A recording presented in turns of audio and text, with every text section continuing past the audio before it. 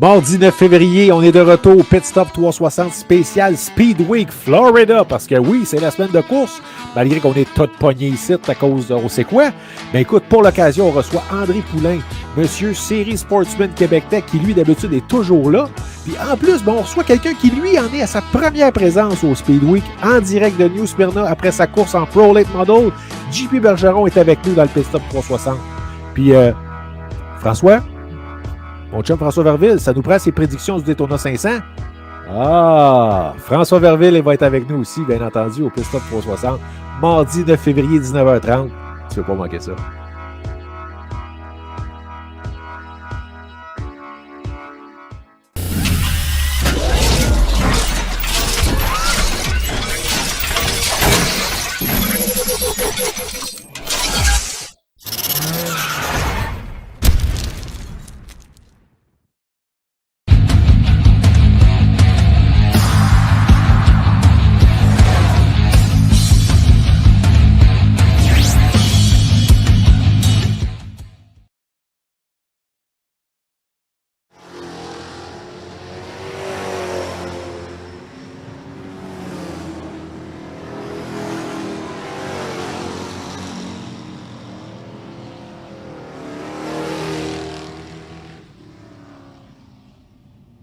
Session number 2 for the Pro Street Stocks are complete.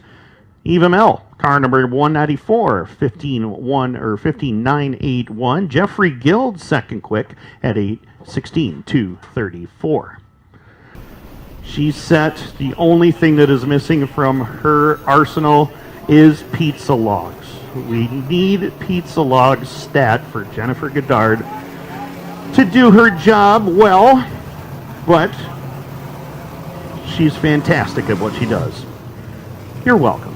As the first group of Grinder 358 modifieds rolling out onto the Speedway. Chris Herbison aboard the number 63s out of Brockville, Ontario, Canada. Behind him, in car number 47, that is Corey Wheeler, the Fat Less Chip Stand Machine. Winner here of the first Fat Less Chip Stand Canadian National Series race, which took place on September the 6th. Brian Slim McDonald, he's from literally right down the street here in Cornwall, the 151 Westfront Construction Ride out of Welland, Ontario, car number 3RS, the transport service, sales and service ride. I'll get that right sooner or later. That is Dalton Slack. Dalton Slack out of Welland, Ontario. From Trois-Rivières, Quebec, in car number 35, that is Francois Bellemare. Francois Bellemare aboard the number 35.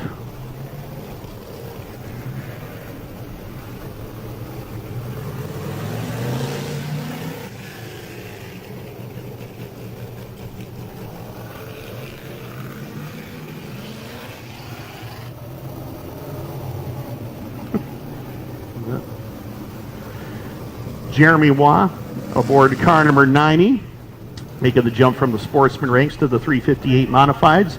Steve Bernard in car number 54. He's out of Granby, Quebec, in the Robert Bernard Tire Center ride. Behind him, the Two Brothers Racing 25 star. That is Steve Bernier, the defending Fat Less Chip Stand Canadian Nationals champion.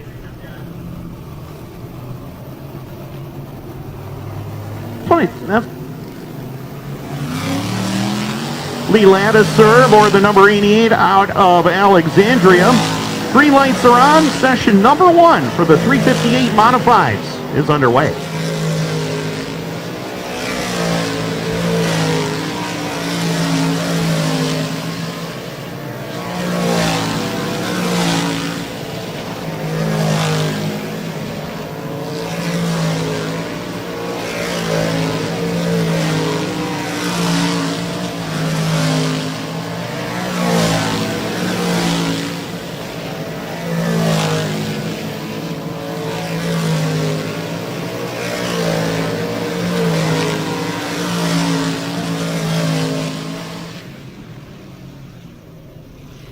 Steve Bernier continues his strong season. Quick time there at a 13.744. 13.744 for Steve Bernier.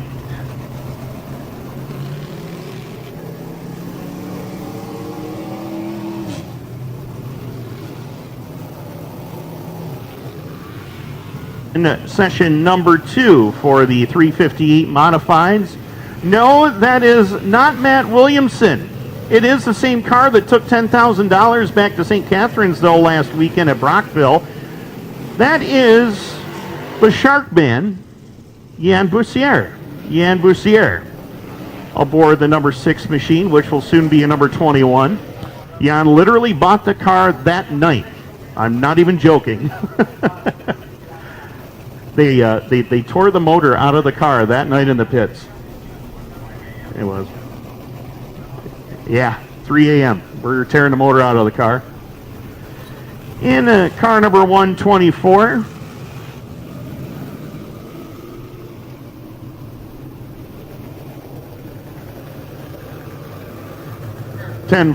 that is Stefan LaFrance out of St. Albert in the 124, the Pierre Dagenet-owned ride. Joey Ladisser aboard the number 23, Mr. Radiator Machine. Tyler Javog out of Ottawa in car number 85, the 18 of Louis Jackson out of Hogansburg. Chris Raby, Alexandria native, in car number 01. Kerry Trent had a bit of struggles last night at the Fulton Speedway in a big block modified action. Back here tonight in his 358. Looking to make his 34th consecutive start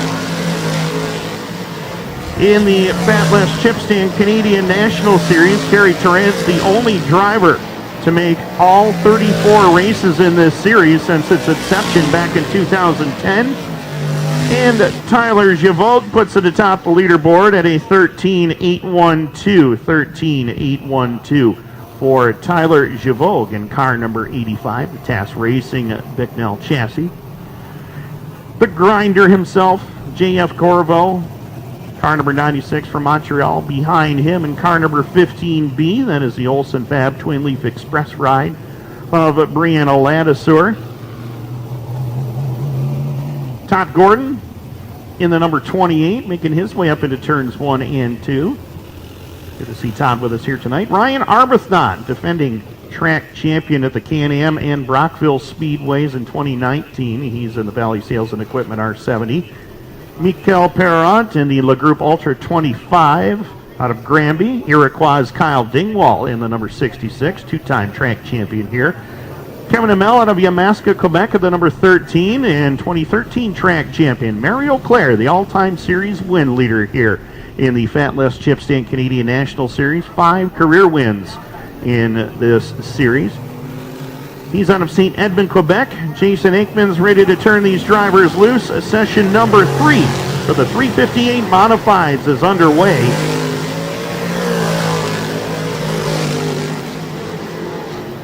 Drivers starting to take a good look at this speedway, trying to gauge what they're going to have to do in order to make changes come the qualifying heat races later on. Coming up after the hot lap session, we are going to go right into timed hot laps for the Next Level Home Improvement Sportsman division, part of the TAS Racing Sportsman Series. 50 laps for both divisions here tonight, as the checkered flag waves on group number 3 for the 358 Modifieds, and atop the leaderboard in session number 3, it looks like it's going to go to the 96 of J.F. Corvo, 13.784. Kyle Dingwall, Kevin Amell, Todd Gordon, and Brianna Ladiseur. Top 5 in the 15B with a 14.022 as group number 4 makes their way out onto the speedway, led by David Hebert in car number 1. He's on the St. Damas, Quebec. Behind him, a feature winner last Friday night at the Brockville Speedway, the King Edward Auto Parts Dirt Outlaw Apparel 38. That is Luke Whitaker.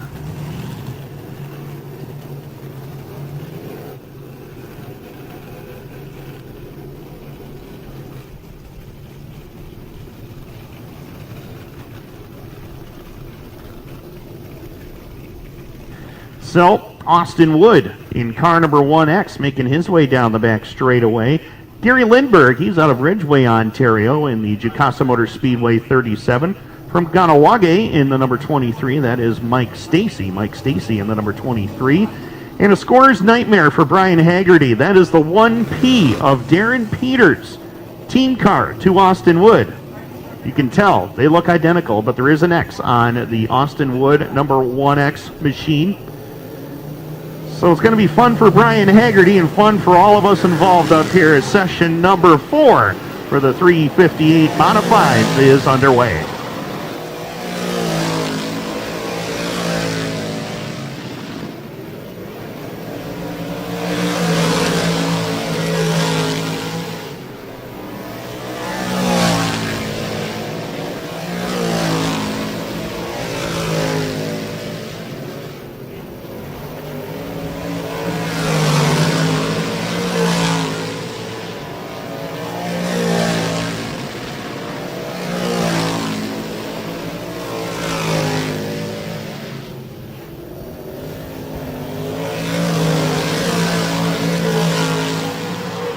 Session number 4 for the 358 Modifieds has come to a conclusion. 13,863 for David Hebert in car number 1 out of St. Damas, Quebec.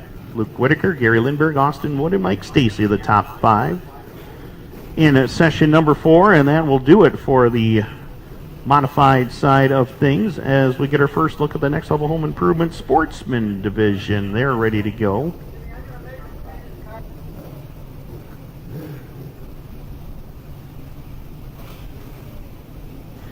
Martin Belanger joins me. Mart, we got a chance to work together at a place not called Cornwall Speedway for the very first time. Great job at Brockville last week with the lightning sprints during the Fall Nationals. Yeah, thank you. It was a blast last week at last Saturday at Brockville. It was fun to be in the booth with you and Jim, and happy to be back here tonight for big weekend of racing to close out 2020. Huge weekend of racing, and of course we're live on 360nitro.tv. We really wish we could have a full grandstand tonight, but obviously that can't happen. But glad to have those folks on hand with us here tonight. Yeah, exactly. As that struck me more, I guess, today, Tim, because as you walk down to go up to the tower, and there's literally nobody in the stands tonight, so it's a shame. It's a shame. It's the biggest weekend of the year, and really nobody here. So it's hopefully people will enjoy our live broadcasts with Tim and myself doing the live description tonight. So Sportsmen are in the Speedway, les Sportsmen en piste. Donc bienvenue à tout le monde sur 360nitro.tv. Dommage ce soir, comme que je mentionnais en anglais, là, c'est vraiment m'a frappé un peu plus que les autres soirs. C'est notre plus gros week-end de la saison ici du côté de Cornwall. Puis en descendant là, pour monter dans les estrades, puis vraiment, pas dans les estrades, mais la tour principale, voir avec vraiment aucun spectateur ce soir, ça a vraiment frappé plus que les autres soirs. So on the Speedway, 41 sportsmen have signed up tonight here for the night 1 of 3. We have the 3 of Adam Roson, 37 of Daryl Mitchell, the 35 of Frédéric Bellemare, 18 of Brad Rouse, and the 101 of Junior Mayotte on the Speedway. As they'll do a few practice sessions, and then they'll go timed hot laps for these drivers. Donc on vient de donner le drapeau jaune pour les pilotes. On va relancer pour les pratiques chronométrées. Donc les pilotes vont donner le vert ici. Ça va être la voiture 18. The 18 of Brad Rouse will be the control car for Group 1A here for the Sportsman. Brad Rouse, one of the top runners and the Sportsman. He won, I think, almost everywhere he went. Remember him winning one of the dirt car race at RPM a few years ago as the series was up in the Quebec area. He'll be for sure to watch this weekend. But right now it's Junior Mayotte that leads the way with a 14-2-19. Adam Roson tops the board right now as he just got a 14-171. 14-171 for Adam Roson. Time to beat in group number 1. as we'll send Group 1B.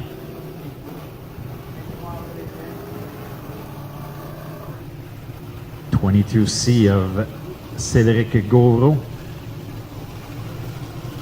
10 of Michael Delormier. 74, Dave Flanagan. Flanagan making the haul from the Niagara region to join us here tonight. So racing all weekend long.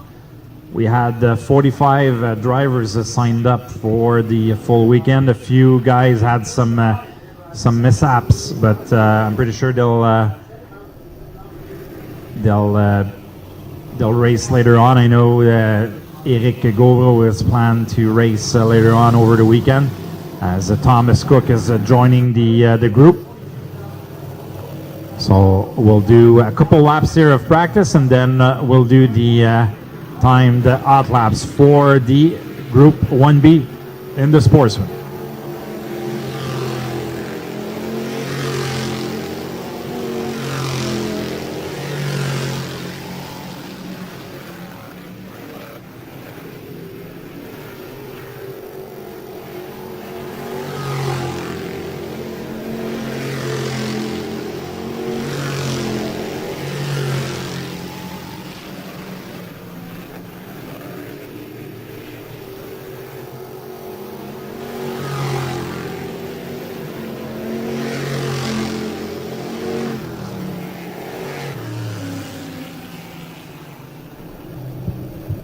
So yellow flag is out, as we'll give back the green for timed hot laps for the Group 1B. So Cédric Gauvreau will be the control car, as our race director Joël Doron is giving instructions. La voiture 22, Cédric Gauvreau sur la voiture de contrôle pour le groupe 1B ici, alors qu'on va vers session chronométrée pour groupe 1B. Time to beat right now is the 3 of Adam Roson with a 14.171.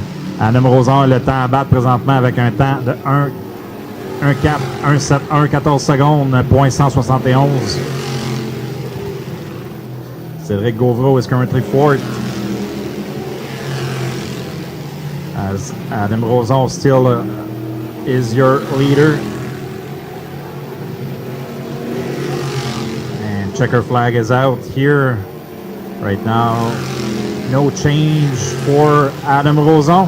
Adam Roson is the quickest in group number 1. Junior Mayotte, Brad Rouse, Cédric Gauvreau, Thomas Cook will be your top 5 for group 1, as group 2 joins the Speedway. Tim? Alrighty. Adam Roson, limited starts this season in the Sportsman ranks in the region, but making his presence known. Had a great run at Brockville this past weekend, and kicking things off in fine style with another solid run here tonight. As Robert Delormier in car number 1X, the Dig Race Products Thompson Motorsports machine, making his way down the back straightaway. Dominic Merkley aboard the number 78D. Dominic out of Prescott, Ontario, Canada.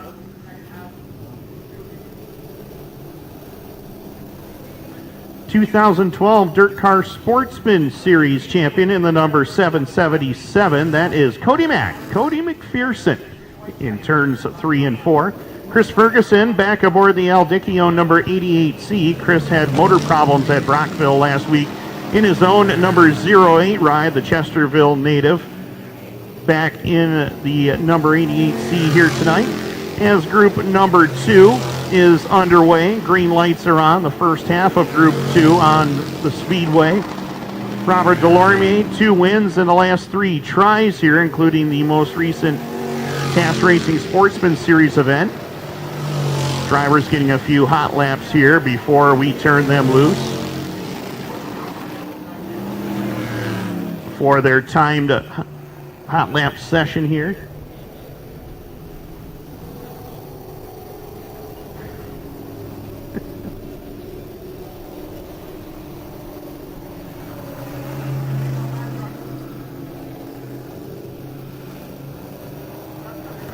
So drivers given the command to line it up as we are set to go. Group number 2A. is green.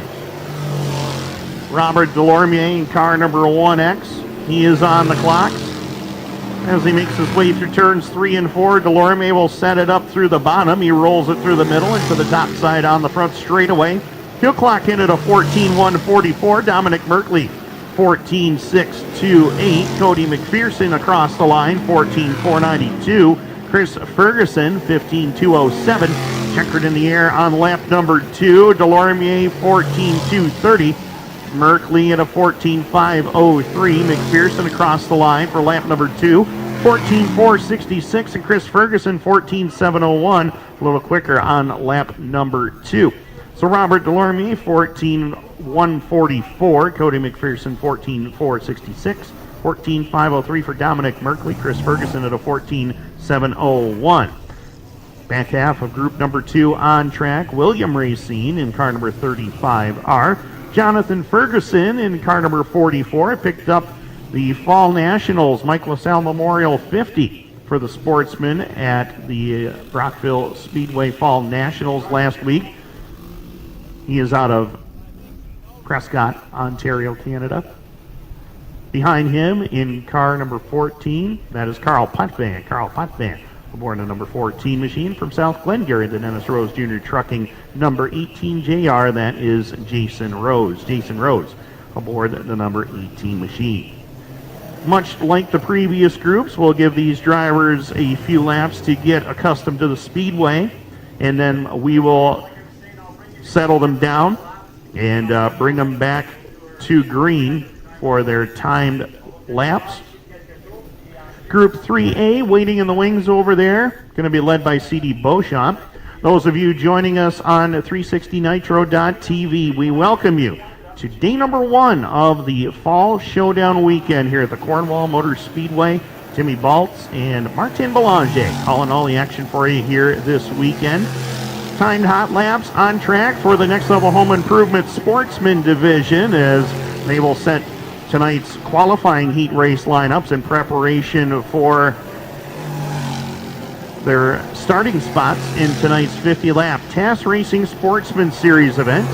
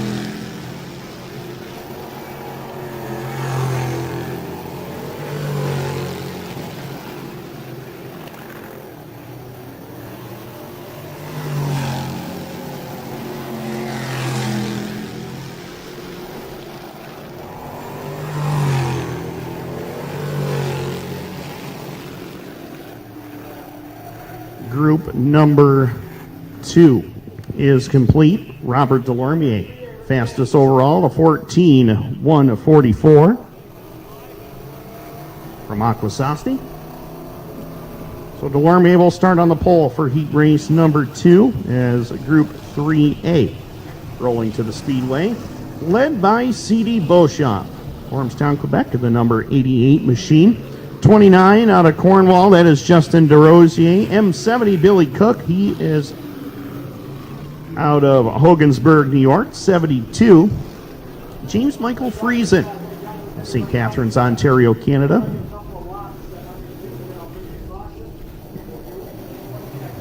Speaking of Friesens, Stuart Friesen, top 5 in both 358 and big block modified races at the Fulton Speedway as part of the Oktoberfest week that is currently going on right now. at the Can-Am Speedway in Lafargeville, New York. We'll talk a little bit more about what's happened with that so far this week. The first 2 days of competition for Oktoberfest. Right now, Sportsman drivers, the next level home improvement Sportsman division going fast out there. Whoa, Justin DeRosier, complete 360 in turn number 4. Keeps it going though. Yellow flag is out. That thing just snapped around on him as quick as I've ever seen anything. So DeRosier pointed in the correct direction here. And we will be back and ready to go green with the first half of group number 3. Robert Delormier, quickest overall to 14:144. Group 3A on track. Their timed hot laps starts right now. Green lights are on. C.D. Beauchamp making his third start of 2020 in the Sportsman division here at Cornwall. 2 wins in Pro Stock action already this year. He'll cross the line. 14:381, 14:381. Justin DeRosier, 14:668. Billy Cook, 14:950. Friesen, 14:287. That goes atop the leaderboard. Checkered in the air on session number 3A. Beauchamp, 14:693, 14:879 for DeRosier. 15:134 for Billy Cook and a 14:549 for the 72 of Friesen. Checkered flag is out on the racetrack as Friesen 14:287, Beauchamp 14:381. That's second quick. 14:668, 14:950 for Bill. As the back half of Group 3 on track, Gabe Sear in the number 94. Feature winner here in 2020. Also has a win at Autodrome Granby. Eric Govro in car number 22E. He is out of Chelsea, Quebec. His 4th place finish a couple of weeks ago in his debut with the TAS Racing Sportsman Series. Dale Gifford, the Gifford Self-Storage 78. He's out of Smiths Falls, Ontario. Scott McGill had a great run at the Fall Nationals at Brockville last week, coming home in the number 3 position, his best run by far at the Boss. So the back half of group number 3 getting a few practice laps here, and we will turn these drivers loose to get their timed hot laps in as Group 4A waiting in the wings, ready to get it going. After the next level home improvement Sportsman timed hot lap session is complete, the mini stocks will roll trackside, the Assist to Sell mini stock division, for their hot lap session, and then we'll come right back with time trials for the Fat Lass Chip Stand Canadian National Series for the 358 Modifieds here tonight. Race number 34 with the Fat Lass Chip Stand Canadian Nationals.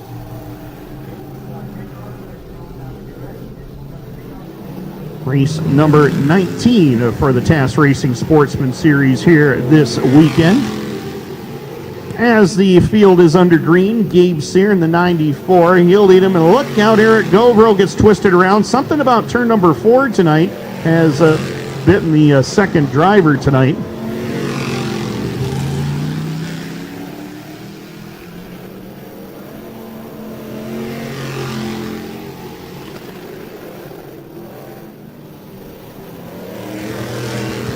My apologies on the 22. That was actually Terry Smith. Terry Smith aboard the number 22. A lot of 22s out here tonight as the checkered flag waves on group number 3B. That's going to go Gabe Sear, fastest of these cars on the racetrack, but he goes second quick behind James Michael Friesen, so 14.287. 14.287 for James Michael Friesen. He puts it atop the leaderboard, and we'll start on the pole. Heat race number 3.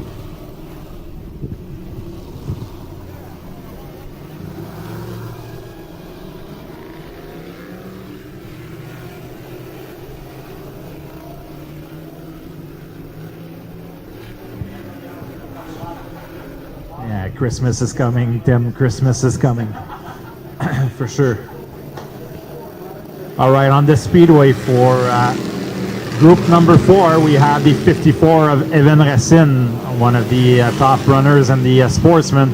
58, a brand new ride here tonight in the Steve Morris. And the 17B, that's a newcomer here, that's Steve Brunet. And the 26 of Luke Carleton, also making the trip to Cornwall over the weekend. So a lot of good drivers from the Maryville area.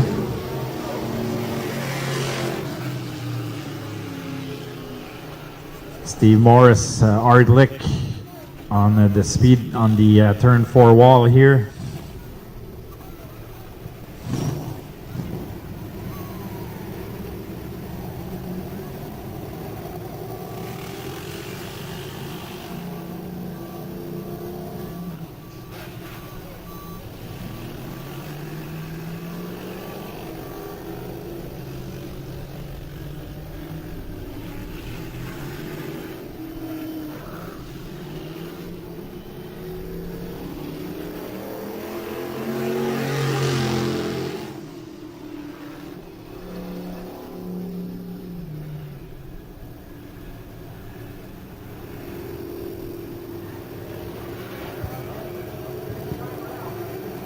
So 54 of Evan Racine will be the control car as we will do time out laps. Le 54 de Evan Racine sera la voiture de contrôle pour les temps chronométrés. We go green and Jason Aikman, our flagman here, gives the green light to all the drivers.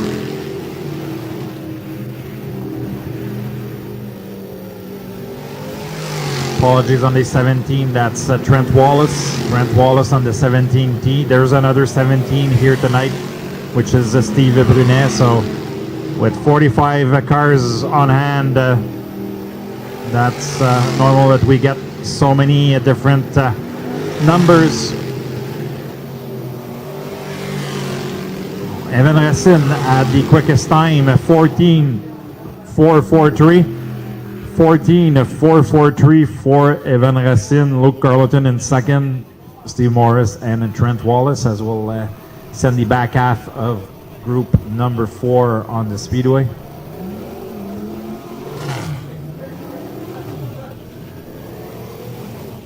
So the 29 of Steve Turcotte. 6X of Travis Back. 1R of Ricky Thompson. And Félix Roy in the 90 car. We saw his older brother in the modifieds, Jérémy, earlier on, as both drivers will do battle tonight.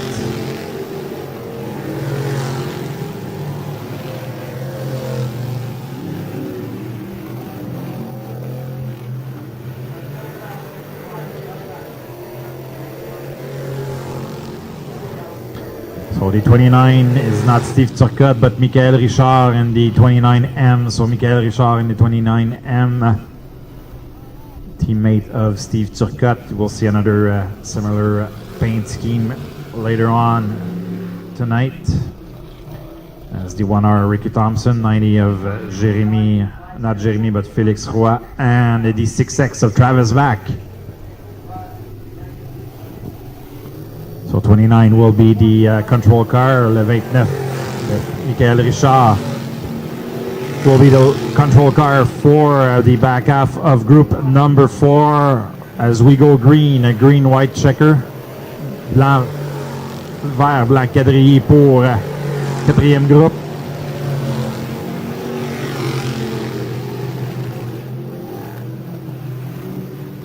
We'll see if these drivers are able to beat the time of Evan Racine.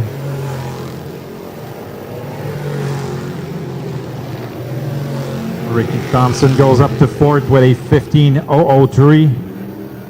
Travis Back is in position number 6. We'll see with the final lap here if these drivers are able to do some good times.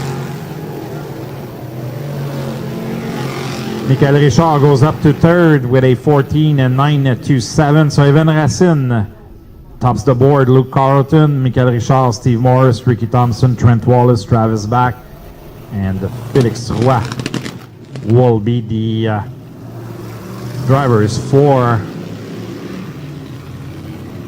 this group. As group number 5 is on the speedway.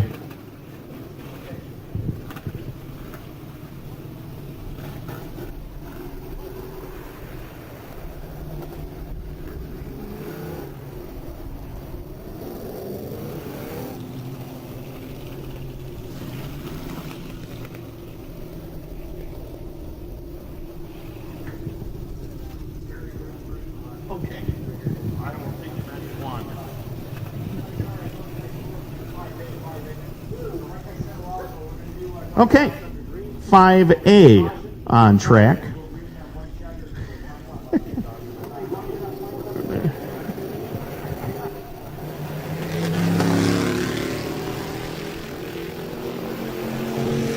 Green lights are on session number 5A for the Next Level Home Improvement Sportsman, as they will get their first few hot laps around this speedway and then go green for their timed laps in just a few moments. JF Tessier aboard car number 76, making his way around the top side. Jared Herbison in the number 38J.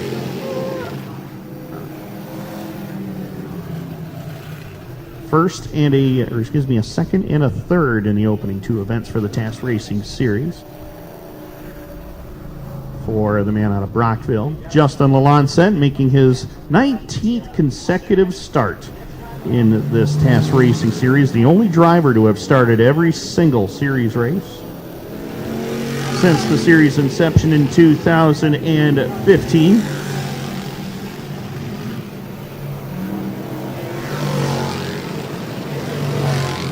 Green lights are on the field.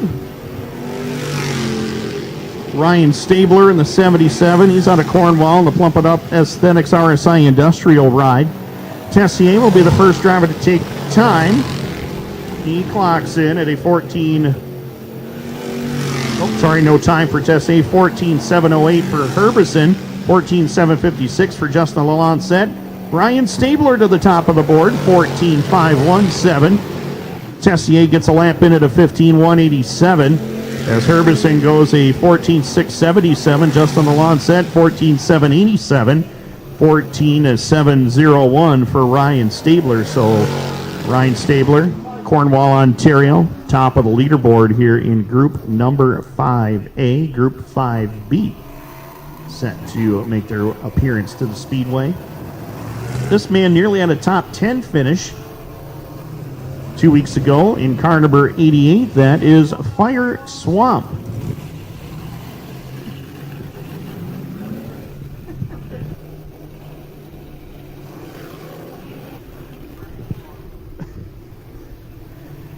Oh, Joel Doiron getting his comedy routine in up here, doing his thing. He kept us all laughing in the booth on Saturday at Brockville. And we had some fun. As a Fire Swamp at the number 88 from Akwesasne, 11th in his last appearance here with us after starting towards the tail. Bladen Arquette aboard the number 18, making his way up into turns 1 and 2. Steve Turcotte aboard the number 29, the 65. Papa Gilles Godard, aboard the number 65 machine.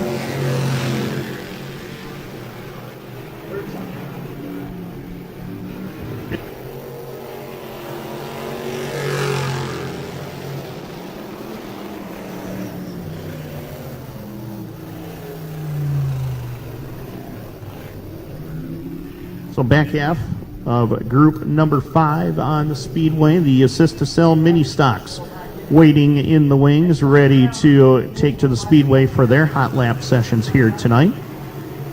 Fire Swamp will be the first driver to take time when we go green Bladen Arquette, Steve Turcotte, and Jill Goddard will be the 4 cars remaining to take time. Fastest overall so far is still Robert Delormier in the 1X, taking a time of 14:144. Fire Swamp will try to at least be fastest in this group and possibly fastest overall as he wheels his number 88 off of turn number 4 and across the line. 14:704. Third quick for Fire in the number 88. Bladen Arquette 15:439. 14:825 for Turcotte. 15:210 for Jill Goddard as Fire comes across the line. Second quick 14:535 for Fire Swamp. Turcotte 14:835. 16:107 for Bladen Arquette. 65 of Goddard at 15:367. So Ryan Stabler, car number 77, he will start on the pole for heat race number 5 with a quick time of 14:517, joined on the front row by rookie Fire Swamp. Off of his 5th overall win in 2020, Fire picked up his 3rd rookie Sportsman checkered flag of the season at Brockville.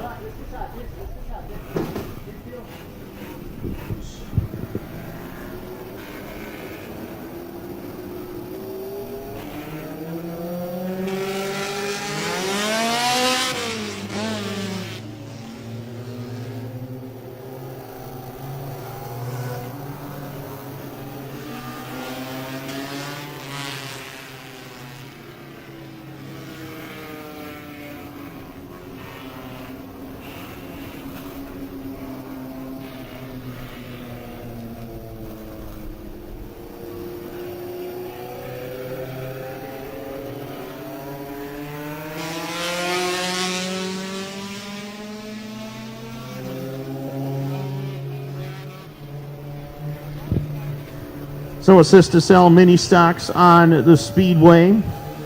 Danik Sylvestre, the track champion for 2020 at Autodrome Granby in the number 9. Behind him, off of his first career win in the mini stock ranks at Brockville 1 week ago at the Fall Nationals. From Ottawa, that is Brandon McMillan, 25 of Pierre Picard. James Clark aboard the 2X machine.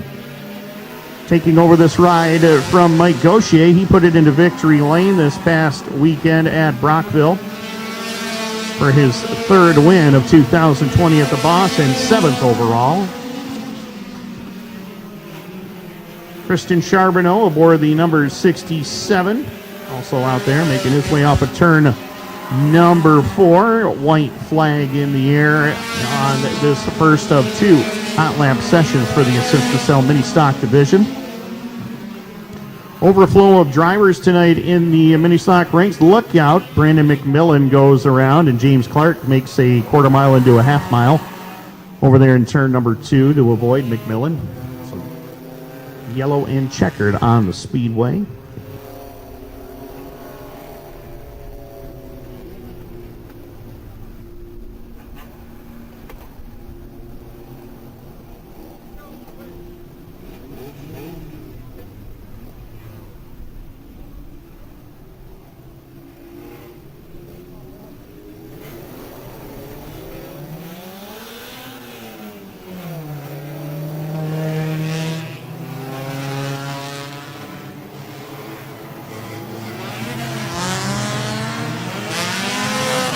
Second session of mini stock practice here. We've got the 14 of Matthew Moore, 87 of Dan Cook, 22J of Justin Jaudoin, last feature winner here at the Speedway on September 27th. 50 of Christopher Cordeau, 83 Sébastien Beauregard, Curtis Lindsay in the 88C, 115 of Jean-Sébastien Gay, and the 21 of Marc-André Voyer, and driving the 88.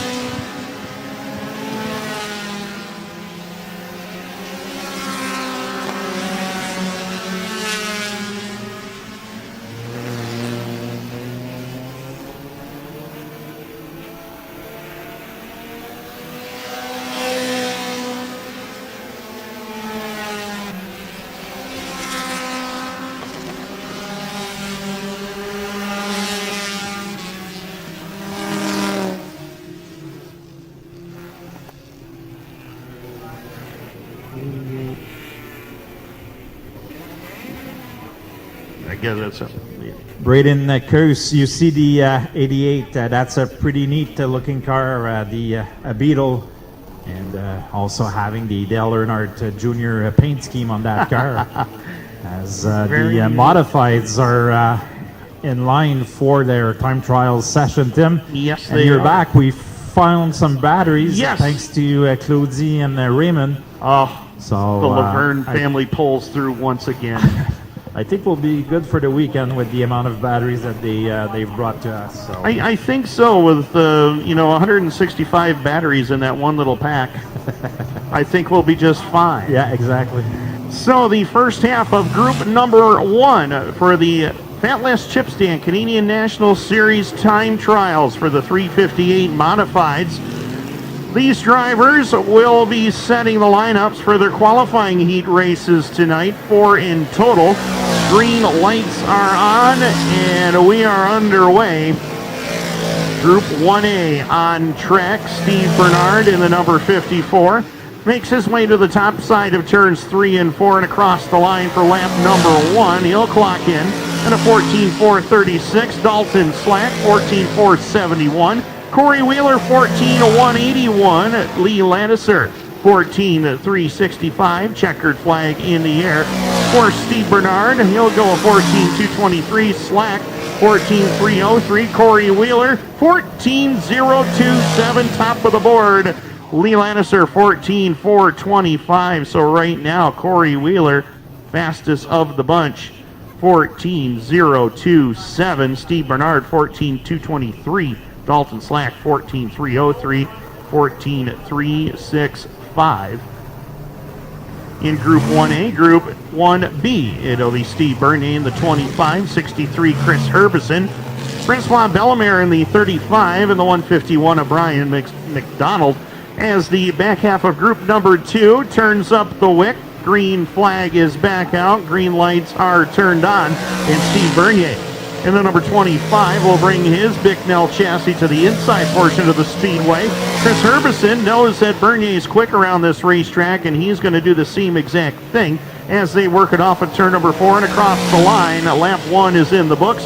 14.100 for Bernier, 14.657 for Herbison, 15.029 for Bellemare, 14.655 for Brian McDonald. Checkered flag in the air on group number 1B. 14.040, not enough to get by Wheeler, so Bernier goes second quick. 14.522 for Herbison, 14.743 for Bellemare, 14.785 for McDonald. So Corey Wheeler, fastest in group number 1 at a 14.027. Fat Less Chip Stand 47S, making the sponsor happy. He's fastest in Group 1. Group number 2, heading the Speedway, as we'll have the 23 of Joey Ledsar, 66X of Carrie Terrence, 124 of Stéphane Lafrance, and the 18 of Louis Jackson Jr. We go green here on the 23 of Joey Ledsar. Corey Wheeler currently has the top time after the first group. We'll see if one of these drivers are able to beat a 14.0 for these drivers as the white flag was displayed.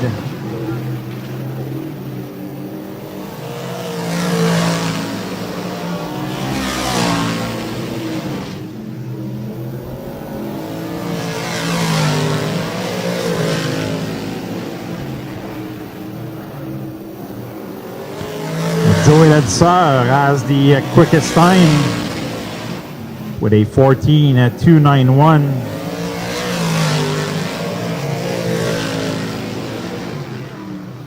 Carrie Terrence in second, Louis Jackson and Stéphane Lafrance in the Pierre Dagenet ride tonight. I think it's the 55th different driver that is running this car this year. Joking, but I think, no, seriously, I think it's the 5th or 6th different driver that's... Yeah, well, I've got it on record here. I'll have to go through and see how many there have been. I think it's 5 or 6. At least, yeah.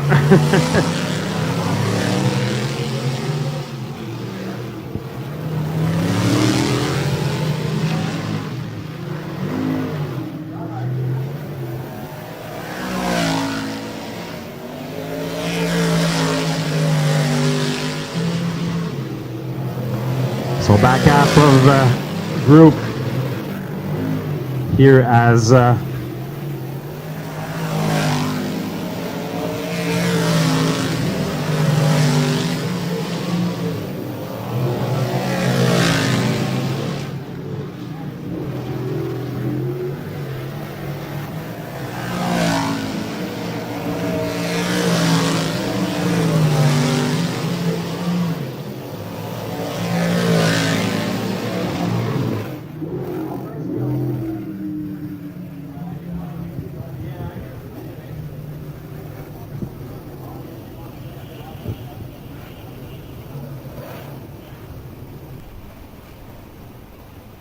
So, Group 3A rolling to the racetrack right now. Brianna Ladiseur in the number 15B, Todd Gordon in the number 28, Kyle Dingwall in the 66, Ryan Arbuthnot in the number R70.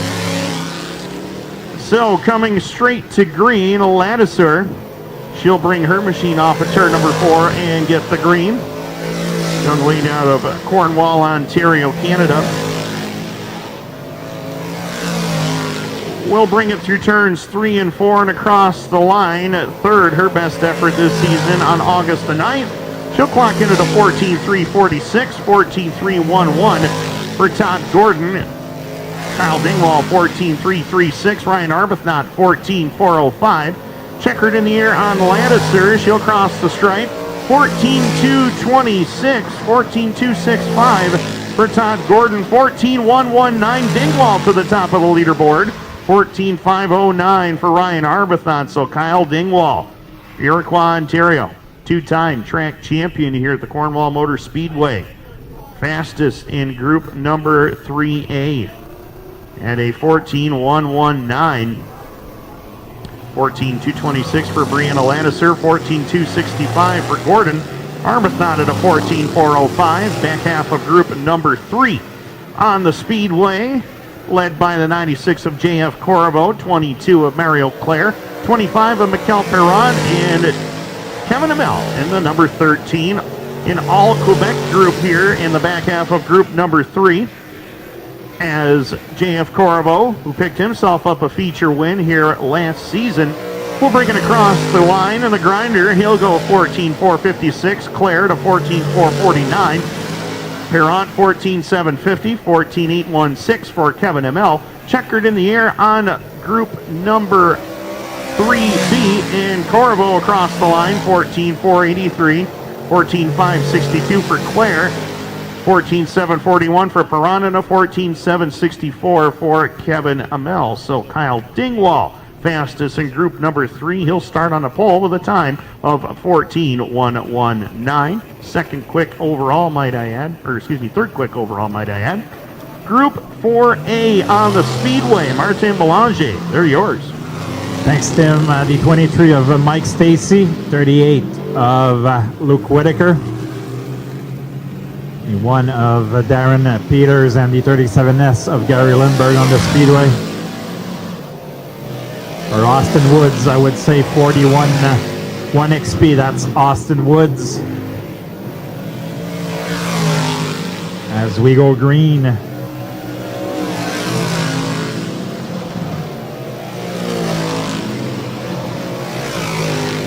Luke Whitaker, quickest time as of now with a 14.375. Gary Lindbergh goes to second, 14.524. Mike Stacy, 14.652. Luke Whitaker remains top of the board. Gary Lindbergh in second. We'll see if he can do better.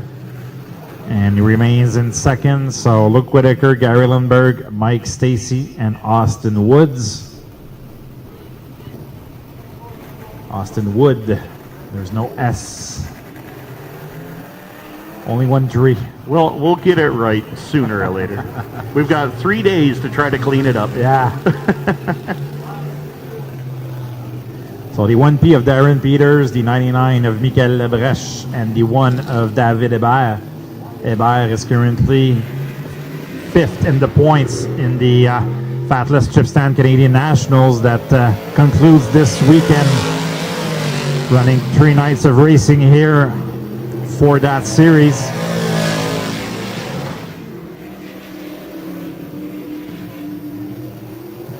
Completing the first lap for these 3 drivers to see if they're able to beat the time of Luke Whitaker. Darren Peters in 5th, Labreche in 6th. We'll see if Hébert can move up the ladder. He does in 2nd, 14.445 for David Hébert. We'll see if he's able to beat the time of Luke Whitaker. And he does 14.180, 14.180 for David Hébert. Luke Whitaker in 2nd, Gary Lindbergh, Mike Stacy, Austin Wood, Darren Peters, and Michael Labreche.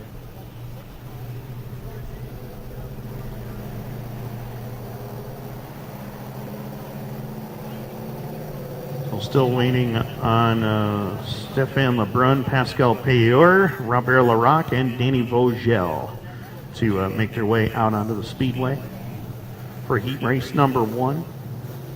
Schedule of events for the remainder of the evening looks like this. After the Pro Street Stocks, we'll have the Next Level Home Improvement Sportsman rolling trackside for their heat races, 4 or 5 in total, I should say, 5 heat races tonight. 358 modified 4 heat events, 10 laps in distance for them after that, and then the mini stocks, the assist to sell mini stock division for 2 heats. We'll go 6 laps. B mains after that, if we require them. I'm pretty sure we will require them tonight. And well, Danny Vogel experiencing issues already over in turn number 4. Danny had a dominant season last year at Granby. 6 wins en route to the track championship. It is number 29. He gets it pointed in the right direction right now.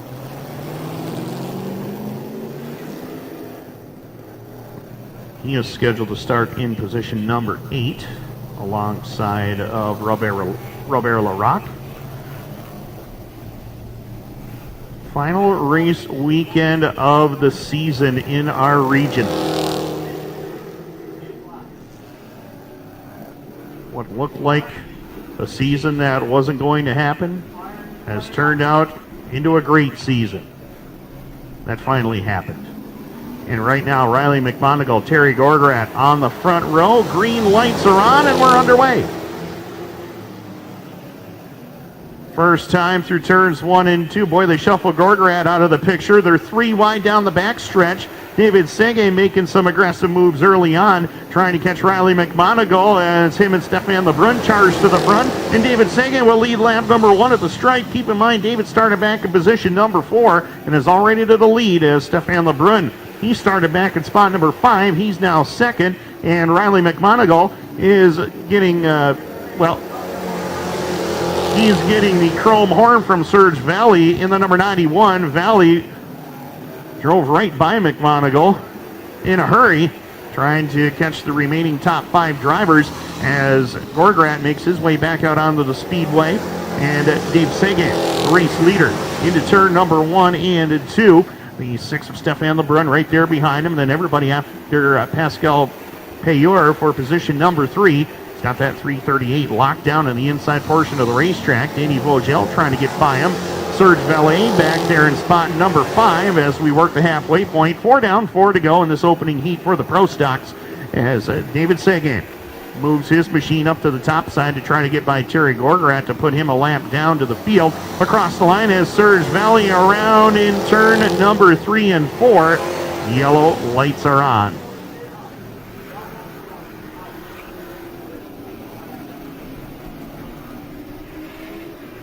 So the first caution flag of this 8-lap heat event for the Alexandria Home Hardware Pro Street Stocks. Heat number 2 lined up in the staging area, ready to go.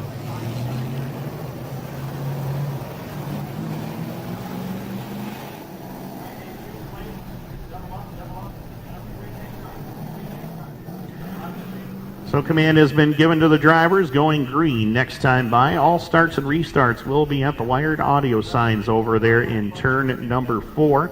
David Seguin, he'll be the control car. He'll fire at those signs over there in turn number 4. Off of turn 4 at the wired audio sign, we are green. Into 1 and 2, they go one more time. Seguin drifts up the hill as Surge Valley around again, this time in turns 1 and 2. And yellow lights are on with 2 laps remaining in heat race number 1. Oh, Danny Vogel and Pascal Payeur get into one another. And Payeur, big time damage on the left rear. Don't believe that was intentional. I believe Payeur got on the brakes and Danny Vogel did not anticipate that and got right into the left rear of the 338 ride, and there is a boatload of parts and pieces down here on the front straightaway. So Payeur went from having a good run in this heat event to possibly major damage to his race car.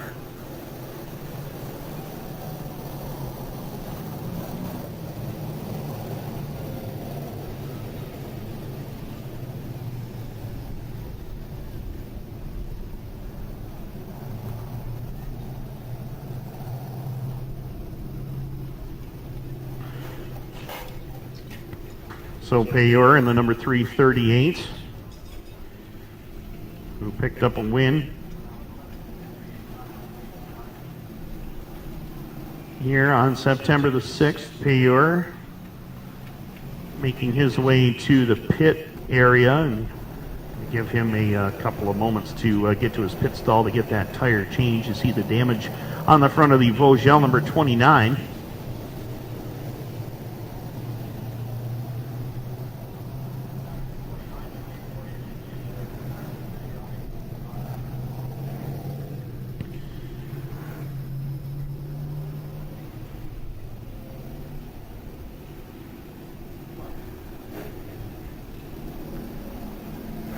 Race number 2 waiting in the staging area, ready to go next. As I mentioned, the Next Level Home Improvement Sportsman will be ready to go trackside after that for their 8-lap heat events, 5 in total, 358 modified for the Batless Chipstand Canadian Nationals qualifying for heat races in total, 10 laps the distance, and then the Assist to Sell mini stocks for 6 laps for their qualifying heat races later tonight. Talk briefly about some of the takeaways from the most recent TAS Racing Sportsman Series race that was held here on September the 27th as we await the return of Pascal Payeur.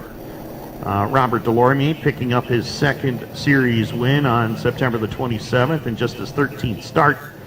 And it was his first since August the 7th of 2016. It's his 5th top 5 and 7th top 10 in the series. The 5th driver to win multiple events in the TAS Racing Sportsman Series as well. Jonathan Ferguson, well, he had his worst finish of his TAS Racing Sportsman Series career. The 2-time champion finished 6th in the September 27th event, ending his 14-race top 5 streak, but continues the consecutive top 10s, 15 for 15. So Jonathan, an incredible record in this series. As the Pro Stocks continue to work the caution here in lap number 6, 2 to go in heat race number 1. Going back to the TAS Racing Sportsman Series, 8 drivers improved on their finish. Gabe Sear, of course, finished 2nd. Ricky Thompson was 7th. Jason Rose improved his best finish to 10th. Fire Swab, he improved his best finish to 11th. Billy Cook finished 13th as his now best career finish in the series. Chris Ferguson finished 14th. Daryl Mitchell 16th, and Dale Gifford improved on his best finish, finishing at 19th. White flag in the air. We will go green next time by. David Seguin and Stefan Lebrun, 2 of the toughest drivers in this division here in 2020. Will lead them back to the green flag. David Seguin will fire first. He is the control car. He is the pole sitter. As all starts and restarts at the wired audio sign over there in turn number 3 and 4. Driver's set to go. Jason has him at his controls, and we're green. Into turn number 1, David Seguin picks up right where he left off in the number 1 position. The 6 of LeBrun, 29 of Vogel. Now back up to 3rd. The white flag lap. Robert Larac has now jumped to the 4th spot as Terry Gorgorat and Serge Valley having a war there for position number 5. Gorgorat trying to take it away from him, but down the back straightaway. Final time into turn number 3, and David Seguin will bring it across the line and claim heat race number 1 for the Pro Street Stocks. LeBrun will cross in 2nd. Robert Larac at the line for 3rd, and the 29 of Danny Vogel flat on the right rear, but he's able to come home in position number 5. So Robert Larac will get credit for position number 3. So David Seguin, your winner in Pro Street Stock heat race number 1. Heat race number 2 for the Alexandria Home Hardware Pro Street Stocks, ready to make their way out onto the Speedway. Beautiful night of racing here at the Cornwall Motor Speedway.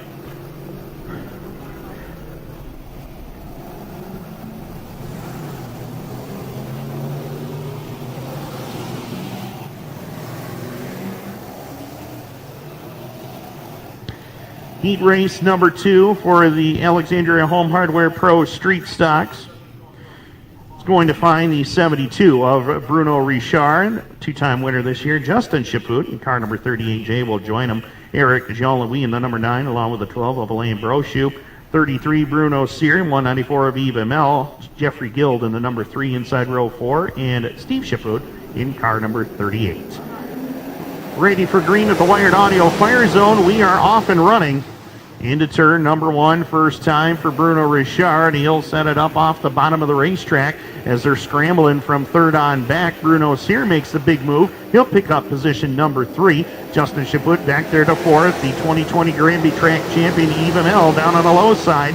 If you're wondering why that car looks so familiar, those watching on 360nitro.tv, that is the former C.D. Beauchamp number 88 ride that went to victory lane twice this year, as Richard just about lost it over there in turn number 4, but he's holding on. Eric Jean-Louis trying to chase him down in spot number 2. The 33 of Bruno Cyr holding on to 3rd as the top 4 have broken away from the rest of the field down into turns 3 and 4 and across the line for Richard. He currently holds about a 3-car length advantage over the 9 of Eric Jean-Louis into turns 1 and 2. Cyr keeping it glued to the bottom. The 194 of Yves Emel holding on to spot number 4, trying to put some pressure on the 33 of Bruno Cyr for position number 3 as they work the halfway point. 4 down, 4 to go. Bruno Richard setting the pace. It's been about a comfortable pace for him, about a 4-car length lead this entire race over the 9 of Eric Jean-Louis for the moment. Into turns 3 and 4 and down across the line. 3 to go for Richard. He's had things going his way here in 2020. 2 wins here at Cornwall, 1 win at Granby, and 1 win at Autodrome Drummond for the 72 of Richard as he'll bring it across the line. 2 to go this time by. Looks like he stretched that advantage out over the 9 of Eric Jean-Louis for the moment as they work it down the back straightaway. Into turn number 3 and 4. White flag will be displayed. About a 1.12 second lead for Bruno Richard as he crosses the line down in front at lap number 7. Jean-Louis is second, followed by Cyr and Yves Emel. Alain Brochu completes the top 5. Checkered flag in the air, and no contest in this one. Bruno Richard keeps the roll going in 2020, picking up the win. Second will go to Eric Jean-Louis. Third will be the 33 of Bruno Cyr, followed by Yves Emel, Alain Brochu, Steve Chaput, Jeffrey Guild, and Justin Chaput. So that will do it.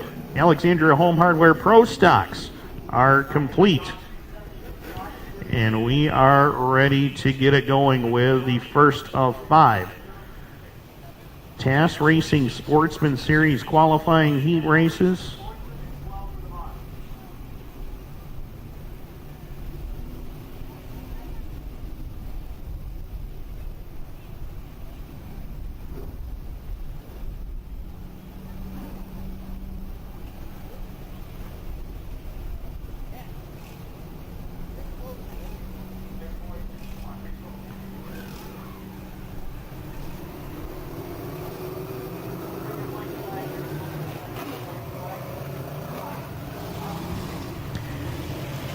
as the Sportsman field rolls by. Adam Rozon aboard the number 3 will go from the point. Outside will be Junior Mayotte aboard the number 101.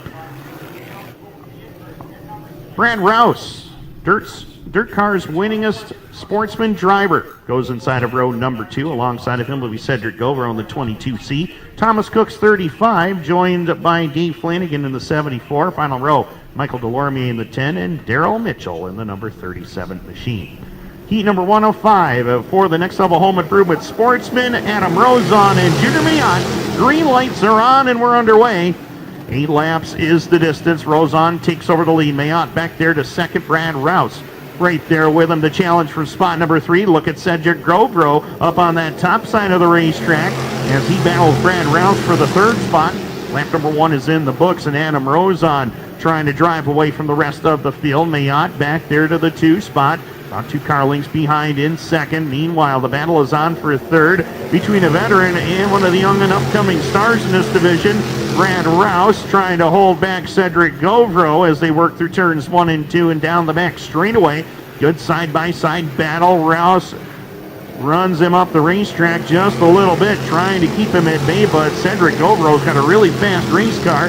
Thomas Cook in that 35 out of Hogansburg trying to figure out which lane to go in. Both of them were blocked for a little while in front of them, but now they've straightened it out to single file. Off of turn number 4, it's Adam Rozon with the advantage down into turn number 1. 101 of Bayon back there to 2nd. Brad Rouse 3rd. Govro and Cook still your top 5 with Flanagan, Delormier, and Daryl Mitchell completing your field. Off of turn number 4 and down across the stripe. 5 down, 3 more to go. And Adam Rozon, who, as I mentioned at the top of the program, has only run a limited amount of races in 2020, but he has been a force in every single one of them as they bring it across the line. 2 to go this time by for Rozon.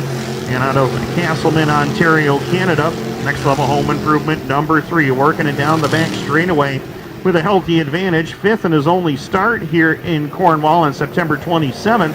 White flag in the air. Final time for Adam Rozon into turn number 1 and 2.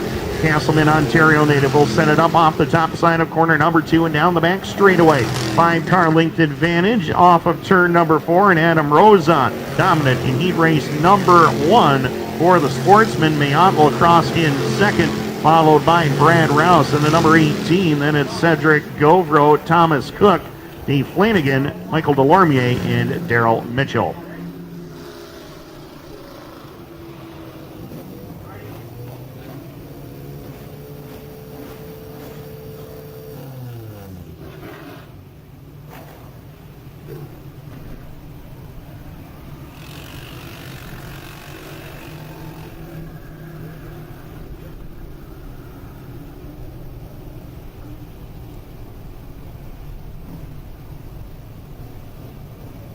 Race number 1 in the books, heat race number 2. Line up in the staging area and they are ready to get at it. Guys are anxious to get those positioned, Tim, as we saw a little bit of action between Brad Rouse and Cedric Govro as 41 sportsmen are in action here tonight. So about 10 or 11 drivers will go directly to the trailer at the end of the heats and the consolation rounds tonight. So everyone wants to be in that 50-lap event later on, but right now we have heat number 2 on the speedway with Robert Delormier and William Racine on the top row, Jonathan Ferguson and Cody McPherson on the second row, Dominic Merkley, Jason Rose, Chris Ferguson, Carl Potvin, and the 35 of Frédéric Bellemare rounds out the field. Racine and Delormier got tangled together.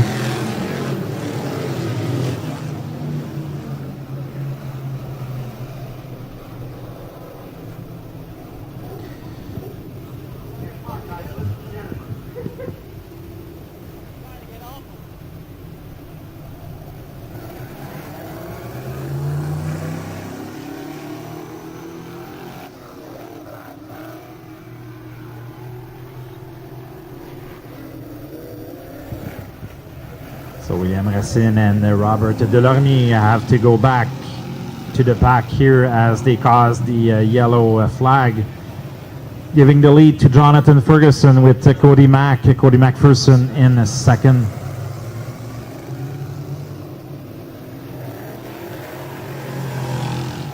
So Racine and Robert Delorme both had some had some good starting position as they were starting first and second, but they got together. So I don't know if it's full moon or not, but everyone is anxious tonight. Our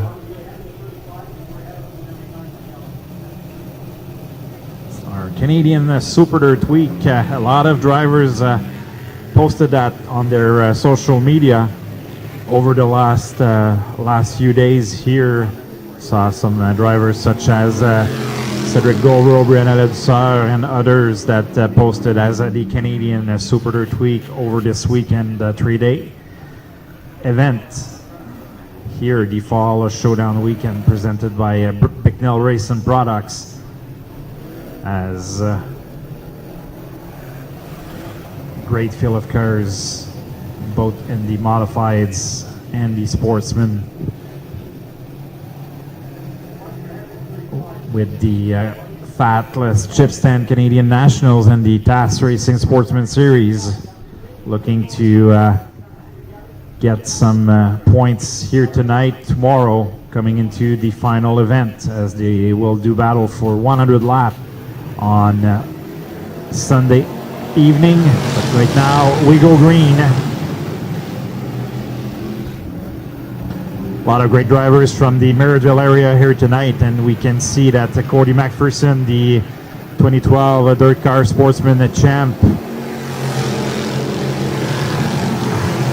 showing his experience here, one of his rare visits at the Speedway. Will be here for the weekend, battling for that second spot, as Racine and Robert Delorme will be to watch, making their way through the field, looking to get a qualified spot without going to the Consi, as got 4 spots per heat, 4 positions par qualification aussi pour les Sportsmen. William Racine et Robert Delorme qui tentent de remonter le peloton pour être parmi les 4 premiers pilotes, alors que Jonathan Ferguson mène la balle. Ferguson, feature winner last week at Brockville, leads the way, looking to gain some points on Jarrett Urbison on that series here, as William Racine battling with Chris Ferguson for that final transfer spot here, as Robert Delorme is also looking to gain some ground, maybe have a good starting spot in the last chance qualifier, as we'll have 2 of those later on. Nous aurons 2 finales de consolation pour les Sportsmen, as the white flag being displayed here for Jonathan Ferguson, Cody McPherson in second, Jason Rose and a 35 of William Racine in fourth. The checker flag being displayed. Jonathan Ferguson will be your winner. Cody McPherson in second, Jason Rose, William Racine goes to the big dance. Chris Ferguson, Robert Delorme, as Dominic Merkley, the 14 of Carl Potvin and 35 of Fred Belmar rounds out the field. So Ferguson and Cody McPherson will go to the inversion redraw, as Jason Rose and William Racine will go to the dance. The other drivers will go to one of the 2 last chance qualifier, as we have 41 drivers here tonight. 41 voitures ce soir en présence pour les Sportmen, 5 qualifications. As heat number 3, it's the Speedway, Tim. Yes, sir. We are ready to go. Heat race number 3 of 5 for the Next Level Home Improvement Sportsman. James Friesen, the 72 on pole. Outside will be the 94 of Gabe Sear. Row 2, it's C.D. Beauchamp in the 88 CD, along with the 04 of Scott McGill. Justin DeRosier in the 29, along with Billy Cook's M70. Final row, it's Dale Gifford in the 78 with the 22.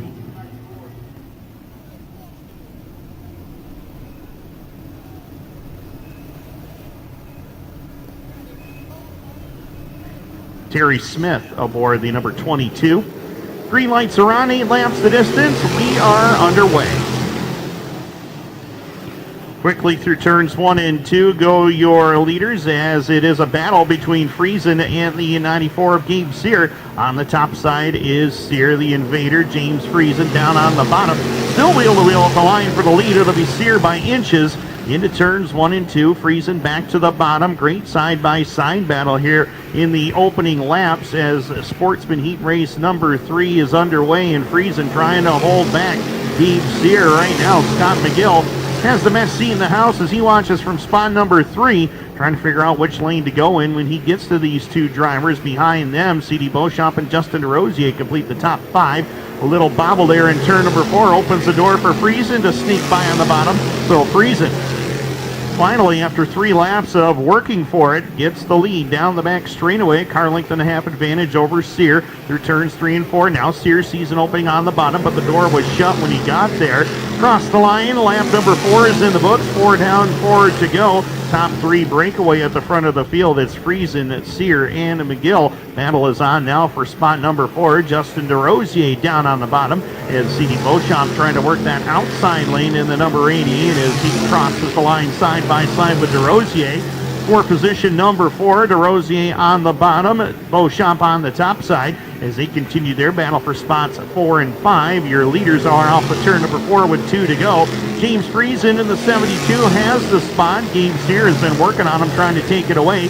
Scott McGill not able to close in on the top 2 at the moment. He's content to ride back there in spot number 3. He's all by himself for the moment. White flag in the air. Final time into turn 1 and 2. 72 of James Friesen, St. Catharines, Ontario, Canada, as Gabe Sear about a car length and a half behind him. Sear's going to throw it up to the top side in turn number 4. Going to make a race out of it across the line. It will be Friesen picking up the win. Second will be Gabe Sear in the 94. Scott McGill crosses in third. Justin DeRosier will get the number 4 spot. C.D. Beauchamp crosses 5th. Billy Cook, Dale Gifford, and Terry Smith in the number 22 machine. And that will do it. Heat race number 3 is in the books. Heat race number 4 for the TAS Racing Sportsman Series. In the staging area, Martin Belanger has got the lineup.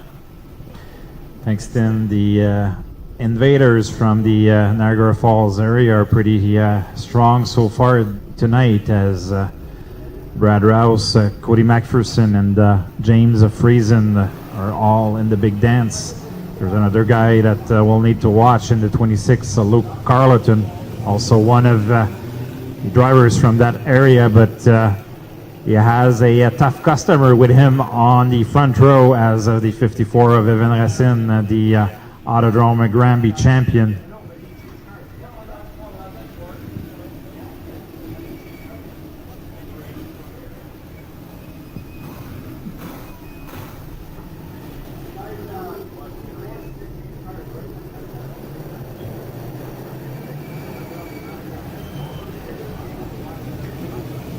So 29 of Michael Richard in third.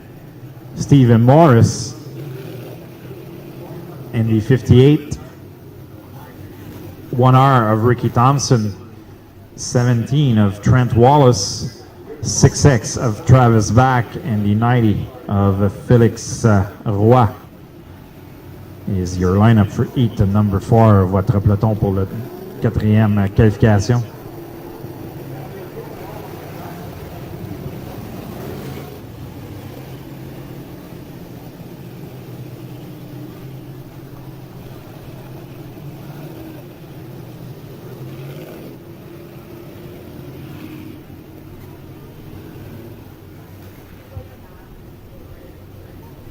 Steve Morris, you can see it's a different car here. We're giving some instructions on the speaker to Morris because he changed cars. He needs to change. He needs to go to the back of the heat here as have a new car.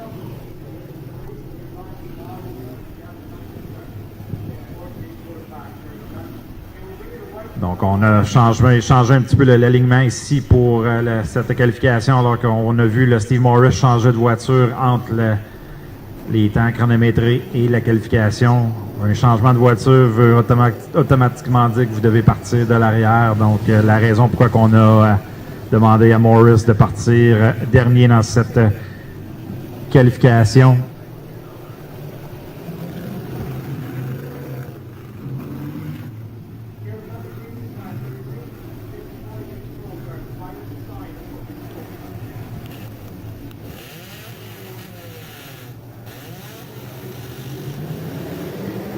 We go green over wide.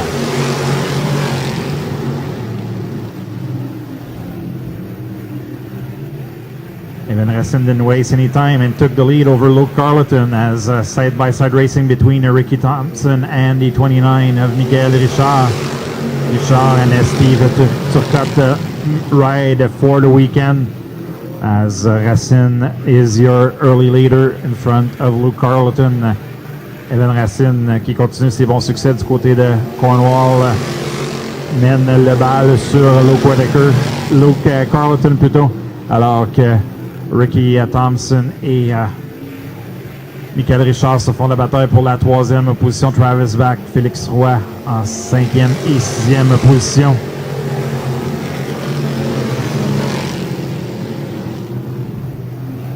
No errors to make for Racine as Carleton is only a few cars behind him. Halfway point, mi-course pour cette qualification en Sportsman. Evan Racine qui continue à tourner de façon régulière et rapide alors que la bataille se dessine pour la 5e position alors que Félix Roy vient de dépasser Travis Back. Félix Roy just took that 5th position on Travis Back.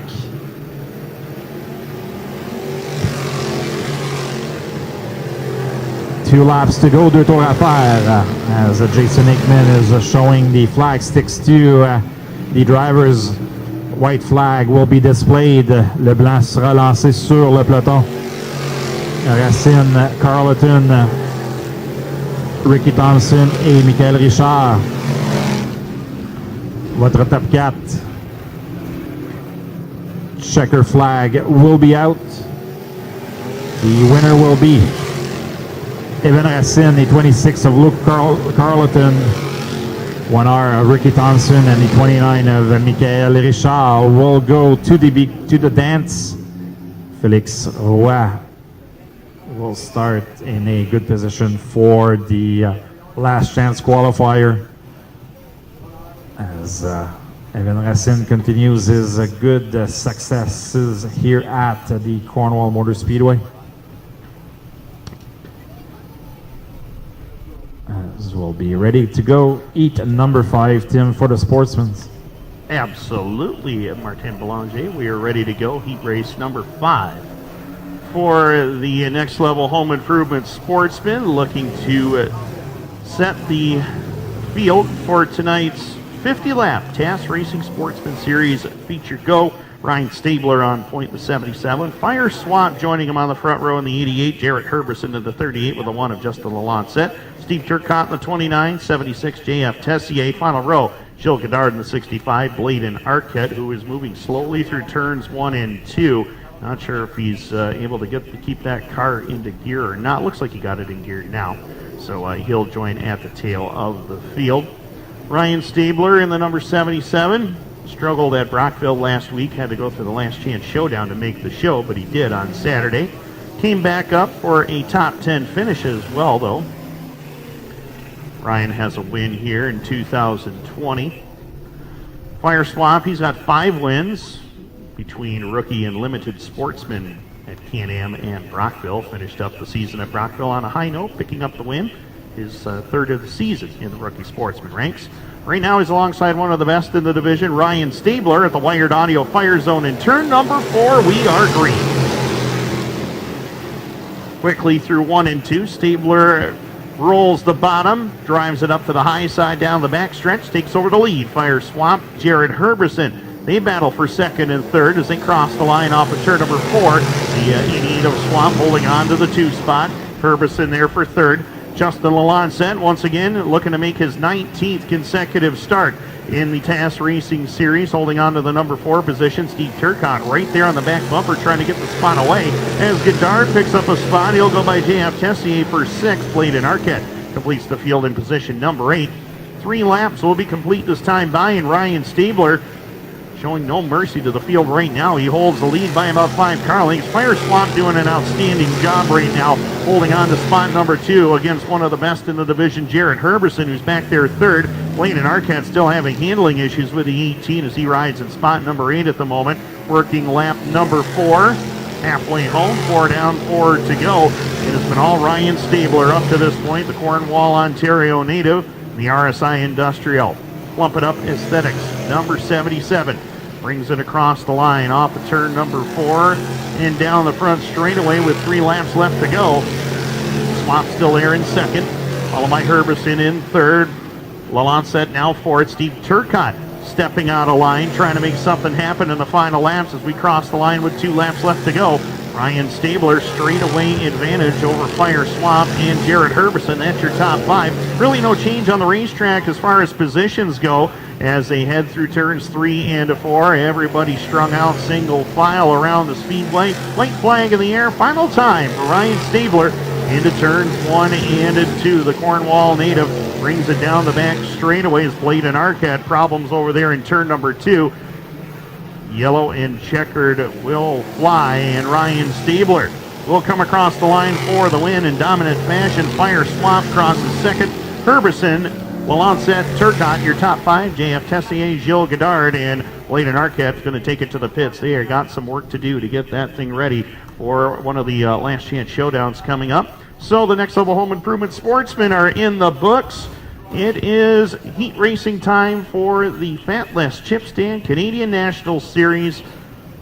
First of 4 heat races, 10 laps in distance. Martin Belanger has got the call for heat race number 1. Heat number 1 for the 358 Modifieds Fatless Chip Stand. So heat race number 1 ready to go. And Mart, here we go. Here we go. As Corey Wheeler and Steve Bernier are in the front row. Steve Bernard making the run over the weekend here. We'll start in 3rd at 3RS of Dalton Slack in 4th. 88 of Leland Saw, 63 Chris Herbison, 151 of Brian McDonald, and the 35 of François Bellemare. As we go green, on va vert.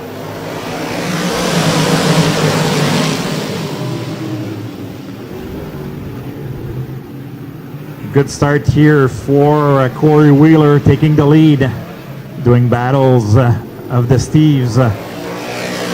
Between Steve Bernard and Steve Bernier, running side by side. Dalton Slack in 4th, 63 of Chris Herbison in 5th. Steve Bernier loses control in turn number 4. Yellow flag being displayed.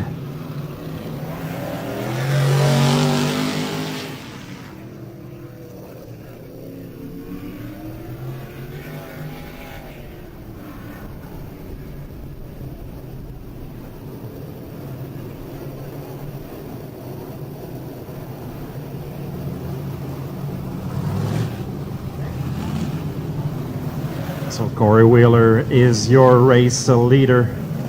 Steve Bernard in 2nd, Dalton Slack in 3rd. Top 5. Everyone will make the show tonight here with 30 cars on hand. So tout le monde ira en finale.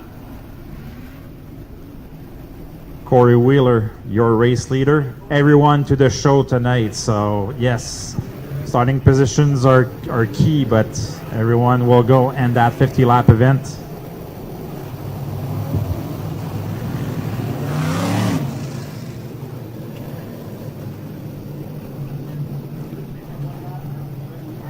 white flag was brought to the field here as the green in the wired audio zone as Corey Wheeler is your race leader. Corey Wheeler est le meneur avec Steve Bernard à ses côtés. Bernard en visite cette fin de semaine.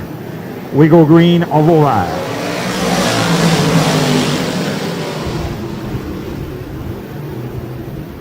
Another strong start for Wheeler, but we'll have to watch the 54 of Steve Bernard. Pretty strong on the top side of the speedway as Dalton Slack in third with Chris Urbeson doing some good laps as well with Brian McDonald in fifth. Some good battles. We'll have to watch the 25 of Steve Bernier trying to gain some ground on the field here. Bernard trying really hard to pass the 47S of Corey Wheeler. Really solid on the top side of the speedway. The Robert Bernard car is challenging the leader. Halfway point at mi-course, Dalton Slack in third. Young man doing a good run as Steve Bernier is back in the mix here with Chris Urbeson for that fourth position. With Brian McDonald also in the mix. Good battle for that top spot here between Wheeler and Steve Bernard. Running almost side by side, which is good. Two lines of racing, almost free rate on that speedway, so low maintenance as will be 2 laps to go. We'll see if Bernard is able to make that final pass here as Wheeler closed the door a bit. Le blanc est lancé. Alors que la bataille continue entre Steve Bernard et puis Corey Wheeler. Wheeler qui a continué de mener cette qualification. Dernière chance c'est pour Steve Bernard. Corey Wheeler wins in front of Steve Bernard. Dalton Slack in third. Steve Bernier fourth.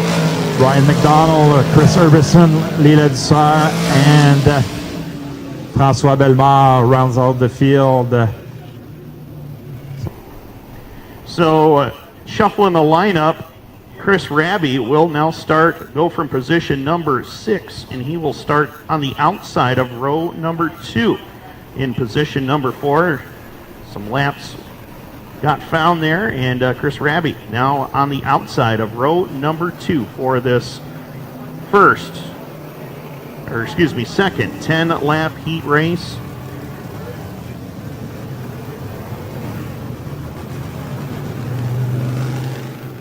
So Raby will assume his spot up there on the outside of row number 2. That'll shuffle Tyler Javogue up to spot number 2.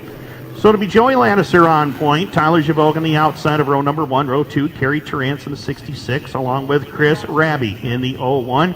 6X, I should say. That is Yann Boussier. Alongside of him is Louis Jackson Jr. Final row, it's two-time series champion Stéphane Lafrance in the 124. And Jeremy Watt of Naperville, Quebec in the number 90 machine. His dad, Martin Watt, longtime campaigner in the modified ranks. He was dominant on the asphalt when these cars competed at the Airborne Speedway in 358 modified action. Martin Watt, two-time track champion on the asphalt with the Dirt Car 358 modifieds. But right now watching his son Jeremy trying to go to victory lane tonight in heat race number 2 at the Wired Audio Zone. In turn number 4, we are green. Side by side through turns 1 and 2. The Ottawa native Tyler Javogue to the top side. He's going to go to the lead. Joey Ladouceur drops it to the inside lane. Kerry Terrance trying to find running room on the top as well.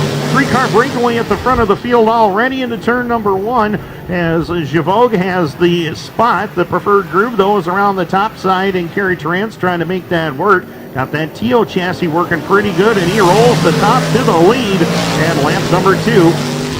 8 laps left to go in this 10-lap heat event, second of 4 for the Fatless Chips Inc. Canadian National Series. And Kerry Tarrance currently in control of the field as they bring it across the line with 3 laps in the books. Javogue right there with him in spot number 2, about 3 car lengths behind Joey Lannister. Jan Bussiere, Chris Raby has lost 1 spot from where he started as the 124 of Stefan Lafrance trying to make his way towards the front of the field as we click off lap number 4. 6 laps remain, and Kerry Tarrance looking pretty strong. That Twin Leaf Express ride holding on to a 5-car length advantage over Javogue, who holds the 2 spot. Meanwhile, Jan Bussiere has got that number 6 machine working pretty strong down the front straightaway.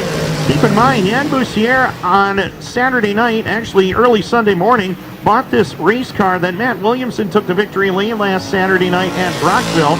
And they took the motor out of the car, put the car in Jan Bussiere's trailer, and they took the motor back with them along with $10,000. So Jan Bussiere got a pretty good piece underneath him, and right now he is battling Joey Lannister for position number 3 as they come across the line. In the meantime, Kerry Tarrance, he's pretty much checked out. He's in another zip code right now, the Twin Leaf Express machine, working the top side to perfection in turns 3 and 4 with 2 to go. Tyler Javogue straight away behind in second as the battle between Bussiere and Lannister continues as they work the top side off of corner number 2. Bussiere in control of 3rd. Lannister back to 4th. Raby doing all he can to hold the 5 spot. White flag in the air. Final time and it turns 1 and 2. Kerry Tarrance, Hogansburg, New York. Twin Leaf Express number 66. We'll bring it through turns 3 and 4, sets it up nicely through the middle, rolls it off the top side of corner number 4, takes the win in heat race number 3. Checkered is out. Javogue will cross in second, followed by Jan Bussiere. Joey Lannister, Raby will cross in position number 5. 124 of Stefan Lafrance, and Jeremy Waugh will complete your field in position number 7. So, Kerry Tarrance continuing his great night. About time he finally got something going his way. The man who is going to start his 34th consecutive Canadian National Series race. What a record, Mark. Yeah, quite a feat for Kerry Tarrance, as heat number 3 is on the speedway with the 66 of Carl Dingwall, 15B of Brianna Ledser, Todd Gordon in the 28 R70 of Ryan Arbuthnot will start in 4th.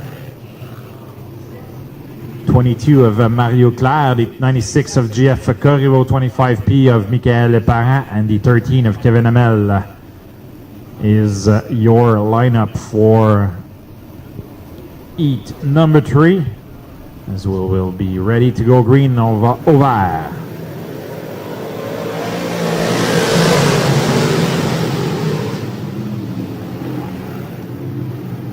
Strong start here for the 66 of Carl Dingwall over Brianna Ledser. Ryan Arbuthnot using the high lane to take a 3rd and challenging Ledser for that 2nd spot. Arbuthnot qui tente d'aller chercher la 2e, réussit. Va chercher la 2e sur Brianna Ledser. Ryan Arbuthnot now in 2nd. As you saw, Ledser moving up a bit, trying to use the same lane as Arbuthnot, with Todd Gordon in 4th, Mario Claire in 5th. But it's all Carl Dingwall. Dingwall is currently 2nd in the points as Mario Claire goes into the infield. Some issues with the 22 car. Yellow flag being displayed. Le jaune sort alors que Mario Claire a des ennuis.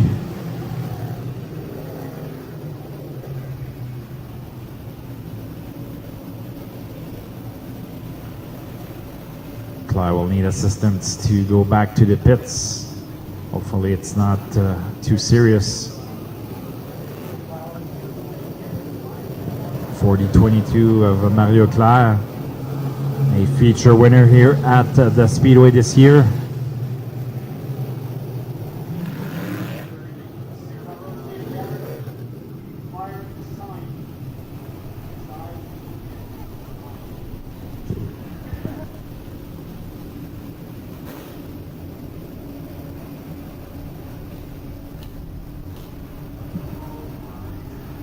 Joël Doiron doing some spelling bee with the drivers here as we go green.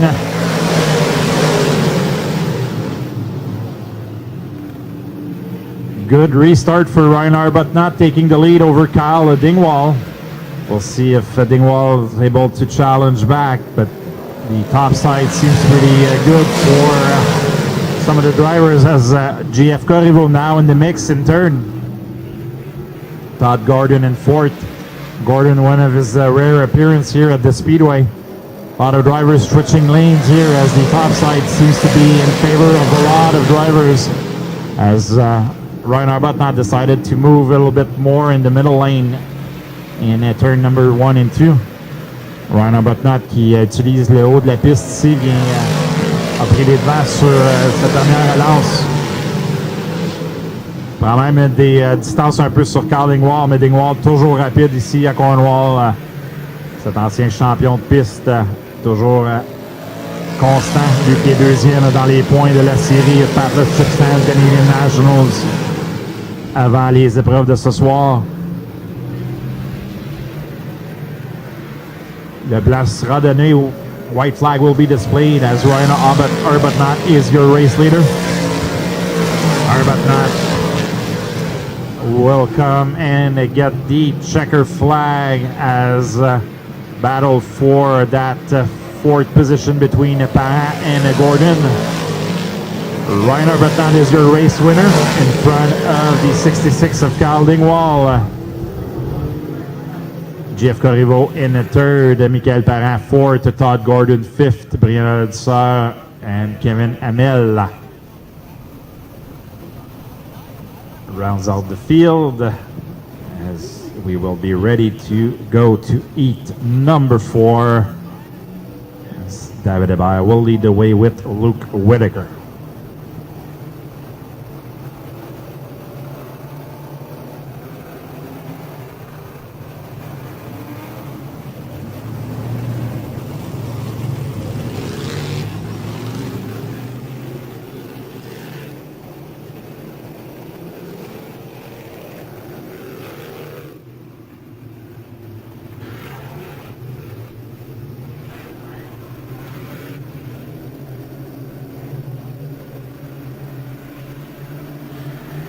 So David Hébert, Luke Whitaker will lead him to green. We are underway. Race director says, no, we're not. We are going to try that again. David Hébert, Luke Whitaker, Gary Lindberg, Mike Stacey, Austin Wood, Darren Peters, Mikkel Labreche in the 99. That is your running order. At the wired audio sign in turn number 4, we're back to green. And a little better start that time. Everybody keeps even pace with one another off of turn number 2. And Luke Whitaker is tired of keeping even pace with everybody. He wants the lead, trying to get around David Hébert as they cross the line. They'll be side by side at the stripe. And Luke Whitaker by inches at the line will lead lap number 1. Whitaker finally got into victory lane at Brockville last Friday night, picking up the held over feature from September the 5th as they come across the line at lap number 2. Whitaker in control. King Edward Auto Parts. Dirt Outlaw Apparel number 38. Working the top side of the racetrack. The 2018 Fat Last Chip Stand Canadian Nationals champion trying to hold off the great Canadian champion as David Hébert holds the 2 spot. Gary Lindberg, Mike Stacey, and the number 1, that is the Austin Wood machine as he holds the number 5 position at the moment. Bringing it off a turn number 4 down across the stripe. Whitaker, Hébert, and Lindberg, your top 3 as they exit turn number 2 and down the back straightaway. Whitaker trying to hold David Hébert at bay. He's got about a car length to deal with. And now watch David Hébert. He's trying to peek to that outside lane right now, but not sure if there's much left to go up there and trying to get by someone for the lead. Hébert's going to try it, though. He's got to try something. Oh, he gives him a shot on the backside off of turn number 2, so let's get it going here. Into turn number 3, Hébert rolls the middle of turn number 4, and down across the stripe they go. 6 down, 4 to go. And David Hébert trying to prove me wrong, and he is going to do so. David Hébert through the middle goes by Luke Whitaker for the lead. In turn number 3, what a great move by Hébert. He was patient, rolled the top side, and now finds himself into the lead with 3 laps to go. Luke Whitaker sees that move. We'll see if Luke Whitaker can get to the back bumper of Hebert and maybe try that move himself. Now he's moved to that center lane off of turn number 4. 2 to go this time by for Hebert. Into turn number 1, Whitaker trying to fight back and get the lead away. Gary Lindbergh holding on to third. Then it is the Austin Wood number 1X, the 23 of Mike Stacey, and the 1P of Darren Peters. Cross the line, white flag in the air. Final time into turn number 1. The great Canadian champion. 2 wins here in 2020. He'll bring it down the back straightaway. 4-car length advantage over the 38 of Luke Whitaker and Gary Lindbergh, and that's how they're going to finish. It will be Hebert with the win. Whitaker will cross in second. Gary Lindbergh will cross in position number 3. Austin Wood, Mike Stacey, and Darren Peters. Well, ladies and gentlemen, the qualifying heat races are complete for the Fat Less Chip Stand Canadian National Series and the TAS Racing Sportsman Series. Last chance showdowns will be coming up later on for both divisions, as we are going to the first of 2 assist to sell mini stock heats. Martin Belanger is waiting patiently for me to turn it over to him. Are you ready? Yes, I am. You were born ready. We got 3 straight days of this. Fun and exciting adventures begin on a Friday in Cornwall. Yeah. All right, first of 2 mini stock heat. We have the 49 of Alexis Charbonneau, the 2X of James Clark, 33 of Kevin Sabourin, 87 of Dan Cook, 88 of Braden Coos, 115 of Jean-Philippe Gay, and the 22 J of Justin Jaudoin.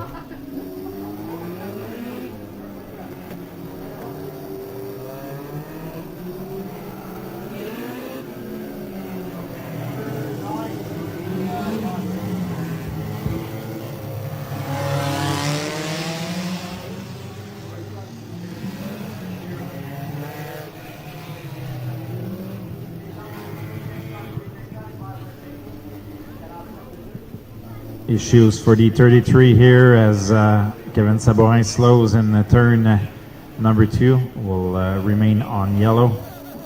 Les ennuis pour la voiture 33 de Kevin Sabourin qui s'arrête dans le tournant numéro 2.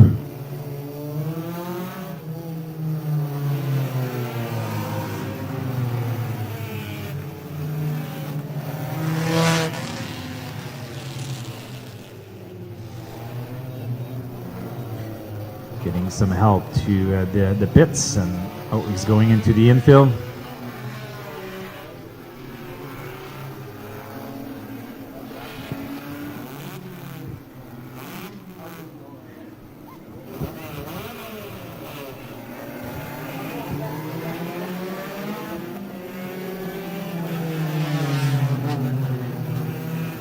So white being displayed on the field as all the drivers will gather up. And we'll have a complete restart here.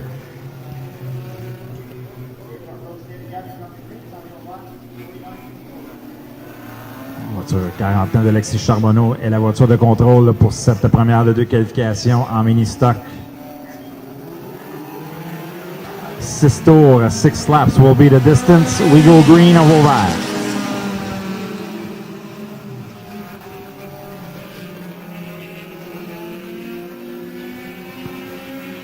Right off the start, Alexis Charbonneau to the lead with the 2X of James Clark. Clark using a different car this tonight. The probably former seems to be the 3 of Mike Gaucher that was running in the past. As the 115 of Jean-Philippe Gay is in the infield. Some issues with the car, but both drivers are running side by side here for the lead as Justin Jaudoin and Dan Cook are also doing battle for that third position. Some good battles on the speedway at two different areas. Halfway point, déjà 3 tours de complété, 3 laps completed. Alexis Charbonneau qui continue de garder son avance sur Mike Gaucher, as both drivers are still running side by side.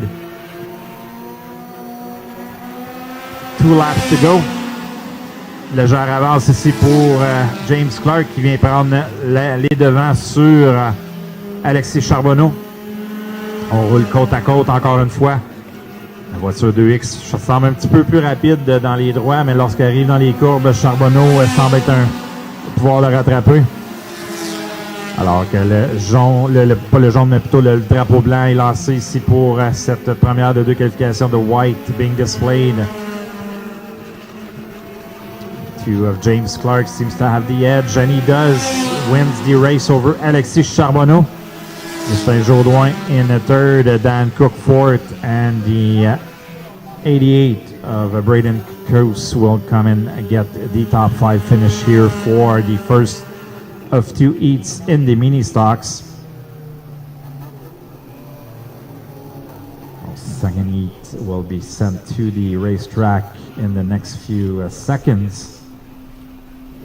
This will complete then the heats. We'll have 2 last chance qualifiers for the Sportsman and then a brief intermission, and we'll be ready to go for the first of 4 features here tonight. But right now, racing for the last heat in the mini stock, Tim. We are set to go. Heat race number 2 in the Assist to Sell mini stocks are on track. And Marc-Andre Voyer in the number 21, slated to go from the pole outside. Newest mini stock winner, that's Brandon McMillan, the 23, Matthew Moore in the 14, Bob Ray aboard the number 25, not Pierre Picard. Danik Sylvestre, the Granby track champion in the number 9, Christian Charbonneau in the 67, Christopher Cordeau off of a top 5 finish on a Saturday night at Brockville at the Fall Nationals. And Curtis Lindsay in the number 88 will complete your field.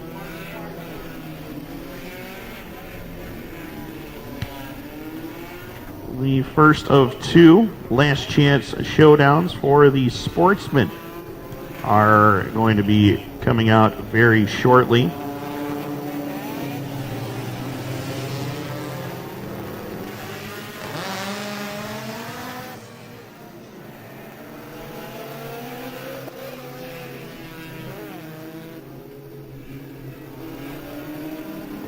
So, just informed by Race Control, all 31 drivers in the modifieds will start tonight's 50-lap Fatless Chipstand Canadian National Series event.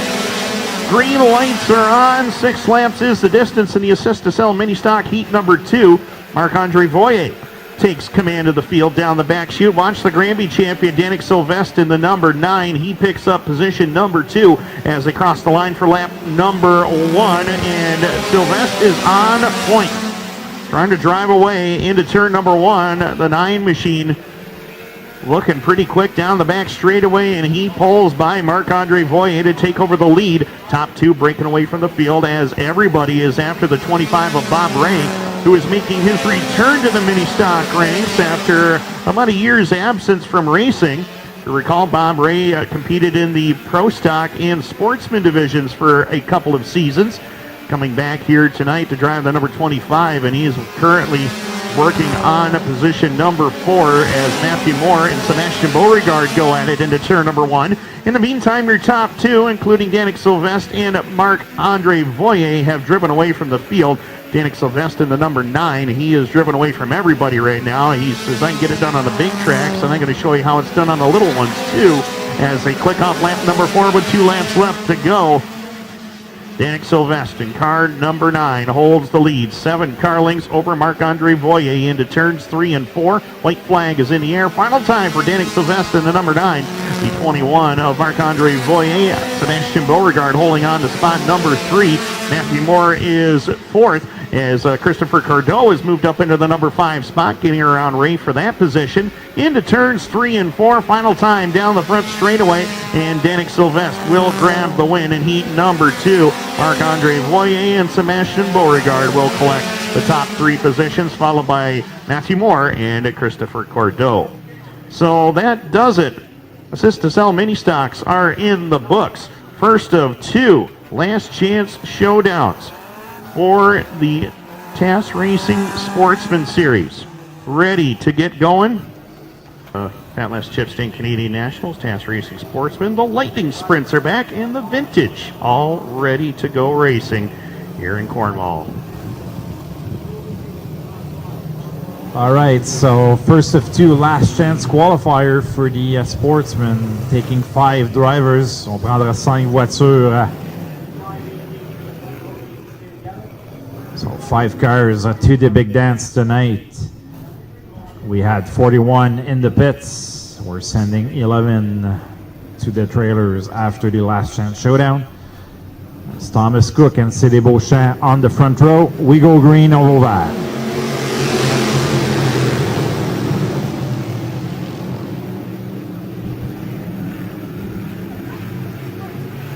Thomas Cook to lead with Cédé Beauchamp second, Robert Delormier doing battle with the 29 of Michael Richard. As the 10 of Michael Delormier lost some ground here. Travis back in position in number 5. That's the final spot. We'll watch the 65 of Gilles Godard also making some good moves here to gain some ground.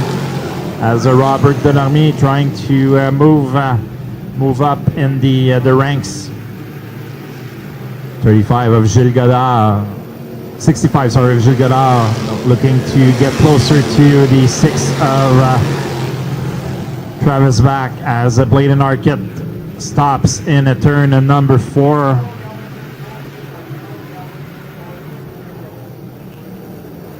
Yellow being displayed, and some issues for Bladen Arquette. Slows the field on lap number 3. Le jaune est lancé au 3e tour pour Bladen Arquette qui s'arrête. Va rejoindre le peloton. Some issues in firing up his ride. So the field is gathered up together. The white flag being displayed.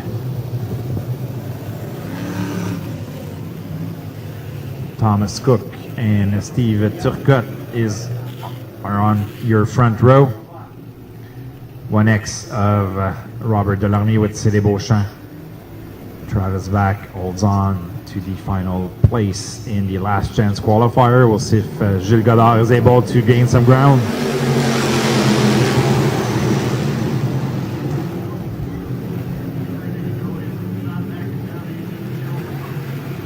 Gilles Godard is now in the show. Good battle for the lead as almost 3 wide here in the front. Steve Turcotte trying hard to pass the 35 of Thomas Cook, but we'll have to watch the 1 of Robert Delormier. Always strong here at the Speedway. Rare to see him in a last chance showdown. As Gilles Godard and Cédé Beauchamp doing battle for that 4th position.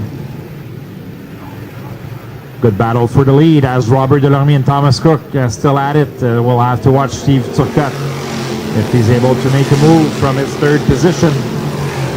New leader in Robert Delormier. Taking the lead over Thomas Cook.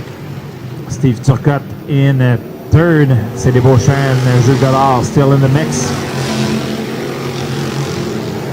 Travis back, Michael Delormier.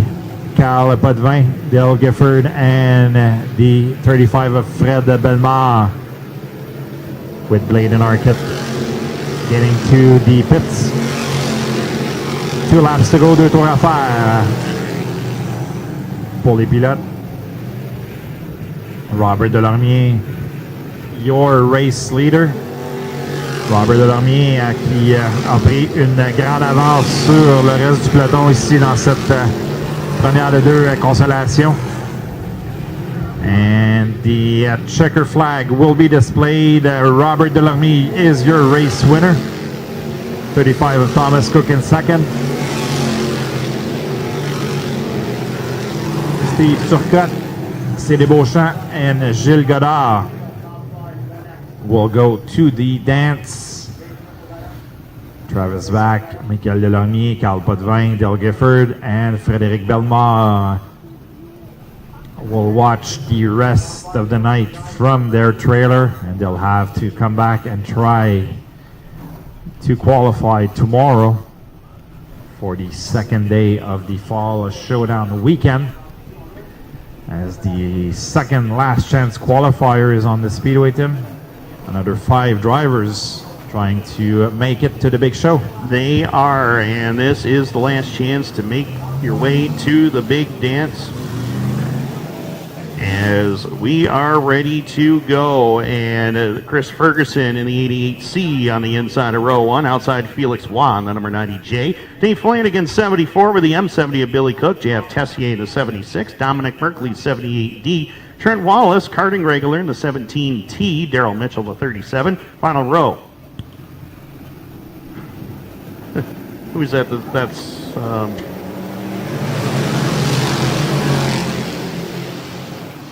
Terry Smith of the 22 and the 58 of Steve Morris. 5 drivers looking to go to the dance tonight. J.F. Tessier currently has that final transfer spot, but in the lead, it's a battle between Jeremy Waugh and Chris Ferguson as they dice it up for the number 1 position into turns 1 and 2. 10 laps is the distance. Final last chance showdown for the TAS Racing Sportsman Series, and Chris Ferguson trying to hold the youngster at bay down off corner number 4, side by side for the lead into turn number 1 and 2. Dave Flanagan, St. Catharines, Ontario, Canada. Brother Tommy Flanagan, competitor in the 358 modified ranks at the Merrittville Speedway. Felix Wan, the number 90, as they bring it into turns 1 and 2. Felix on the top side of the racetrack. Felix Waugh, Chris Ferguson, working it into turns 3 and 4. They have been side by side the last 4 laps now. Incredible show here in last chance number 2, as right now the 74 Dave Flanagan really doesn't know which lane to pick as he holds on to position number 3. J.F. Tessier 4th. Billy Cook's got the final transfer spot, but Terry Smith of the 22 trying to run him down to get the spot away. And from 6th on back, Steve Morris, Trent Wallace, Dominic Merkley, and Daryl Mitchell are having a battle royale for position out there to try to run down the top 6. In the meantime, as they exit turn number 4, Chris Ferguson finally gets the advantage over Felix Waugh down into turn number 1. Waugh will once again put it up to the top side of the racetrack. The Naperville, Quebec native trying to run down Ferguson one more time. Here comes Dave Flanagan. Flanagan on that inside lane. That 74 is working strong in spot number 3. Then you go back to a straightaway difference between the 74 of Flanagan and the 76 J.F. Tessier as he holds the 4 spot. Billy Cook, the final transfer spot right now in 5th. Terry Smith has got to make something happen if he wants to get into the show here. Billy Cook, a little bit of a push coming off of turn number 4, opens the door for Smith to close in. 2 laps to go, and Felix Waugh has taken the lead back down the back straightaway. 88 of Chris Ferguson trying to run him back down with Dave Flanagan 3rd. White flag in the air, final time into turns 1 and 2. Felix Waugh, Naperville, Quebec, holds the lead down the back straightaway. The youngster trying to outdo the veteran here in last chance showdown number 2. Checkered in the air, and Felix Waugh gets it done. Persistence pays off. Waugh gets the victory. 2nd will be Ferguson. Flanagan crosses 3rd, followed by the 76 of J.F. Tessier, and Billy Cook in car number M70 will get the 5th and final transfer spot into tonight's 50-lap TAS Racing Sportsman Series 50-lap feature go. White flag will be displayed. 40 laps will be all green flag here tonight.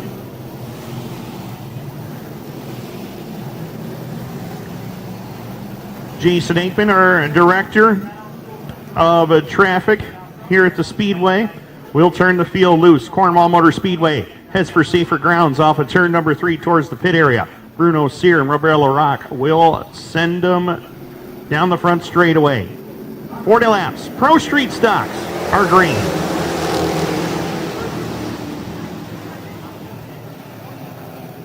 Quickly through turns 1 and 2, it's going to be the 33 of Bruno Cyr in command of the field as they head up into 3 and 4. First time down the front straightaway. The Pro stocks on the gas. And right now, Robert Larocque trying to keep pace with Cyr into turn number 1. Didn't quite work as Bruno Cyr holds the lead. Here comes Stefan Lebrun into the picture. Lebrun holds on to spot number 3. Eric Jean-Louis is 4th. And Serge Valley gets twisted around by David Seguin. And amazingly, nobody got into him. Jeffrey Guild spins around, collects Riley McMonigal as they will continue on. Yellow lights are on with 2 laps complete. McMonigal, Ingleside native, and the 2R got collected up, no fault of his own. Surge Valley in the number 91. He'll go to the tail on the restart.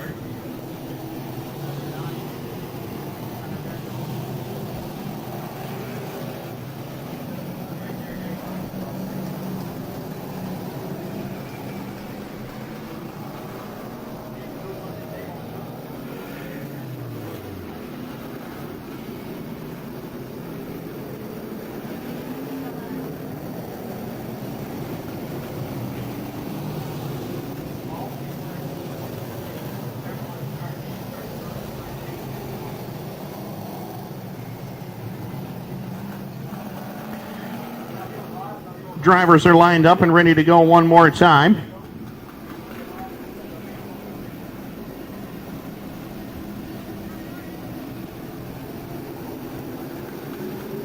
Off of turn 4, we are back to green.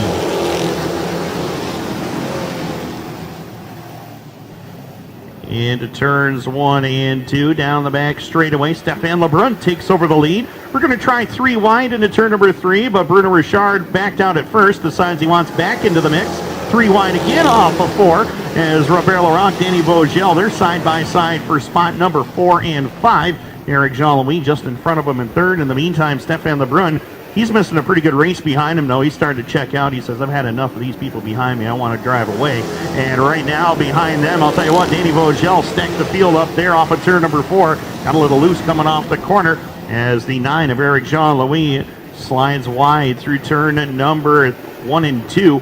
Opens the door for Robert Laurent to get by as the 72 of Bruno Richard trying to find a way to the top 3 as he battles with Laurent and Eric Jean-Louis into turns 1 and 2. Danny Vogel, now Pascal Payeur pulls up to contend here as he holds on to position number 7. 3 wide again nearly for turn number 4 as Bruno Richard, he is trying to find a way by these drivers in front of him because he knows Stefan Lebrun and Bruno Cyr are getting away from him, and that is not going to be good for him as they hustle down the back straightaway. Danny Vogel trying to pull even turns with the 9 of Eric Jean-Louis off of turn number 4 and across the line.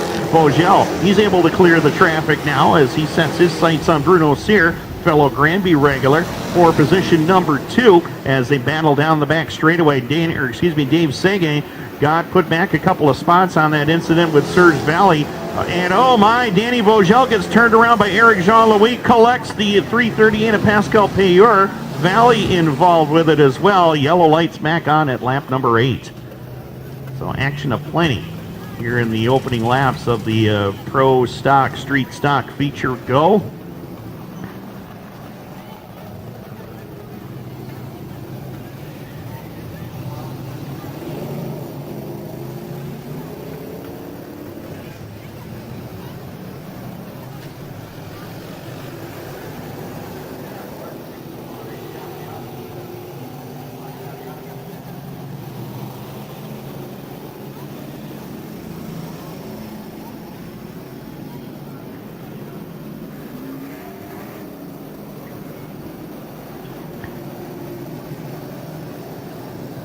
So lineup is just about set.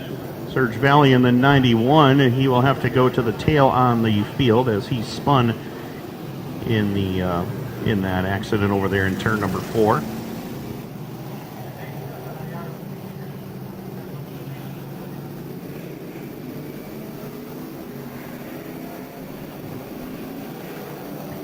Just about set to get things back underway. Track is clear, just sorting out some positions here in the lineup, and we'll be ready to turn them loose. 9 laps are complete.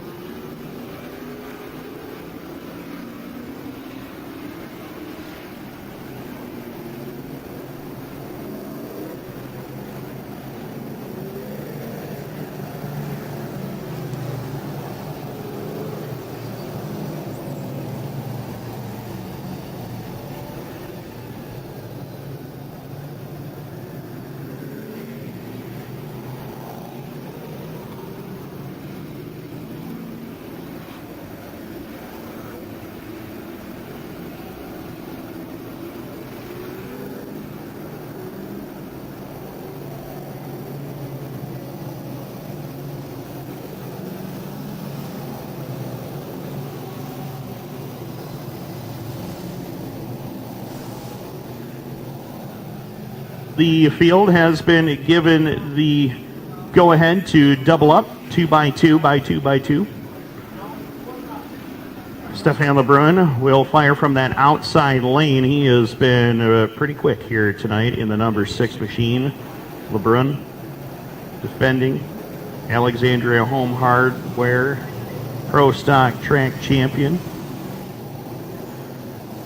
Yet to win here at Cornwall. Best finish of 2nd on August the 8th. Also has a pair of 3rd place efforts and also finished 4th here on August the 30th. Worst finish of the season was on July 12th when he finished 7th. So really a stout season, and probably with these finishes could have been another championship season. But right now he's all about trying to win the race, and he gets a great restart that time, pulls away from Bruno Cyr by 2 car lengths.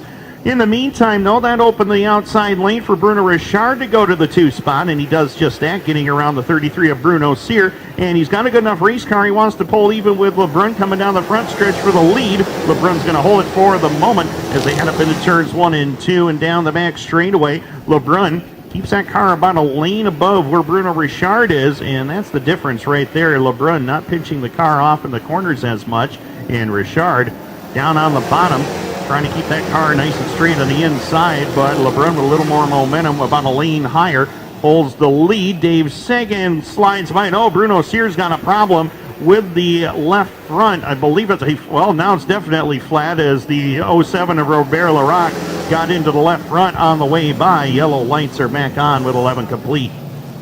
So Bruno Cyr, unfortunate run for him. Right there in turn number 2 comes to an end. The St. George, Quebec native. 6th place finish on August the 8th was his best finish of the season here in 2020.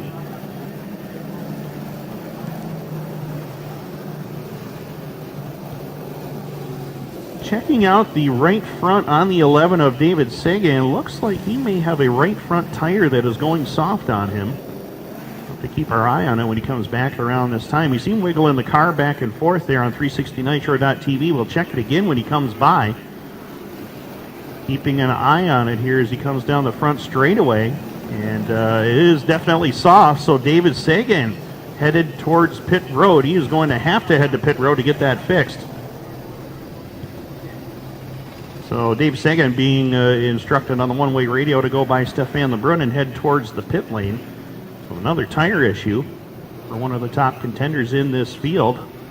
11 laps are down. Still a long ways to go in this one, though. 29 laps remain. Bruno Cyr and David Sagan, 2 of the drivers in the top 5 and big-time contenders for the win. On pit side with tire problems, but they should be able to make it back out and be able to contend for the feature win. But Stefan Lebrun, he finds himself in the lead, but Bruno Richard has just been equally as good here tonight. 2 wins on the season here. Bruno, a longtime competitor in the full fendered ranks, been a winner in mini stocks, has been a winner in the street stock division, and this year he has become a winner in the pro stock ranks. 4 wins this season, 2 on the Quebec circuit at Granby and Drummond, and 2 of them right here at Cornwall.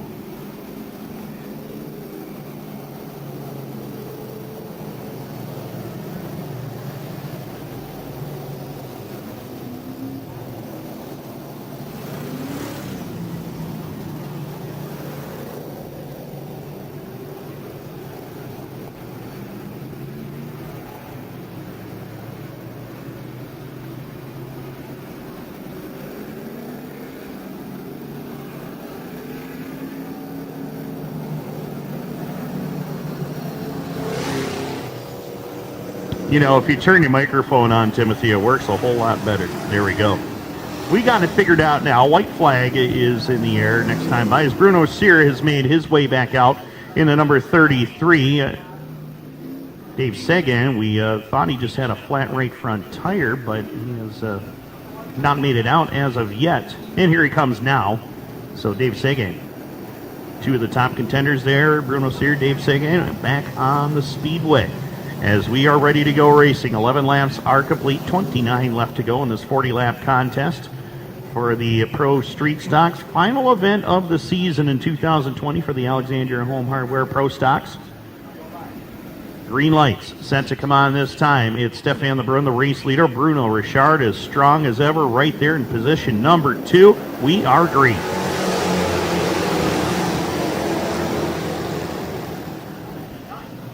Into turns 1 and 2, Lebrun keeps the lead on that outside lane as they head up into 3 and 4. Richard digging down low. Watch for Eva Mel in the 194, the Granby track champion. Holds on to position number 3, but he has got Pascal Payor and the 38 of Steve Chaput right there with him to challenge down the back straightaway. Chaput trying to hold off Payor, and in the process trying to go after Eva Mel for position number 3 into turn number 3 and 4. In the meantime, the 6 of Stefan Lebrun pulling away from the field by about a car length or so into turn number 1 and 2. 72 of Richard right there to challenge from spot number 2. Top 3 starting to open it up just a little bit as the battle for 4th shapes up between Steve Chaput and the 338 of Payor. And Elaine Brochu gets twisted around, collects Danny Vogel, and the rest of the field slows to avoid hitting him. Yellow flag is back out with 14 complete. 26 to go. Serge Valley in the 91. He may have a problem with his machine as Riley McMonigal makes his way back out on the racetrack, the Ingleside native. And Valley in the 91 headed towards pit road.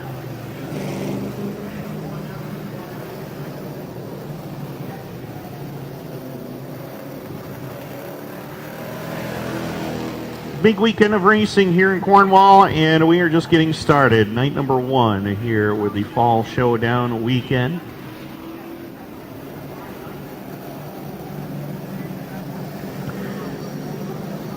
Third leg of the Fat Lass Chip Stand Canadian National Series is set to go next for 50 laps. Then the Task Racing Sportsman Series for a 50-lap contest as well. And the Assist to Sell Mini Stocks to conclude the night for 20 laps.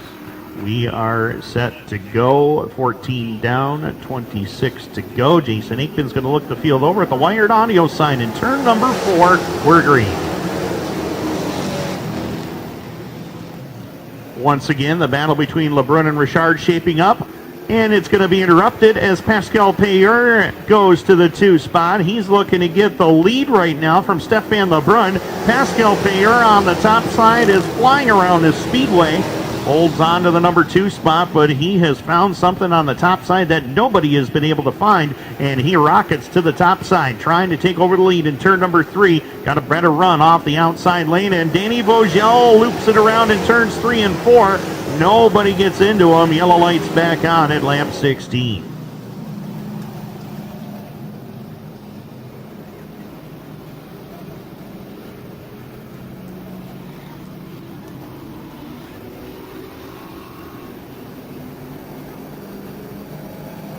So caution lights back on, 16 in the books. Pascal Payor, your new race leader.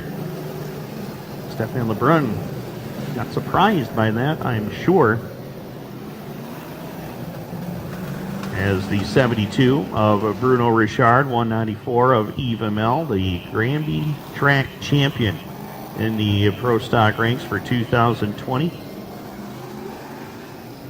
Jeffrey Guild in the number 3. He started back in position number 14, and Guild now finds himself running in position number 5. So Jeffrey Guild on the move here early on at lap 16, approaching the halfway point. Steve Chaput is 6th, followed by the 9 of Eric Jean-Louis. David Seguin has rebounded up to spot number 8. Justin Chaput is 9th, and Elaine Brochu rounds out the top 10. Bruno Cyr 11th, Robert Larocque 12th, Terry Gorger at 13th, Danny Vogel 14th, Serge Valley is 15th. Riley McMonigal completes the field in the number 16 position. White flag is being displayed. Restart next time by at the wired audio zone in turn number 4. Pascal Payor, he says, well, the outside lane worked so well the last time. I'm going to try it again on this restart. Stefan Lebrun, he is going to be committed to the bottom. The 72 of Bruno Richard, 194 of Eva Mel. Jeffrey Guild, your top 5 as we get ready to go green at lap 16. 24 to go. We are back to green. Once again, Payor around the top side of the racetrack. He'll pick up the lead. LeBrun, Richard, and Amel, your top four. Jeffrey Gill now under attack from the 38 of Steve Chaput for position number 5 as they work it down the front straightaway. Riley McMonagle loops it around over there in turns 3 and 4. He keeps the car rolling, but brings it to a stop on the outside of the go-kart track over there off of turn number 3 and 4. Yellow lights back on with 17 in the books down, 23 to go. Once again, those of you watching on 360nitro.tv, thank you once again for joining us here at the Cornwall Motor Speedway for the Fall Showdown Weekend. First of 3 days of racing here at the Cornwall Motor Speedway. Of course, it's all culminating on Sunday, October 11th, with a 125-lap, $5,000 to win Fatless Chip Stand Canadian National Series finale and a 100-lap TAS Racing Sportsman Series $2,000 to win show for the Next Level Home Improvement Sportsman Series.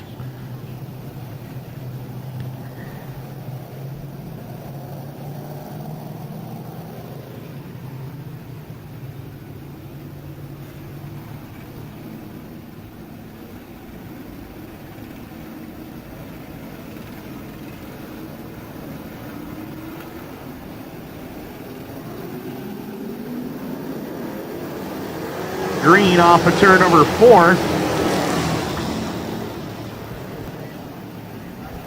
As they work it off of turn number 2 and down the back straightaway, Pascal Payor is a rocket ship on that outside lane, pulling away from Stefan LeBrun, and now the 72 of Bruno Richard just about looped it around over there in turn number 4, opens the door for Eva Mel to slide by on the top side.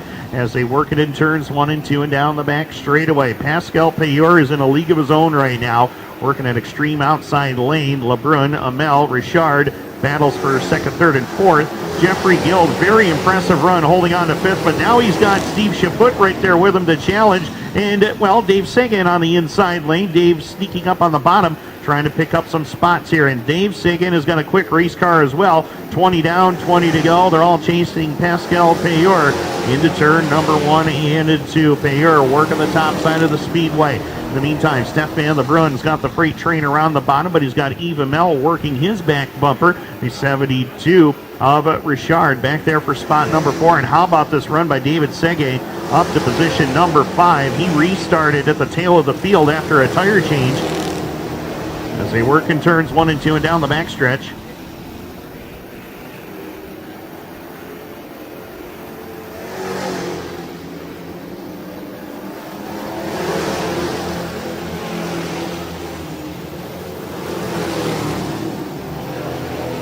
Down the back straightaway, battle is on for the 2 spot. Stefan LeBrun to the bottom. Bruno Richard saw how good that outside lane worked for Payor. Now he's trying to put it to good use. He drives by LeBrun off of turn number 1 and 2. He will clear the former track champion, so Bruno Richard now up to the 2 spot, and Alain Brochu gets twisted around over there in turn number 1.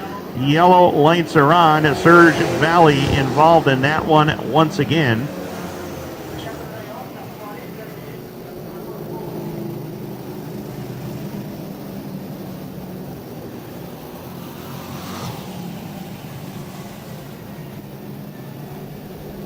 And Serge Valley's night, I believe, has come to an early exit. So a tough break for Serge in his debut here in Cornwall tonight does not end well. Alain Brochu in the number 12. I had talked about him earlier on in the night. Alain Brochu in the number 12 machine. 3-time Dirt Car Pro Stock Series winner at Autodrome Granby.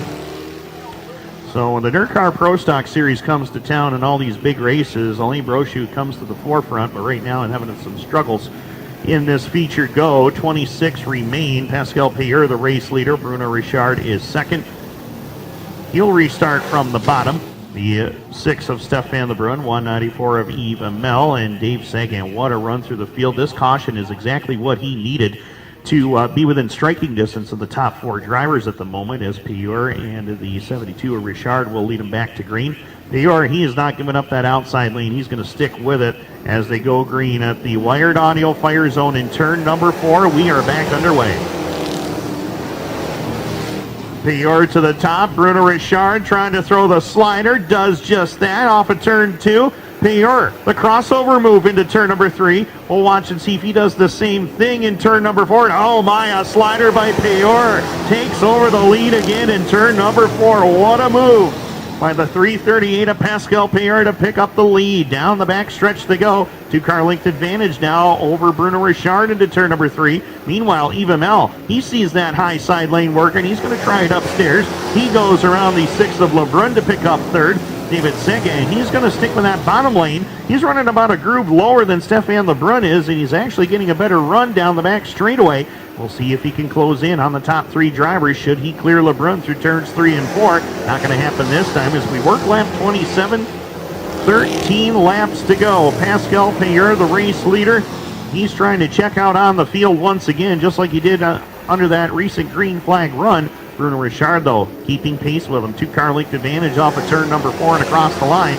Eva Mel is third, followed by the 11 of David Sega, and he is cleared. Stefan LeBrun into turn number 1. He picks up the 4 spot as LeBrun now is going to have to deal with the 38 of Steve Chaput down the back straightaway into turn number 3. Top 3 rim riding around the top side here at the Cornwall Motor Speedway. 29 in the books, 11 to go.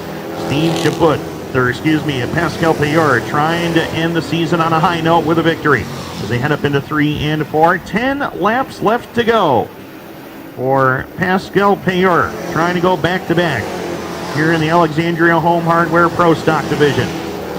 As they head through turns 1 and 2, the Pro Stocks were off on September the 27th, so this would be back-to-back wins if Payeur can pull off the feature win tonight. But Bruno Richard not giving up. Neither is Eva Mel in the 194. Mel, the former CD Beauchamp Pro Stock ride, holding on to third. David Sagan has been able to clear the 6 of Stefan LeBrun down the back straightaway as LeBrun holds the 5 spot. 6th is Steve Chaput. 7th is Danny Vogel. Vogel has had all kinds of problems tonight, involved in a few caution flags, but he has rebounded nicely up the spot number 8 and is working on Steve Chaput for the number 7 position at the moment. Eric Jean-Louis, he's back there in 9th, and Bruno Cyr, he was up in the top 5 running very strong, but he had to go to the pits for a flat tire and is having some problems making his way. He's just back up into the top 10 now, getting around Jeffrey Guild. 33 laps are complete. We'll have 34 in the books with 6 to go this time by, and Pascal Payeur is dominant. Has to drop to the bottom to clear Terry Gorgorad. He will do just that through turns 1 and 2 and down the back chute. Straightaway lead once again. As the race goes on and the laps click off, Pascal Payeur just keeps getting faster as they cross the line. 5 to go, this time by Bruno Richard. Had a scary moment down here on the front straightaway. Nearly got into the back bumper of the Gorgorat 82 ride as Eva Mel will drop to the bottom and will clear Terry Gorgorat into turn number 3. Dave Sagan will try to do the same thing off of turn number 4. 4 to go for Pascal Payeur. Working traffic perfectly. He's catching them at the right time as you see Riley McMonigal get up onto the way of the leader. Payeur drops to the bottom, gets by. Now he gets back up into the top lane. As we click off lap 37, we got 3 laps left to go. As Joel Dwaron's loving this too. He's loving their good racing here in the Pro Stock ranks right now.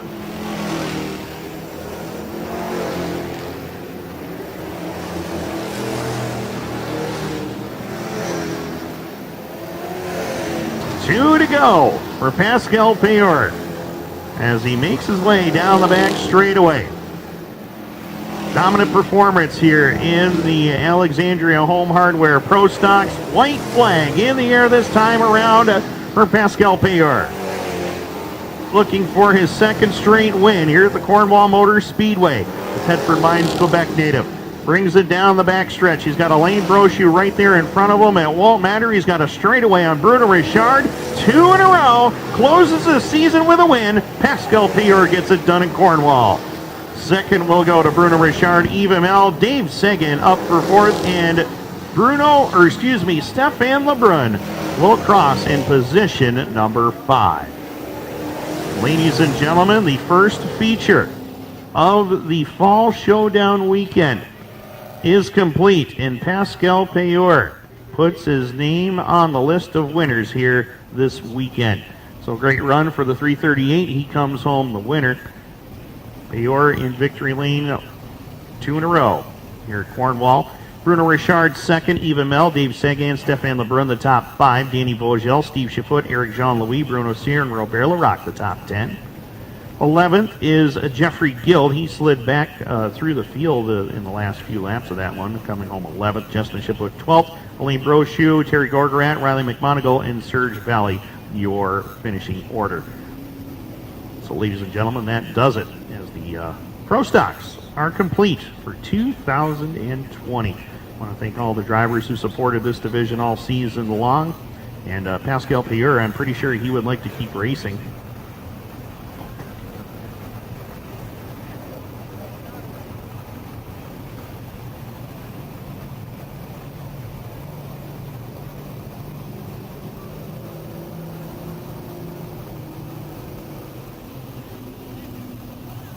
Pascal Payor rolls it into victory lane, a place that he's getting accustomed to being down there and talking to Martin Belanger in the winner's circle here in Cornwall. It's been a great season overall for him. Wins at Granby and 2 of them here at Cornwall. Martin Belanger, down to you. Thank you, Tim. He was told the last time he won here, I think he was even, well, a lot of emotion for Pascal Payor as he was his first feature win at the Speedway. On va chercher une deuxième. On va chercher une deuxième victoire côté de Cornwall. Il est sorti de la voiture, Pascal Payor, votre vainqueur. Really, really happy to win here at Cornwall.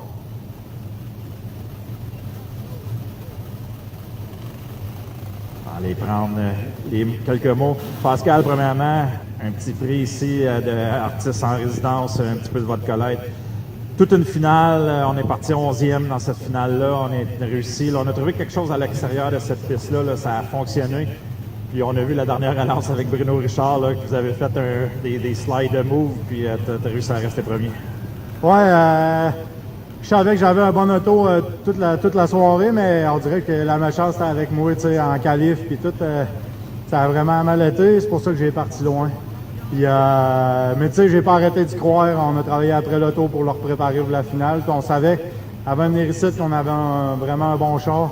Je suis reparti avec le char que j'avais la dernière fois, puis je m'attendais à ce que ça aille bien, tu sais. Puis là, quand ça l'a planté, à peu près au 10e tour, là, j'ai cogné Danny dans le côté. Puis j'espérais que mes roues soient droites parce que je venais juste de trouver quelque chose en l'air. J'ai dit, crime, j'espère que les roues sont correctes parce que je vais être tendance si l'auto est correcte. Comme de fait, l'auto était super. Je remercie beaucoup ma blonde. On est tout seul, il y a juste moi et elle à soir. Puis quand ça l'a planté en qualif, là, on a travaillé bien fort après ça. Puis si elle serait pas là, je serais pas ici. C'est grâce à elle que cette auto-là roule, puis les commanditaires, puis tout, c'est elle qui trouve ça. Puis je la remercie bien gros. Je vais revenir un peu sur la dernière relance avec Bruno Richard. Là. Je pense que tu savais que tu avais une bonne voiture autant à l'extérieur qu'à l'intérieur, puis tu étais capable d'aller le chercher parce que lui, il savait qu'il était extrêmement rapide à l'extérieur. Il a été faire ce move-là. Bruno Richard, c'est un des nouveaux dans cette division-là, mais je pense que c'est un des bons pilotes également. Là. Ah oui, Bruno Richard, à chaque soir, là, c'est un homme à battre, c'est sûr. Là. Il y en a toujours 5-6, là, mais Bruno, il est toujours dans les 5-6. Puis, je pensais qu'il mettrait la jaune, il a comme volé le départ un peu, mais bon, quand on a rentré ici, là, j'ai dit, bon, il vient de faire son erreur. Là, il m'a laissé comme le trou un petit peu, mais ça fait partie des courses. On s'est pas touché. Moi et Bruno, on s'est pas touché de l'année. On a coursé vraiment fort. Puis c'est un gars que j'apprécie beaucoup. Il roule super bien. Puis c'est un gars qui force, mais c'est un gars qui roule bien. Puis il nous frappera pas pour rien. Puis j'adore ce style de conduite là. Il est agressif. Puis, mais il fait attention. Il y a moyen d'avoir les deux. Puis Bruno, même s'il est nouveau, tu vois qu'il y a des tours de fête. Puis c'est vraiment un bon pilote, puis j'espère qu'il va être là l'année prochaine pour encore courir contre. En félicitations pour ta victoire. Je pense que la ride vers chez vous va être moins longue ce soir. Ouais, merci beaucoup. C'est le même 4h30 que l'autre jour. Hein? Mais à soir, on va prendre une bière de plus, puis on va peut-être coucher ici. Puis, Je veux que tu enjoy ça aussi avec ta conjointe également. Là, je pense que ça va être excellent. Donc, Pascal Payeur, your feature winner here tonight. So I'll translate a bit for our fans that are here tonight also, but all the fans that bought the program on 360 Nitro. So Pascal had some issues with his car earlier on in during the night, but he said that he knew that he found the last time that he raced here, and he found something on the top lane, and he said, when I hit Danny Vogel on lap 10, I wish that the car was pretty good, and that's for him, and the both wheels were straight, and it worked out for Pascal. And we did talk about Bruno Richard. Everyone saw the move on that final restart, and seems to be a lot of respect between the two drivers. So Pascal Payeur wishes that Bruno Richard will come back next year as a regular driver in the Pro Stock, but he's alone with his girlfriend tonight, so I'm pretty sure that win will be really enjoyable, and he has a 4.5-hour drive to go back home. So, but I think he was saying that he might sleep here tonight,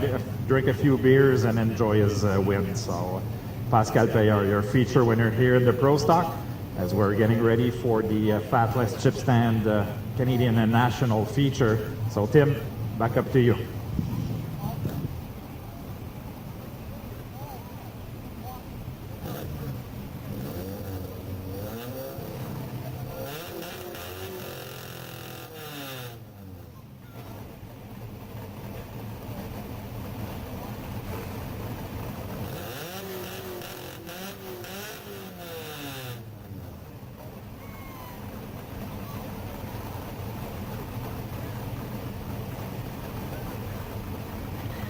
So Pascal Payeur finishes off the season, his 6th overall win this year.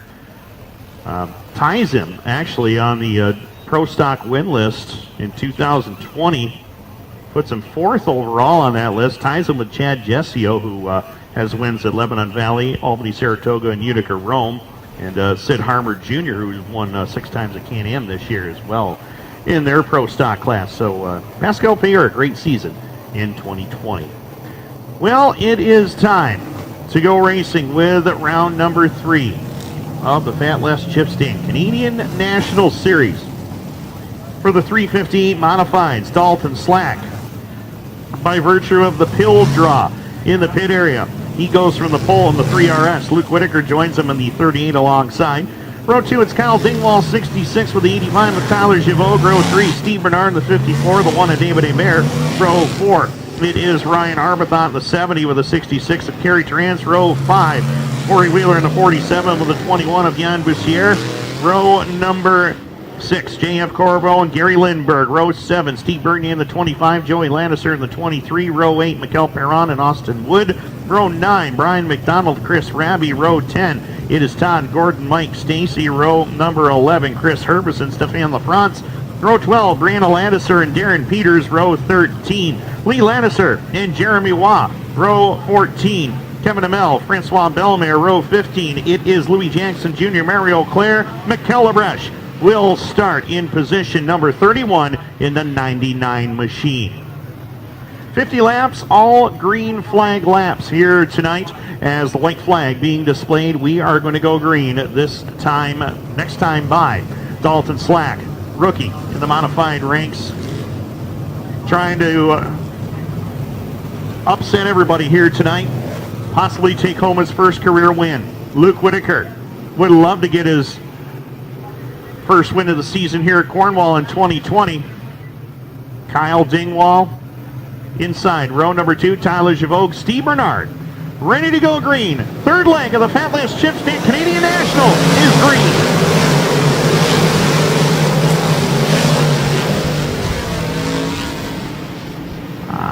You can hear that in your living room on 360nitro.tv as the 358 Modifieds roar off of turn number 4. And Dalton Slack will lead the way in lap number 1. Luke Whitaker battling up on the top side of the speedway. as they dance into turn number 3 and 4. Whitaker up on that outside lane. 3 of Slack committed to the bottom as they click off lap number 2. A good side-by-side battle for the lead right now. Kyle Dingwall trying to get into a groove down on the inside lane. David Hebert, who had a strong run last week at Brockville, holds on to 4th. Steve Bernard, he's trying to pick and choose his lanes correctly as he works the top side coming off of turn number 4 in the number 5 position.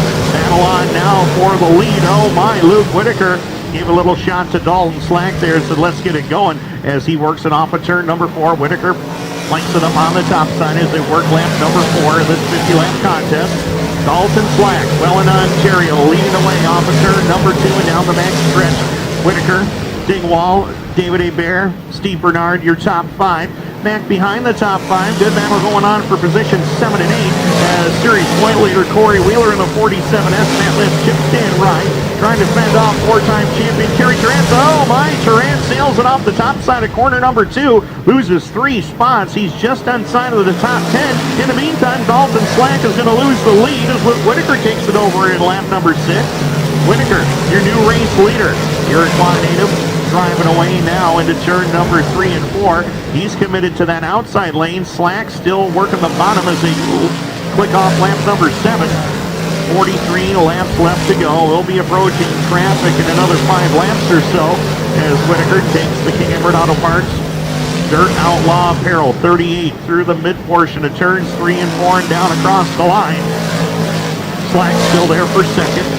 Wannabe Bear back to third. He has gotten around Kyle Dingwall now to pick up a spot as Steve Bernard continues to work that outside lane around the speedway.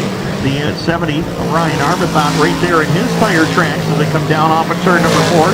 Corey Wheeler, he's trying to move up another spot as well. Wheeler, a win and a second place finish to kick off the Fat Les Chip State Canadian National Series as J.M. Corvo behind him in spot number 8. 9 is the number 6 of Jan Bussier. Kerry Tarrant completes the top 10 as Steve Bernier slides on by, gives him the elbow through turn 3 and 4 to pick up 2 spots. He just slipped around the 6 of Jan Bussier. So Steve Bernier, Two Brothers Racing Ride, charging through the field. He is now solidly into the top 10, running in 10th. Meanwhile, your leaders starting to enter into the traffic. As I had mentioned, they're closing in on Jeremy Waugh, Kevin Amell, and Lee Lannister. Whitaker works through the mid portion of the speedway. Here comes David Hebert. He is bringing himself into the mix now. David Hebert has never won a Canadian National Series race in his career. As they head down into turns 1 and 2, traffic is becoming difficult for these leaders right now. Whitaker trying to find the right way to go as Jeremy Watt to the inside of Dalton Slack. Slack's going to throw it up on the top side to try to figure something out. In the meantime, David Hebert sees the opportunity, gets it down to the bottom as he'll try to take away spot number 2, and Slack not backing down for the veteran right now. They're going to go nearly 3 wide into turn number 3. Slack thinks better of it. In the meantime, David Hebert says, thank you very much. I'll take the 2 spot away as they click off lap number 15. 15 laps are down, 35 to go. Whitaker has some breathing room right now between himself and David Hebert. As I mentioned earlier, David Hebert making his 30th start tonight in the Fan Last Chip State Canadian National Series, has never won in this series in his career. Would like to change that here tonight. He's down the back straightaway. He's within striking distance of the 38 of Luke Whitaker as they come down across the line at lap 17.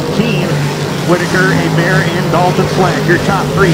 Steve Bernard has now made his way up into position number 4. Kyle Dingwall starting to drop back towards the Corey Wheeler 47 machine as Wheeler starts to go towards the front, trying to find his way around Ryan Arbethon at the moment as they click off lap number 18. Wheeler still back there in position number 7.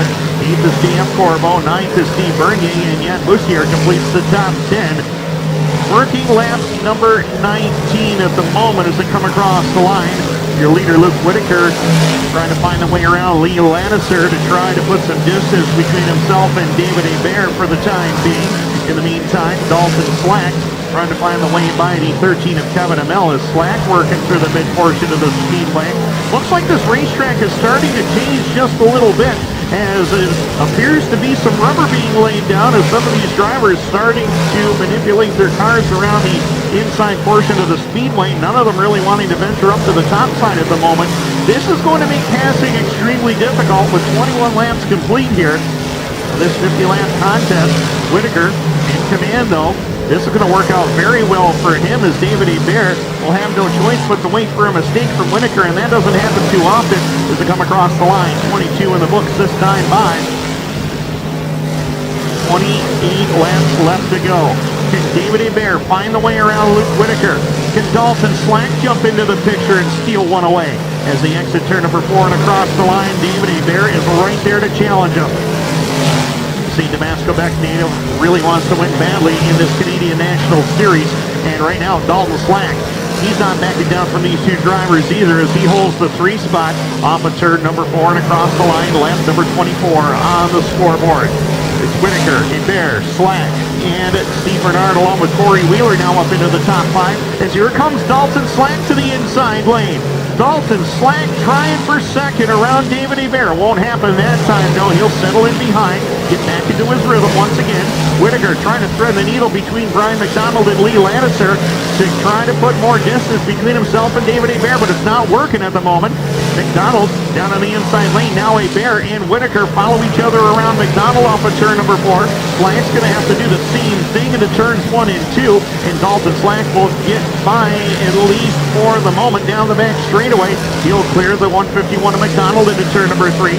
So Slack now within striking distance of the top 2 drivers as we work lap 27. In the meantime, Steve Bernard, he's now under attack from the 47 of Corey Wheeler. Wheeler knows the leaders are right there, about a straight away from him, and he's trying to keep them within striking distance, and if he can't get to him, at least salvage a good points night for this series. We got 2 big nights of racing left in the Fatlands Chipstein Canadian National Series, and Luke Whitaker making his 28th start in his career in this series. 2018 Series champion, trying to run away and hide from the great Canadian champion. As we work lap 29, we will have 30 in the books when they cross the start-finish line this time by.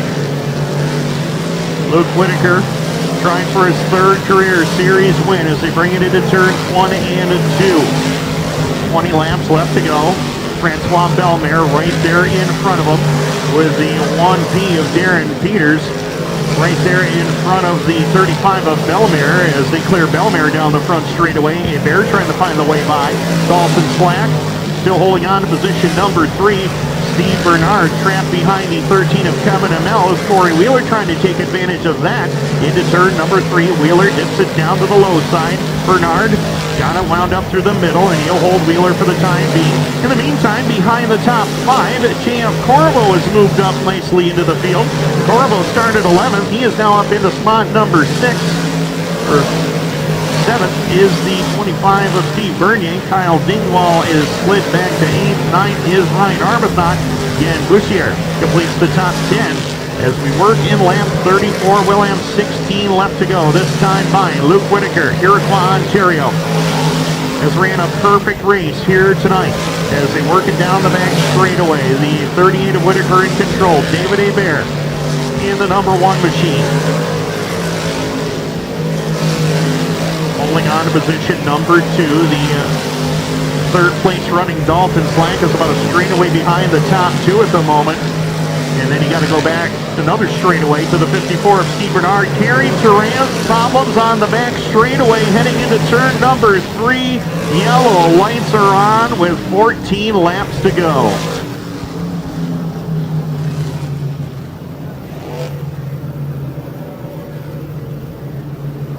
Chris Herbison will be the recipient of the Easy Pass, or Lucky Dog if you prefer. And so Chris Herbison will be going back on to the lead lap here.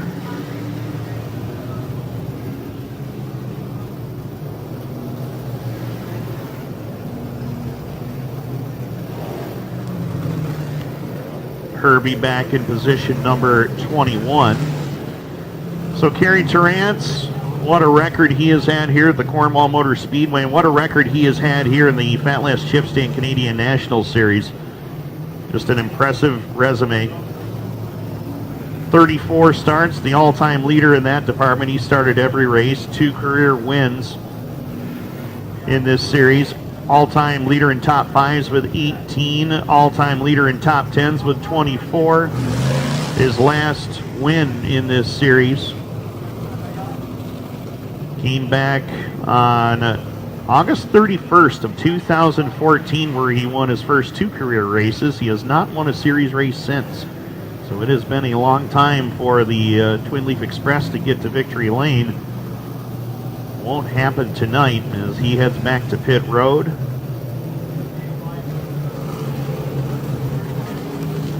Gary, of course, a 4-time 358 modified track champion here.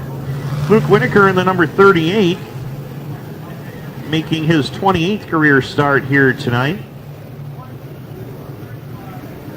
2 career wins to his credit as well, 7 top 5s to go along with 16 top 10 finishes. Luke's best career, or his last win in this series, came back last year on June 23rd, so he is trying his best to get back to victory lane. David Hebert,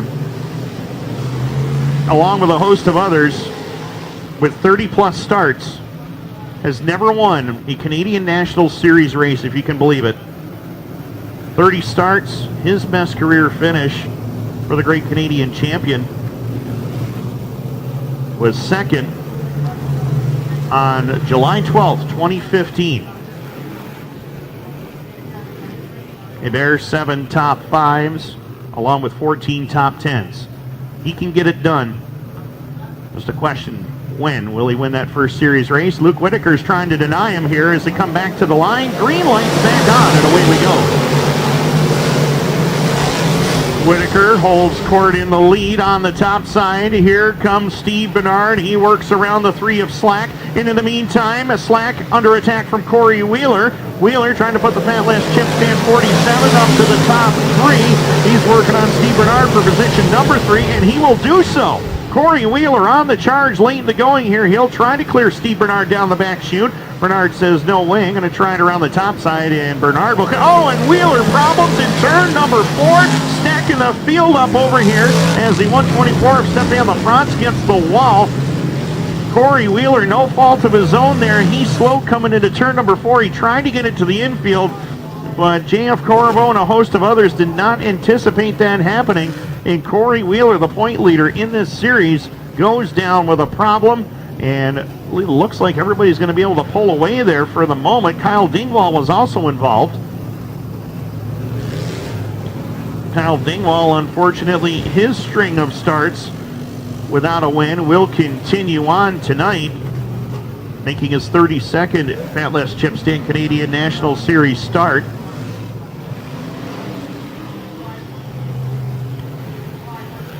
Looks like the string of no wins for Dingwall will continue here this evening. Unfortunate for him. Corey Wheeler, what a tough break that is. The Fat Last Chip Stand Canadian National Series not off to a good start this weekend. The man out of Cornwall, defending track champion.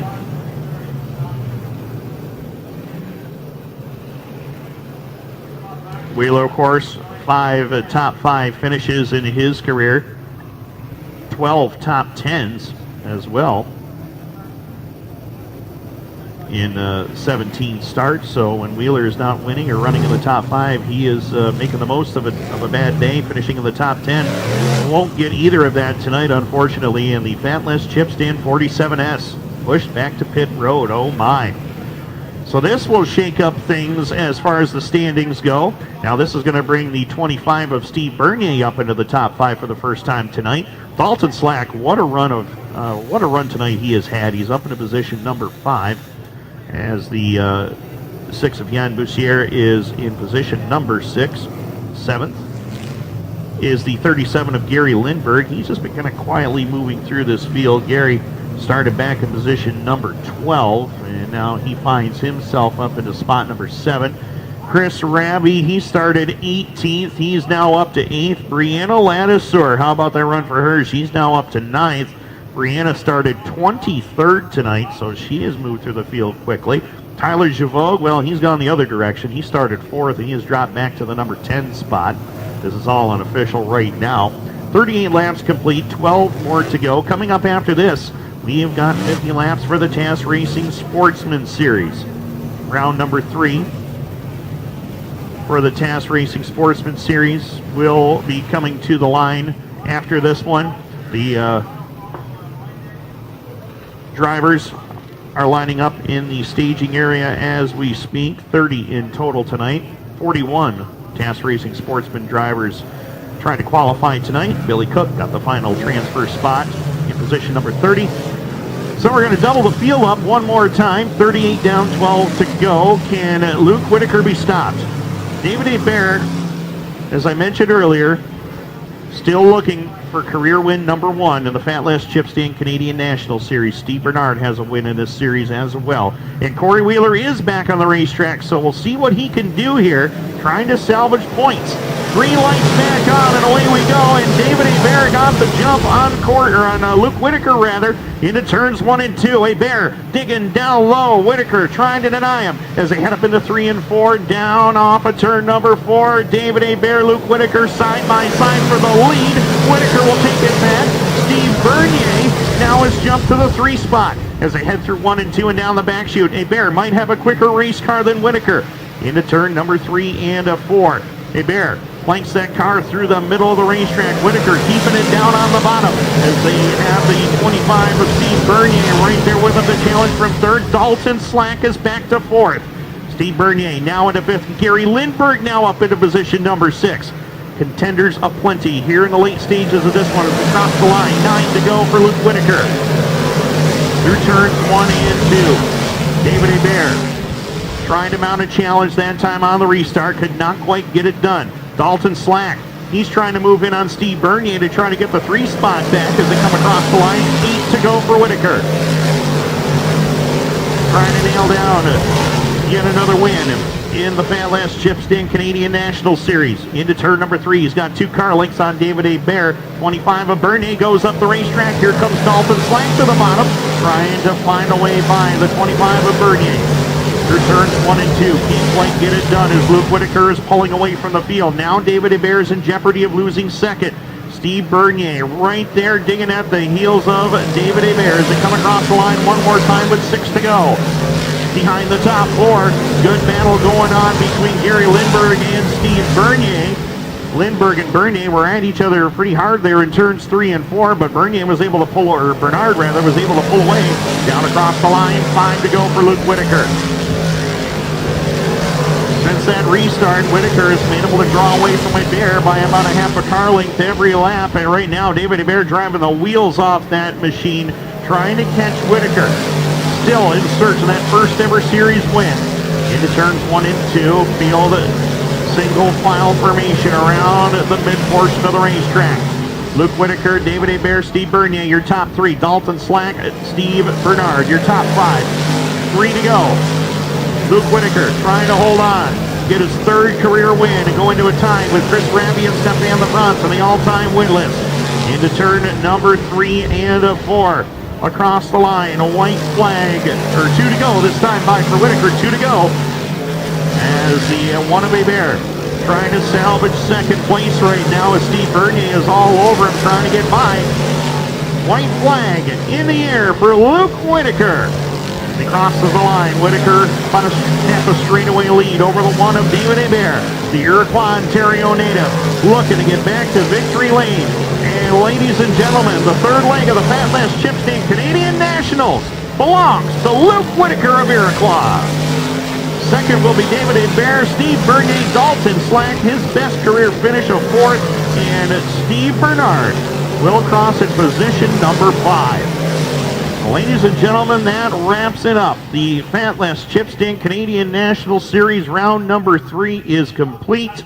Luke Whitaker denies the great Canadian champion his first ever series win, takes his 3rd career win, puts him into a tie for 2nd on the all-time win list with Chris Raby and Stefan LaFrance. Some heavy hitters there for sure. Whitaker, 2018 series champion, will go to 2nd on the all-time win list in this series. his first win of the season here in Cornwall. Actually, his second win in 7 days and back-to-back Friday night victories as well, Mike Kelly. He picked up a feature win last Friday at Brockville as well with our held over features from September the 5th. So Whitaker is going to be one happy guy. I know his girlfriend Taya is either here in attendance or watching at home, one of the two. Pretty sure I'll be hearing from her very shortly, but happy crew down there. Of course, Ralph Murphy and Kevin Whitaker, his dad, down there. Ralph Murphy's pretty much his other dad, too. As he'll roll it into victory lane for the first time in 2020, but the third time in the Fatless Chipstain Canadian National Series. It's been a great start to the season for Luke Whitaker in this series.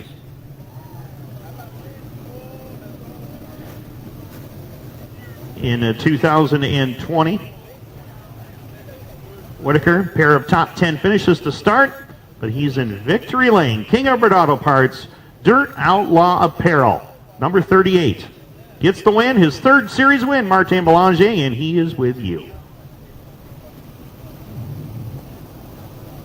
Thank you, Tim. Merci, Tim. Oui, belle victoire pour Luke Whitaker. Great run here for Luke Whitaker. His best run of the season at the Speedway for sure, as he gets his second win in 2 weekends, winning one of the events at the Fall National last week. And you can hear you, the 38 special of Luke Whitaker.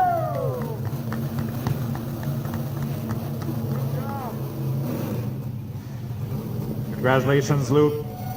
Solid run here tonight. You'll be able to enjoy that with your crew tonight. Some vodka light from Artists in Residence. What a run here tonight.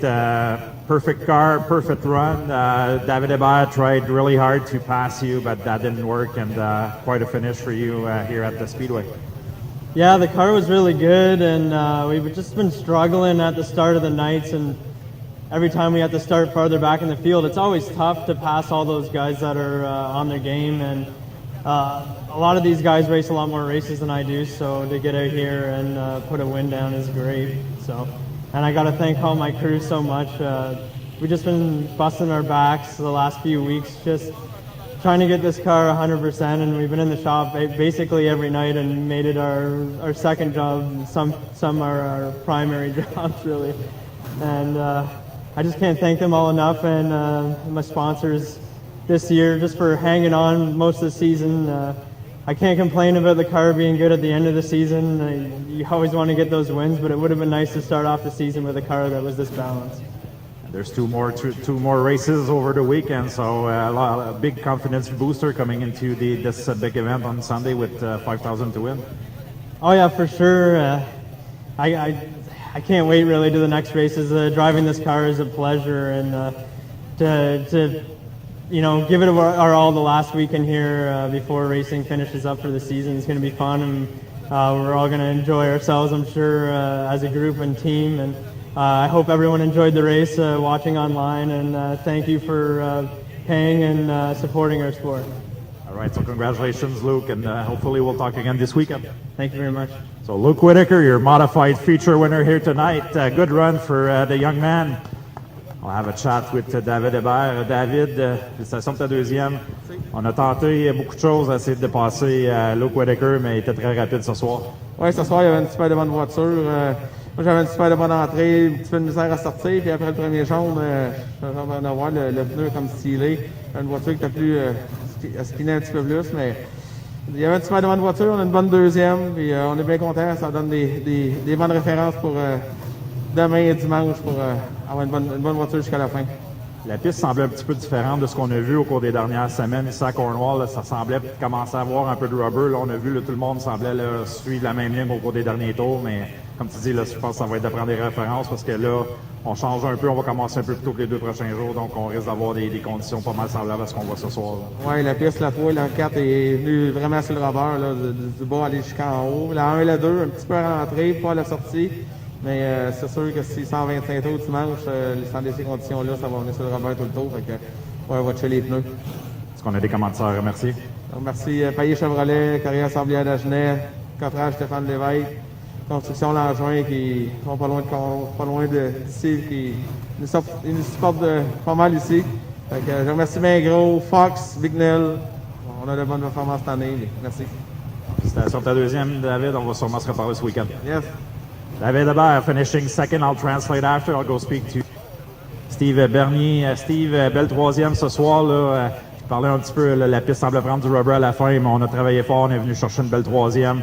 C'est bon pour les points pour cette série-là là, avec Corey Wheeler là, qui a reculé. Là. Il y a eu un accident, mais somme toute, là, il reste deux gros événements ce week-end, mais on est heureux à un autre podium. Oui, la soirée avait très bien débuté. Fait des petits tests dans la qualification, ça n'a pas été bon. Fait que je me suis spiné, puis on est reparti loin. Ça fait que on est parti loin dans la finale, mais au début, j'avais une super de voiture.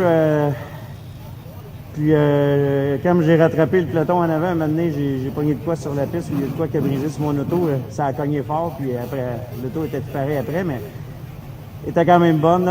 J'étais super content. L'équipe a travaillé super fort. Des troupes d'eau qui coulaient du moteur. Tout changé le setup, puis on est tombé sur le piton.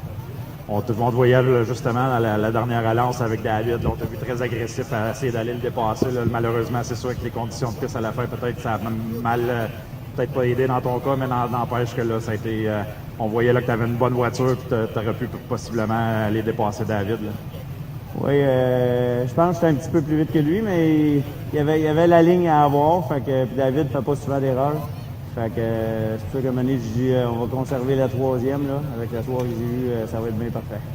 Félicitations pour ta troisième. Ce soir, Steve Bernier qui termine la troisième. So I'll translate for the winners. The winner here, I'll switch to French for Luke after, but I'll do the comments for David and Steve Bernier. So David is pretty happy for second. He said that Luke was really quick tonight. So for him, just able to bring the car in one piece and finish second. So he knows that the track, he wanted to get some good data for tomorrow and also Sunday because he was telling me that the track picked up rubber in the final portion of the event. So he thinks that we'll have the similar condition as we go beyond in the weekend. But David Hébert was really happy with his car. Steve Bernier told me that he did some tests with in the heats and he spun out. So for him, being able to bring the car back and finish on the podium tonight is a great success for the 25 star. And he knew he had a faster car in his mind than David Hébert, but he decided to conserve the car for the rest of the weekend and gain some points instead of doing a move on David Hébert. So Steve Bernier pretty pleased to finish third here tonight. Et là, je vais changer, je vais aller en français pour Luke Whittaker. Il dit oui, c'est ma meilleure performance cette saison aussi du côté de Cornwall dans le cas de Luke Whittaker. Puis très heureux d'avoir remporté la victoire. Il dit ça a été une saison quand même difficile, mais il dit on a commencé ce soir, tout a bien été pour Luke Whittaker. Puis très heureux, puis ça le met très en confiance pour le reste du week-end ici du côté du Cornwall, alors qu'on a encore deux événements du côté des modifiés demain et dimanche avec une finale de 50 tours et une finale de 100 tours. So, Tim, that's it for the modifieds as we're getting ready for the 50-lap event for the Sportsman, the TAS Racing Sportsman Series. So, Tim, back up to you. Well, thanks very much, Martin Belanger. Great job down there trackside as always. And congratulations again to Luke Whittaker. Kicks the weekend off in fine style like he did last Friday night at Brockville. Does it here in Cornwall here tonight with his third career win in the Fat Les Chip Stand Canadian Nationals. Once again, Les Winners, thank you for what you do for that series. Right now, we got to thank Steve Morris, Tyler Javogue, and everybody at TAS Racing for their involvement with the TAS Racing Sportsman Series. As here's how they're going to line up. Gabe Sear goes from the pole to 94, and on the outside will be the 777. That is Cody McPherson. Row number 2, Junior Miata in the 101, along with Ryan Stabler in the 77. Row 3 is the 54 of Evan Racine, the 72 of James Friesen. Jonathan Ferguson in the 44 inside row number 4 with the 3 of Adam Rosen. Row number 5, Luke Carlton, the 26. Fire Swap starts from position number 10. Row number 6, it's Brad Rouse and Jason Rose, pair of 18s right there. Row number 7, Scott McGill, the 04, the 1 of Ricky Thompson. Row number 8, Jared Herbison, Cedric Govro. Row 9, William Racine and Justin DeRosier. Row number 10, Mikel Richard, the 29M, with the 1 of Justin Lancette, making his 19th consecutive start, the only driver to start every TAS Racing Sportsman Series event since the series inception. Row number 11, Robert Delormier, Last Chance Showdown winner in the number 1X, along with Last Chance Showdown number 2 winner, Felix Bois, in the number 90X machine. Thomas Cook in the 35 goes 23rd. Chris Ferguson starts 24th in the 88. Row 13, it's Steve Turcotte in the 29, with Dave Flanagan starting 26th. 27 starter, CD Beauchamp in the number 88 CD, with the JF Tessier starting 28th. Row 15, Joe Goddard starting 29th, with Billy Cook in the number M70. 30 drivers ready to go. 41 entered the pits tonight in hopes of making the field. 30 on track. 11 are watching from the pits. Gabe Sear and Cody McPherson leading the field off of turn 4 at the Wired Audio Zone. The third round of the TAS Racing Sportsman Series is underway. Quickly down the back chute, Gabe Sear into the top spot. Cody McPherson right there with him in second. Ryan Stabler, Junior Mayotte, the top 4 drivers as James Friesen moves around Evan Racine to pick up 5th early on as we work lap number 1. Sear in command of the field down the back straightaway as behind the top 5. We got a good battle going on there between Adam Rozon and the 54 of Evan Racine, the track champion this year at Autodrome Granby. Car slowing on the back straightaway. That's the 88 of CD Beauchamp, the Ormstown, Quebec native. Slows it to a crawling pace on the back stretch. Yellow lights are on. CD making his third series start, his third career series start as well. Just moved to the Sportsman ranks not too long ago and has not finished in the top 10 yet, but he has had some solid runs so far in that number 88 ride, moving up from the Pro Stock ranks here, where he won the series, or the Pro Stock title 2 seasons ago. Also picked up the 2019 Dirt Car Pro Stock Series Championship. Also won the 2018 Dirt Car Pro Stock Championship event at the Oswego Speedway during Napa Auto Parts Super Dirt Week back in 2018. So CD, a lot of accolades in his career. 30-plus Pro Stock wins to his credit, but just still getting things going in this Sportsman car. It's not an easy jump, that's for sure. Talked to him about it a few weeks ago, and he says it's pretty tough out here. These guys and girls know what they're doing, and they do it well. So, but knowing CD, him and his crew will figure it out, and he'll be amongst the front runners. If not this year, the beginning of 2021.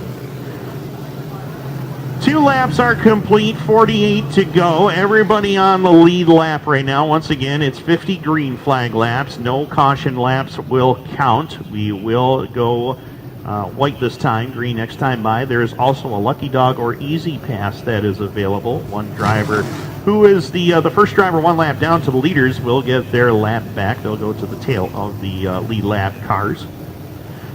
Right now, Gabe Sear and Cody McPherson in the 70-77. Cody, 2012 Dirt Car Sportsman Series champion out of St. Catharines. Ryan Stabler, Junior Mayotte, and James Friesen. Your top 5 were green. As they set sail down the back straightaway, experienced Cody McPherson versus rising star Gabe Sear, and experience wins out there as McPherson takes over the lead heading down into turn number 1 and 2. We got him around down there on the front straightaway. Jared Herbison twisted around. Robert Delormier and Felix Bois around here as well. One other car also involved. I believe that is the one of the 29s, I do believe. I believe that might be the Steve Turcotte machine.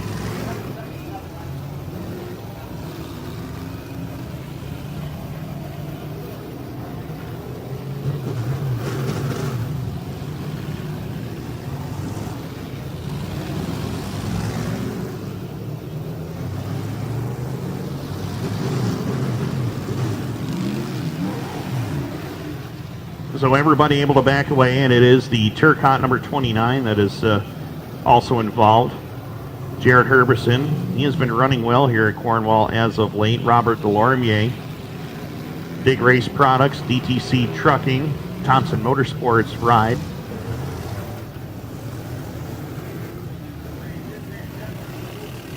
Robert Delormier actually, before the pandemic hit, took his machine down to the Alltech Speedway and ran 2 nights down there in North Carolina, or in Florida, I should say. And Robert had himself a pretty good run there on night number 2, finishing up in the 4 spot. In some pretty tough competition. Didn't have the best of nights on night number 1 down there, but Robert did finish strong at Alltech, and has run strong this season as well here in 2020.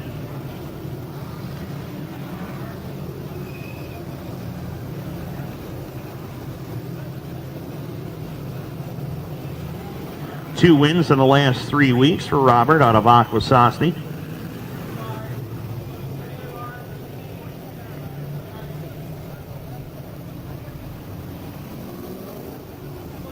And problems for our leader, Cody McPherson, right rear flat tire. From a St. Catharines native. So Cody McPherson, former Dirt Car Pro Stock Series, or Dirt Car Sportsman Series champion, has been dominant actually in the last, well, since its inception, basically. The Brighton Speedway Applefest show, Cody McPherson has made that event his playground. Poor guy got his worst career finish in 14 starts at the Brighton Speedway Applefest Sportsman Show. He came home 5th this year.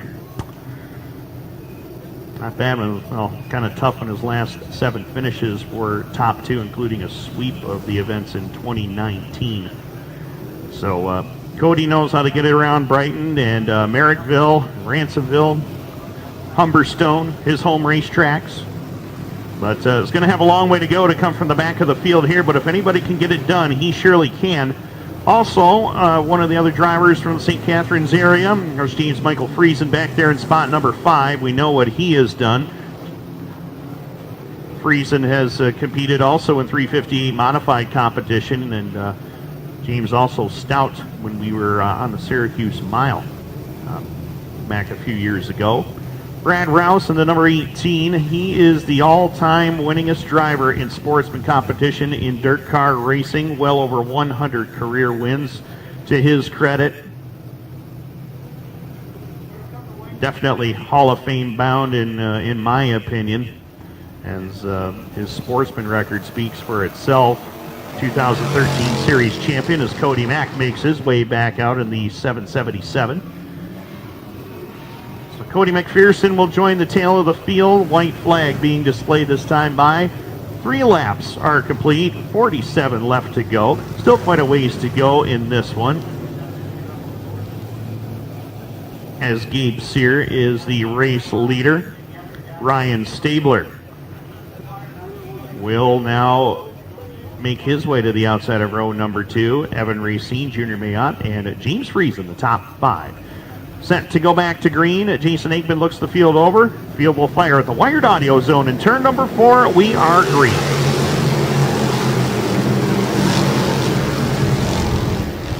Off of turn number 2. Once again, it is Gabe Sear putting his 94 out in front of the field. 77 of Stabler right there to his outside as we work in lap number 4.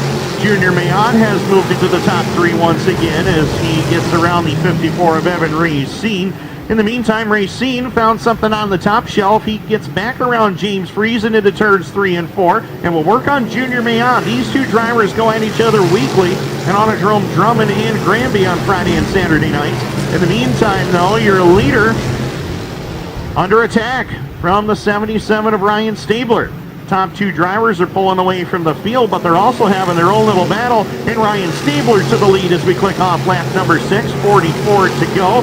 The RSI Industrial Plump It Up Aesthetics number 7070 to the lead in turn number 3. Gabe Sear relegated to second as they head off of turn number 4. The 101 of Junior Mayotte back in spot number 3. Good battle going on for 4th at the moment. James Friesen down low. The 54 of Evan Racine continues to work that outside lane.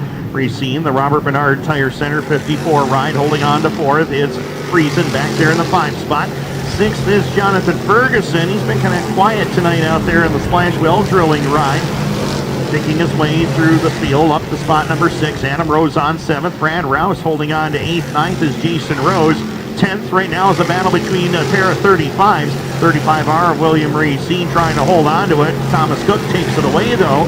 9 laps complete. Will work lap number 10 this time by, and it is all Ryan Stabler trying to get his second win of the season here at the Cornwall Motor Speedway. Ryan Stabler has yet to win in this series. He's been close on numerous occasions though, as they work across the line in lap number 11. Here this 50-lap contest, still quite a ways to go in this one as they work through turns 1 and 2 and down the back straightaway.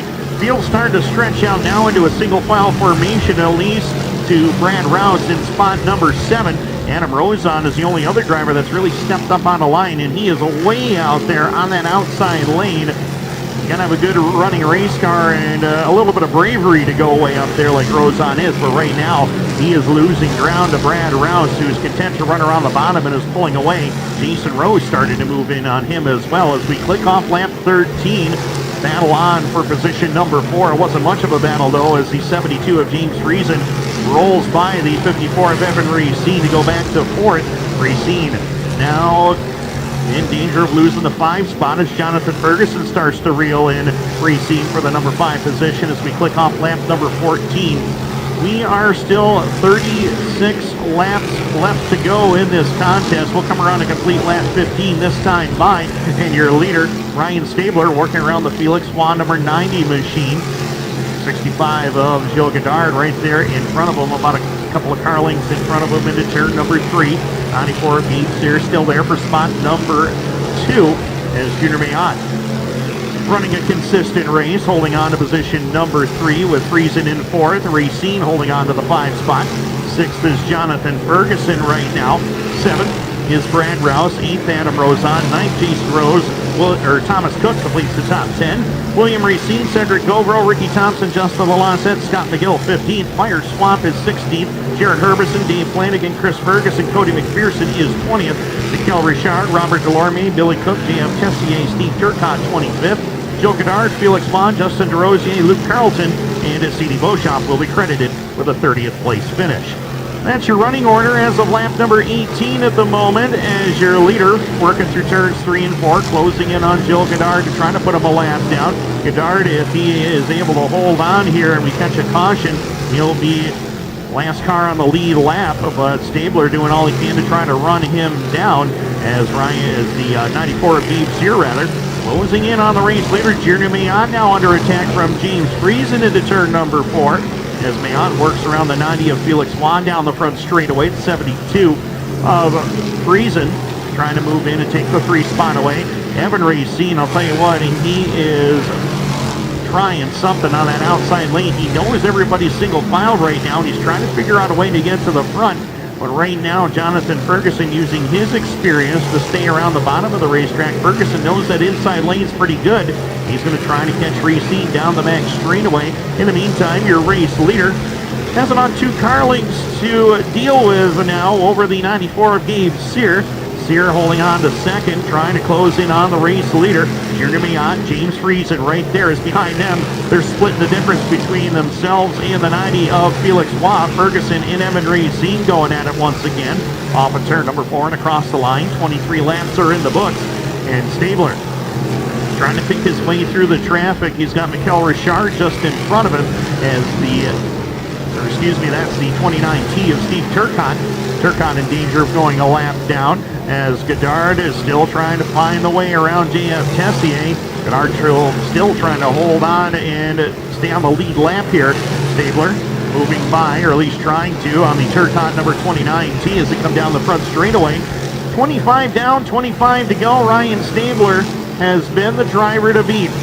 Gabe Sear back there in second. Battle is on for the 3 spot. Friesen down low. He's looking to, and they make contact a little bit in turn number 4. Junior Mayon able to hold the spot, though, as they come across the line at lap number 26. We've got 24 laps left to go in this contest right now. And Ryan Stabler, Gabe Sear, Junior Mayon, James Friesen, your top 4. Now throw Evan Racine and Jonathan Ferguson into the mix. We've got 6 cars nestled together. Any one of these drivers can win it as they head up into turns 1 and 2. Stabler making a daring 3-wide move, getting by Turcotte down the back straightaway. He'll close in to try to get around Billy Cook, as I'll tell you what, every car that Jill Gennard passes, Ryan Stabler's trying to stay right there within striking distance as they head down the back straightaway. Stabler still in command of the field. 2-car length lead over the 94 of Gabe Sear. And the way this racetrack is right now, not a whole lot of passing going on, and it is going to benefit the 77 of Ryan Stabler. As long as he can stay right where the rubber is, it's going to be very difficult for these drivers to get around him as they work in turns 3 and 4. You see Gabe Sear and Junior Mayon trying to make their way through the traffic as Stabler continues to put cars' laps down. Now he's on the back bumper of Goddard as we've got, and Billy Cook hammers the 38 of Jarrett Herbison. Cook did not see the 38 of Herbison stopped over there and clipped him going into turn number 2, and that may have ended the night for both drivers here. We'll have to wait and see, but that was a hard hit over there. So 30 laps complete. Steve Turcotte gets the easy pass. We'll go back to the end of the lead lap.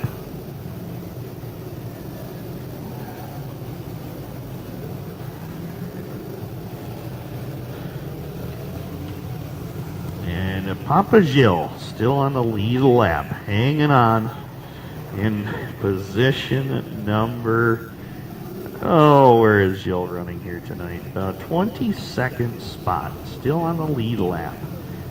Not too awfully bad. I mean, he started back in position number 29, so he is moving forward. Probably going to get one more spot here as Cedric Govro is headed pit side with a 22C. So there's one more position. Jarrett Herbison, tough break for him in the number 38J. He was banking on having another solid run this evening and trying to keep close to his good buddy and close rival in this series, Jonathan Ferguson, who currently rides in spot number 6. We'll give you the full field rundown in just a few moments. Keep in mind, we are still one race left to go here tonight. The assist to sell mini stocks.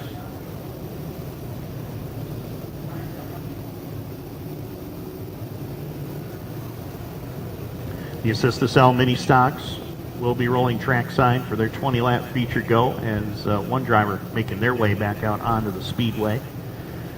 That is going to be the 76 of J.F. Tessier. Lucier Chevrolet Autodrome Granby ride. So Herbison, he has not been able to pull away, and that's not a good sign for the man out of Brockville, Ontario, Canada.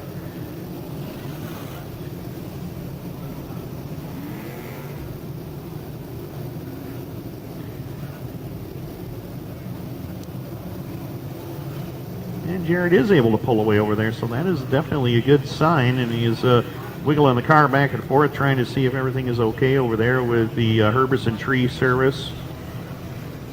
Stewart Automotive, number 38J. 2 wins this season for Jared Herbison, 1 here, 1 at Brockville. Cedric Govro making his way back out in the number 22C. Ryan Stabler, car number 77 out of Cornwall.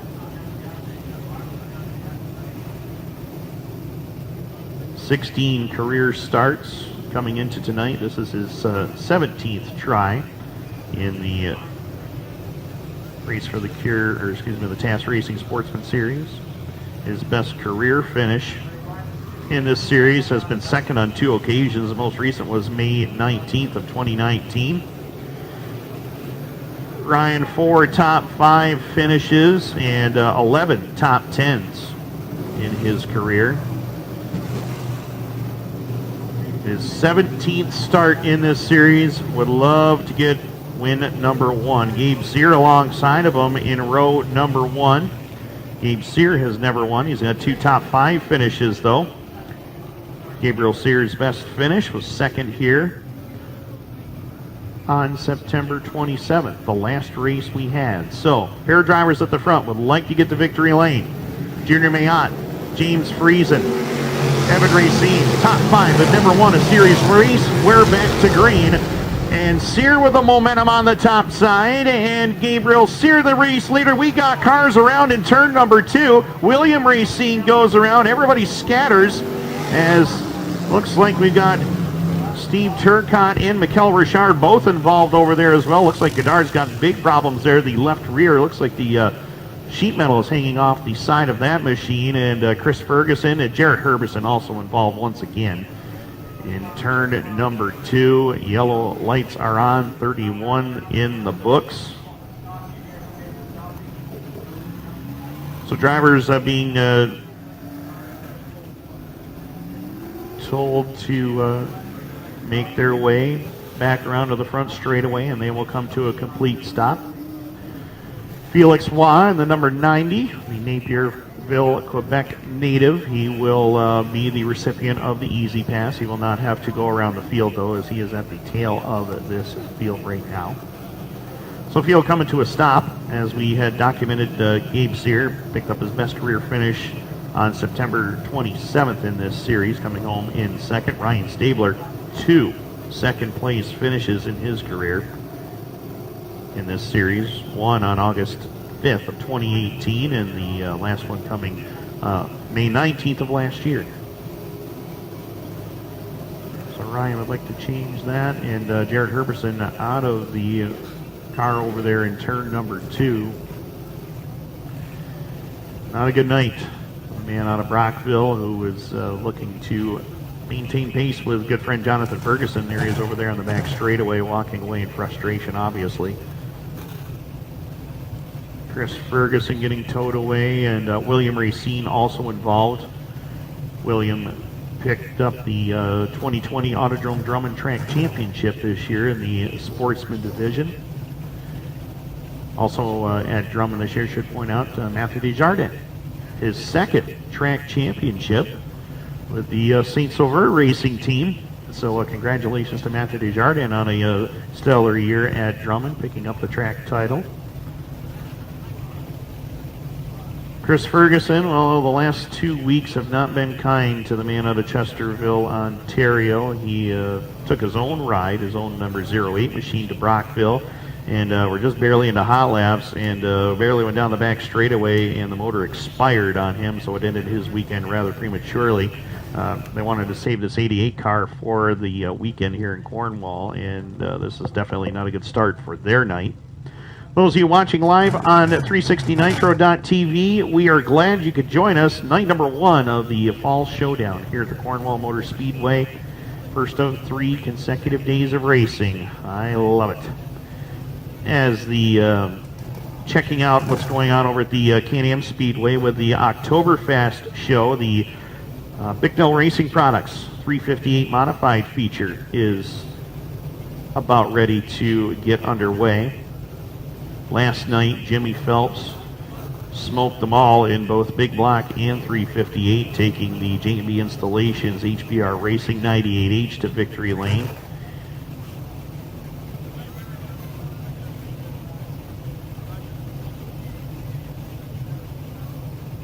As Jill Godard making it back out. Billy Cook is out there as well, but he apparently is turning around. He has got some more issues with that 70 ride. So he is taking it back to pit road. Looking at the lineup for the feature at Can-Am for the 358 Modified, it's a tough field tonight. You got guys like Dave Marcuccelli and Billy Decker starting in positions 17 and 18 on the grid. Not exactly an easy run. Justin Hares also starting back there in position number 25 tonight. Adam Pearson had a great run at Fulton last night. Started up towards the front. Well, he was the last driver to make the show, starting 30th. Adam, a former Sportsman champion. And cool front row rookie Jackson Gill starting on the pole alongside of Tim Fuller.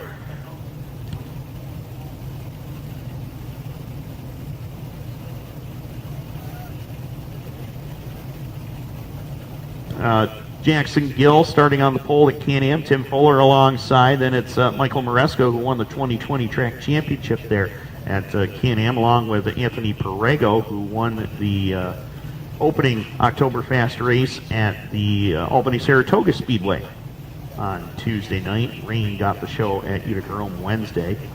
Larry White starting in position number 5. Tim Sears Jr. starts 6th. Matt Williamson starts 7th. Jimmy Phelps, last night's 358 and big block winner, starts in position number 8. Pat Ward starts 9th. Eric Rudolph starts in position number 10. Eric Rudolph, 2 wins at Can-Am this year, so he's going to be a threat. Won a big block, small block event there, and also won the annual Pabst Shootout, which is one of the crown jewel events at Can-Am Speedway and has been for a number of seasons. So the field here in Cornwall rolling back under caution as Gabe Sear, Ryan Stabler, along with the 101 of Junior Mayotte, the 72 of James Friesen. Holding on to 4th, Brad Rouse now up into the top 5. Brad has been steady and strong as always. He started back in spot number 11. He now rides 5th. Jonathan Ferguson, he started 7th. He rides in position number 6. 7th is Evan Racine. He has dropped a couple of spots from his original starting spot. Adam Rozon has stayed exactly where he started. He is 8th. 9th is Thomas Cook right now. And Cook had to come through the Last Chance Showdown to make the show. He started 23rd. He's now 9th. Jason Rose in position number 10. Jason started 12th.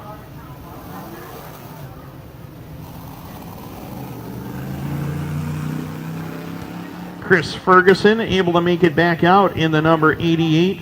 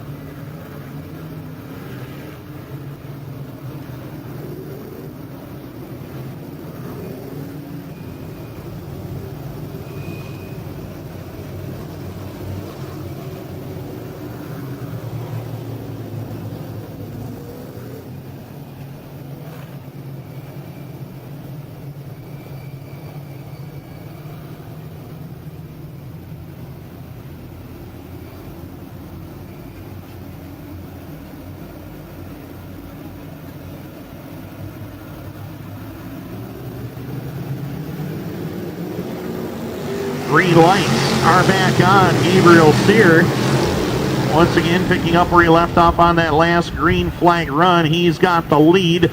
Ryan Stabler trying to hold on to 2nd, but he's got James Friesen and Junior Mayotte battling side by side for a 3rd. Brad Rouse trying to sneak into the mix as well.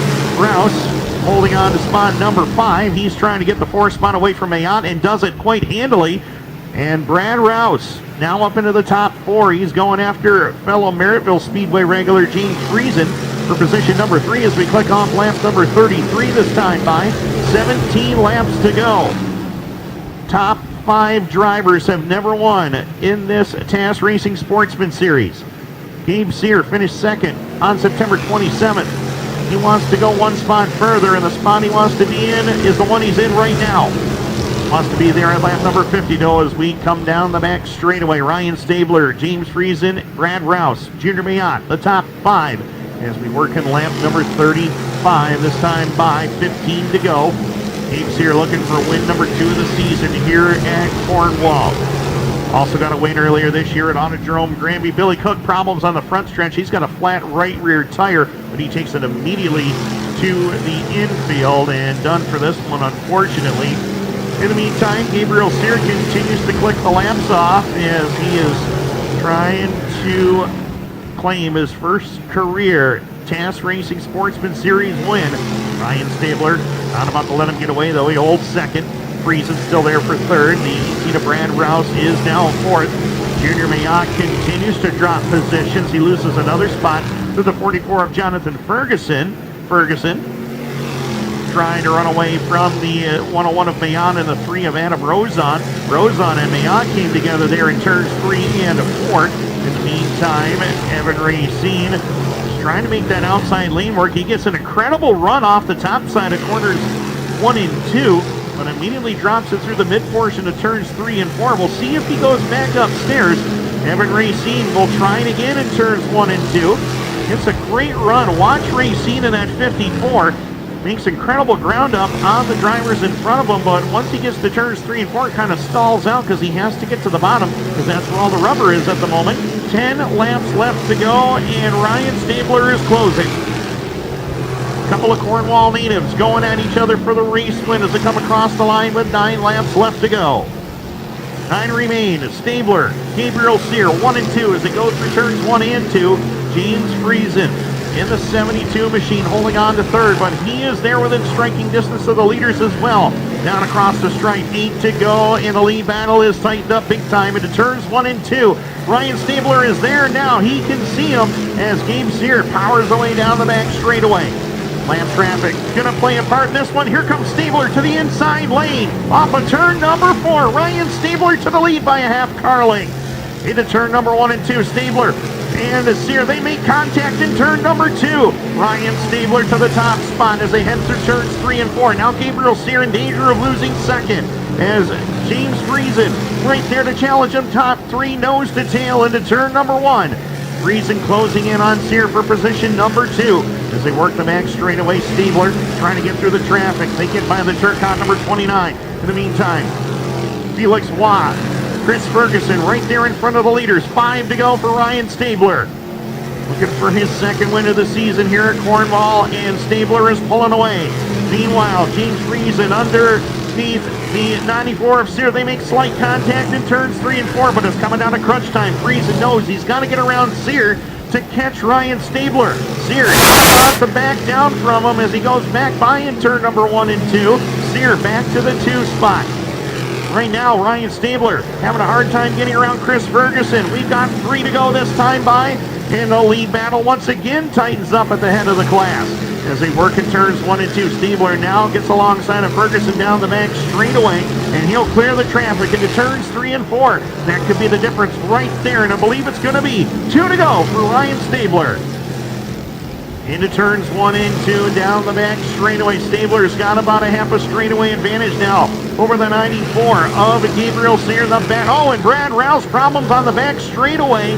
White flag in the air now for Ryan Stabler. He's finished second twice in the TAS Racing Sportsman Series here in Cornwall. He's down the back straightaway. Checkered flag is in the air. The drought is over. Career win number 1 for Ryan Stabler in the TAS Racing Sportsman Series. Second will go to Gabe Sear. James Friesen comes home third. Jonathan Ferguson and Adam Rozon, your top 5. What a battle at the finish. Gabriel Sear looked like he was well on his way to the big win, but unfortunately for him, it was all for naught. And Ryan Stabler finally puts it in victory lane, his first career win in the TAS Racing Sportsman Series.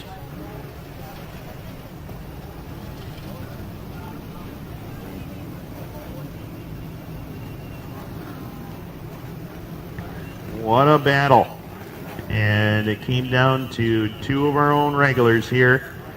So Ryan Stabler, we can erase that pair of second place finishes as his best career finish because he topped that one here tonight. October 9th, 2020. Best career finish for Ryan Stabler is now position number 1. His second overall win here this year. The RSI Industrial Plump It Up Aesthetics, number 77. I like that sponsorship. Plump It Up Aesthetics.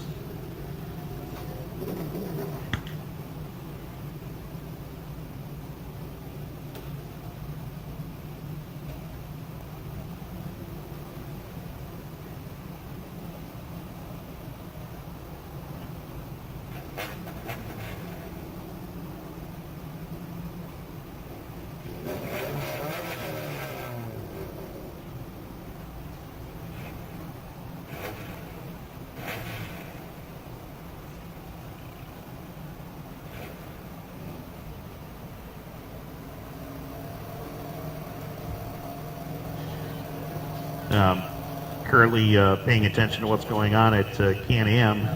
358 modified feature is on track. Top 10 right now. It's Tim Fuller, Anthony Borrego, Michael Maresca, Eric Rudolph, Larry White, Jackson Gill, Billy Dunn, Stuart Friesen, Matt Williamson, and Jimmy Phelps. But right now here in Cornwall, Ryan Stabler gets into victory lane, his first ever win in the TAS Racing Sportsman Series. Took him a while to get here, 17th try, and Ryan Stabler finally gets it done. Thanks, Tim. Yes, exactly. As you were mentioning, 17e tentative pour Ryan Stabler. Va chercher la victoire ce soir dans la série TAS Racing Sportsman. Série qui a changé le nom au cours des dernières années. On a eu la Race for the Cure qui devrait revenir en 2021. The Race for the Cure Sportsman Series should be back in 2021. We've put together this series for the Fall Showdown and also the last few races of the 2020 season under the COVID relegations.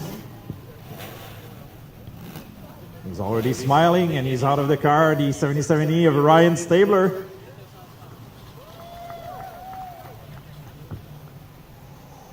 Ryan, you'll be able to enjoy that with your team. Congratulations. Good running here tonight. We thought that Gabsay would won this race, but you kept something for the last few laps, and you were able to pass him. Yeah, he was real good at the end. He surprised me on that restart. Kind of had to give him a little bump down here in traffic. Not how I wanted to win. Not really intentional, just kind of slid up on him a bit. But you know what, he raced me clean back. It's always fun racing Gab, and some of these guys are young guys, but they're really starting to get a lot of talent, and it's a nice race against them. It's probably the toughest field of the year here for the Fall Showdown. A lot of guys from Merseyville, all the top guys from Quebec, so it must be pretty rewarding winning this race. Yeah, it is. You got a lot of guys from Quebec coming, a lot of guys from the Niagara area. You know, they're stout runners back there, so it's, you know what, any win's good. Good start for the weekend. I'm pretty sure you want to take a lot of the sponsors on your car. Yeah, I should. I might not make it back here for a while. So, Pump It Up Aesthetics, RSI Industrial, Fence Depot, Irwin Supply, Rogers Marina, RBH Services, Royal RV, Border City Diesel, Ryder David, got Riverside, Cornwall, HF Smith & Son. I think I got them all. All right, so congratulations, Ryan, and hopefully we'll talk again this weekend. Thank you. Well, Ryan Stabler, your sportsman feature when you're here tonight. I'll go have a chat with Gab Cyr, who finished second here. Gab, another solid run here at Cornwall. I know you wanted to win, but finishing second to Ryan Stabler is not too shabby. No, he's one of the best in the business around here, and to finish second to him on the restart, the middle was taking a little bit of rubber there, so I got him going into one, and then I got into lap traffic, and the bottom seemed to get a little bit quicker, and he got back around me. But it's always fun racing Ryan, and these guys, you know, it's super clean, and it's a lot of fun. I was speaking to Ryan and saying that it's probably the best of the best here this weekend in the Sportsman. So the local guys showing the invaders how it's done here at Cornwall. Yeah, it's 40-something cars, you know, it's all the best of the best, and to finish second, we'll take it. Hopefully tomorrow or Sunday we'll be able to win it. All right, so congratulations and good luck for the rest of the weekend, Gab. Yeah, thanks. I'd just like to thank my family, my mom, my dad, my girlfriend, my brother, Steve, who's at home, can't make it this weekend, but all my crew, my grandparents, JM Greenhouse, JS Flooring, Doggy Style Baseball, Olsen Fab, Mike Ladisser, Shell Zulu, JNA Collision. Everybody has helped me out for an incredible season this year. All right, congrats. Well, Gab Cyr, qui termine deuxième, finishes second here tonight, so I'll translate for the top two as I don't think James Friesen will make his way to the top three finishers here, so Ryan Stabler mentionnait que c'était vraiment une des bonnes courses cette saison. Il dit, je me sentais un petit peu mal de terminer de cette façon avec Gab Cyr. On s'est touché quelque peu. C'est pas le genre de victoire que je vais aller chercher, mais c'est vraiment une belle compétition toutes les semaines avec Gabriel. Puis il disait que, je mentionnais que c'est le meilleur peloton de la saison aussi du côté de Cornwall. Il dit oui, c'est le fun de pouvoir gagner avec ces gars-là, mais être capable de pouvoir aller chercher la victoire avec tous ces pilotes-là, c'est super. Donc Ça a été vraiment une bonne victoire pour Ryan Stabler. Gab Cyr qui mentionnait qui va aller chercher cette victoire, qui voulait aller chercher la victoire, mais il dit être capable de terminer deuxième derrière Ryan Stabler. C'est pas, on doit pas trop se plaindre. Donc, I'll have a quick word with James Friesen. James, one of your rare visits here at Cornwall, and strong podium finish here at Cornwall. Yeah, I can't complain. It's been quite a few years since I've run here. The car was good. The track kind of got some rubber there, so we all kind of got stuck in one lane. I was doing what I could to try and make some moves, but these guys run here a lot, so just to be up here with them, we're happy, and we'll be ready to go on for tomorrow and Sunday for some more money. I'm pretty sure you got some good data, because I'm pretty sure we'll get that those type of conditions. Hopefully not. I know the crew will work hard on getting you different type of conditions for the next two races. Well, I'm going to take your word for it, and I'm going to bank on it that you're right. And so if the track changes, I'm blaming it on you. All right. Good luck, man, for the rest of the night. Thank you. So James Friesen finishing third here. Il m'a mentionné là, en farce, là, je disais qu'on va travailler extrêmement fort pour essayer d'avoir des conditions de piste différentes pour le reste de la fin de semaine. Il dit je vais te blâmer si jamais les conditions sont les mêmes. Mais Friesen est quand même heureux d'avoir terminé troisième ce soir là, avec sa voiture. Une des rares visites. Il dit, ça faisait quelques années que je n'avais pas été du côté de Cornwall. Puis c'est toute belle performance de sa part. Puis il est très heureux d'avoir terminé troisième. So Tim, back up to you as we're getting ready for the final feature of day one here for the Fall Showdown, as the mini stocks are getting ready for 20 laps of pretty sure another good battle between all these drivers.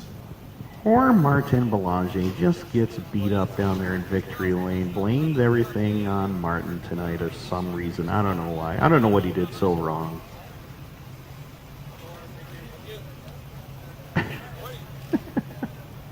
It's okay. We won't let him pick on you anymore. Not for tonight, anyway. Still got 2 days left. As the assist to sell mini stocks ready to roll trackside, we'll give you the starting lineup. James Clark in the 2X, fresh off the Fall Nationals win at Brockville last weekend, goes from the pole. Danik Sylvestre off of a track championship this year in 2020 at Autodrome Granby. Row number 2, Alexis Charbonneau in the 49. Alongside of him, 21, Marc-Andre Voyer. Row number 3, Justin Jodway in the 22. The Applefest Brayton Speedway Comp 4 four-cylinder winner. He goes 5th. Sebastian Beauregard, who was second here on opening day in 83, goes from 6th. 7th starter is the 87 of Dan Cook, along with the 14M of Matthew Moore. Brandon Cuse in the number 88 goes from spot number 9. Christopher Cordeau in the 50 goes from position number 10. 11th starter again, Potvin. Christian Charbonneau starts 12th. Bob Ray starts 13th. Brandon McMillan and Curtis Lindsay complete the rest of your field. We are just about set and ready to kick things off. 20 laps for the Assist to Sell Mini Stock Division. James Clark and Danik Sylvestre on the front row. White flag being displayed. Couple of tough customers on that front row. We got the Granby Sport Compact champion from 2020. And James Clark, 7 wins in 2020 between here and Brockville. Alexis Charbonneau, Marc-Andre Voyer, Justin Jodwan, Applefest Brayton Speedway winner this year. Into turns 3 and 4, 20 laps at the Wired Audio Zone. We are green.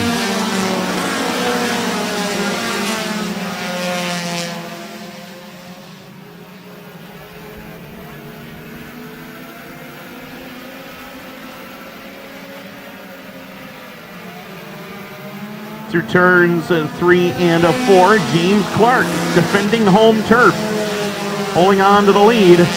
Danik Sylvestre in the 9 right there for second as they work at the back straightaway.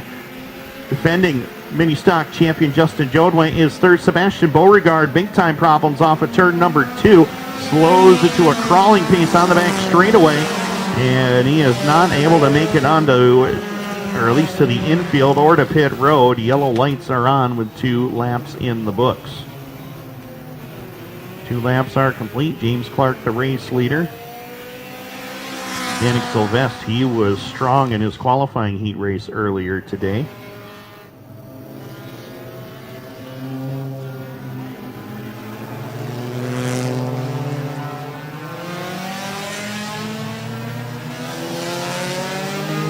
So the field will double up here. 2 laps are complete. Remember, tomorrow, 5 o'clock start time, round number 4 of the Fat Last Chip Stand Canadian National Series for the 358 Modifieds. TAS Racing Sportsman Series is on the docket, along with the Lightning Sprint, 13th round in 2020 for them. And the Vintage Modifieds will be in attendance as well. Looking forward to having them on hand with us. Unofficial top 3 finished tonight from the 358 Modified race at Can-Am during Oktoberfest. Tim Fuller collects the win, his 4th of the season at Can-Am. Eric Rudolph and Anthony Perego, the top 3 in the small block race at Can-Am. We're back to green. Into turns 1 and 2, James Clark. Oh my, Christopher Cardo goes around, gets a little more help from the 87 of Dan Cook and gets completely twisted around. So the yellow lights are going to turn back on here. Caution flag is waving with 3 laps complete.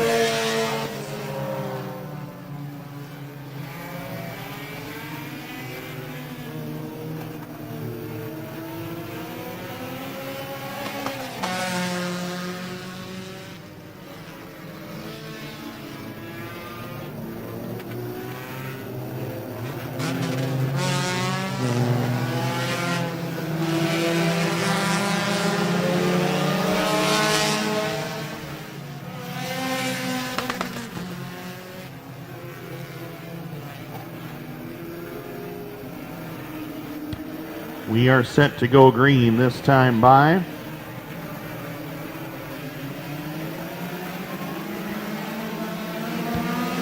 Green lights back on. James Clark, Danik Sylvestre trying to run away from the field and have a battle of their own as they working off a turn number 2 and down the back straightaway. Clark able to get the advantage into turn number 3. Here comes Justin Jodway up to challenge the top 2. Watch for Marc-Andre Voyer in that 21. That car just seems to get stronger and stronger every time out. And right now he is battling with 3 of the best in this division as James Clark holds court into turns 1 and 2 and down the back straightaway. And slower machine on the back stretch, the 87 of Dan Cook. Now he picks it back up behind Christopher Cardo.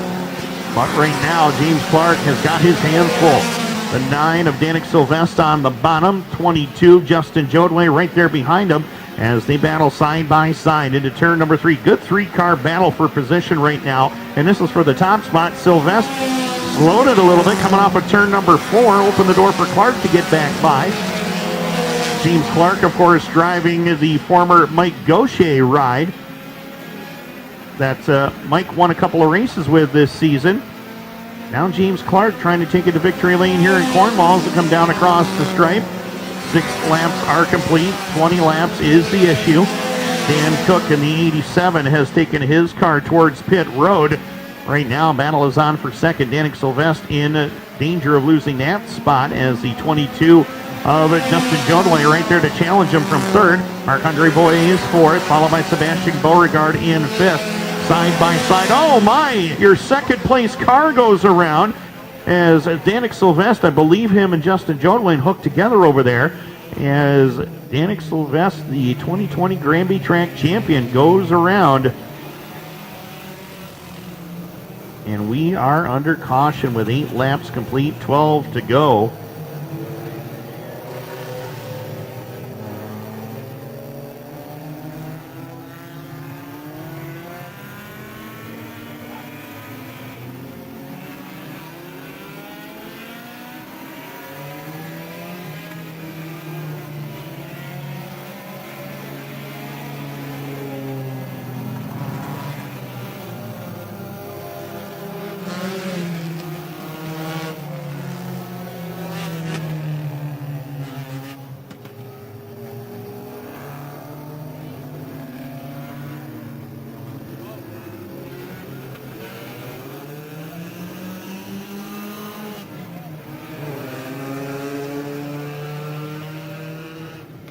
So the field will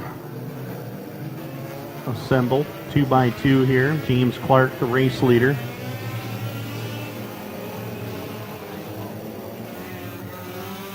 Marc-Andre Voyer now up into the 2 spot as Danik Sylvester has made his way back out.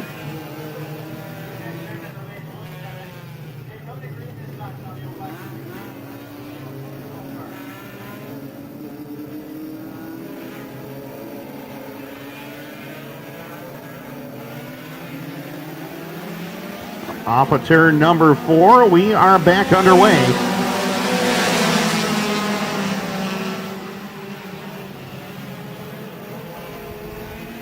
Down the back straightaway, James Clark now starts to pull away just a little bit. Sebastian Beauregard now to second, as Beauregard and Clark have had their battles all season. Now they're 3 wide back there for third with Alexis Charbonneau, Christopher Cordeau, and Beauregard. Charbonneau clears Cordeau down the back straightaway. Now he goes after Voyer and Beauregard. Once again, another 3 wide battle coming off of turn number 4, and this is just for second. James Clark is loving this. He is driving away from everybody right now at the halfway point. 10 down, 10 to go.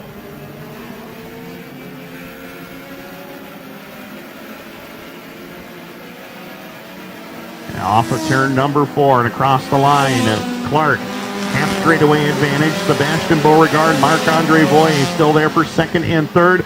And we're still 3 wide back there for fourth, fifth, and sixth. Danik Sylvester has got one of the fastest cars, actually the fastest car on the racetrack. He has gone from dead last all the way up into spot number 4, and he is not done there. Trying to close in and get by the 21 of Marc-Andre Voyer for position number 3. 12 laps are complete, 8 more to go. James Clark does not want to see a yellow flag right now, that is for sure, as the 9 of Danik Sylvester is charging through this field. He's alongside of the 21 of Marc-Andre Voyer to try to go to third, and he will get there. So Voyer trying to get back on the top side as they race side by side down the back straightaway. And Danik Sylvester down to the 3 spot. 14 laps down, 6 to go. James Clark trying to put it into victory lane once again here at Cornwall Motor Speedway as they work down the back stretch. Off of turn number 2, down the back stretch into 3. Clark with quite an advantage. 4 wins in 2020, looking for win number 5 here at Cornwall. In the meantime, Sebastian Beauregard holding the 9 of Danik Sylvester at bay for position number 2. Marc-Andre Voyer, Christopher Cordeau, your top 5 as they work down off of turn number 4. 4 laps remaining. James Clark trying to run away. Danik Sylvester has now come from the back of the field. He's now to the 2 spot. He's got 4 laps left to go to try to run down James Clark, but that's going to be a tall order. Into turn number 3, Clark has got the 22 of Justin Jodway just in front of him, running about equal speed as we work in turns 1 and 2 with 3 to go. Danik Sylvester, Sebastian Beauregard, your top 3. Christopher Cordeau and Marc-Andre Voyer, your top 5 as they work in turns 3 and 4 and down across the line. 2 to go for James Clark. Looking for his 5th win here at Cornwall. It'd be his 8th overall win between here and Brockville. As they head up into turn number 3 and 4, the white flag is waving. Final time for James Clark here in 2020. As he works in turns 1 and 2 and down the back straightaway.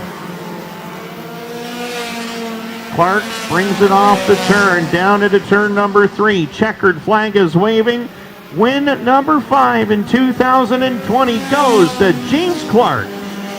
Second will go the 9 of Danik Sylvester, Sebastian Beauregard, Christopher Cordeau, and Marc-Andre Voyer, your top 5. And ladies and gentlemen, that wraps up day number 1 here at the Cornwall Motor Speedway. The Fall Showdown first day is complete.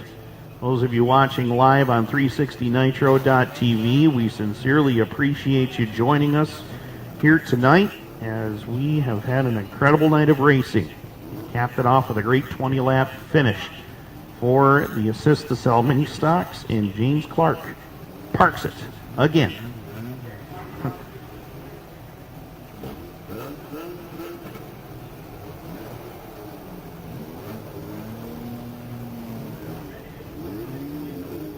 So Clark will be rolling down into the winner's circle. This team, I'll tell you what, they have hit a stride here in 2020. 8 wins this season. Pretty remarkable effort.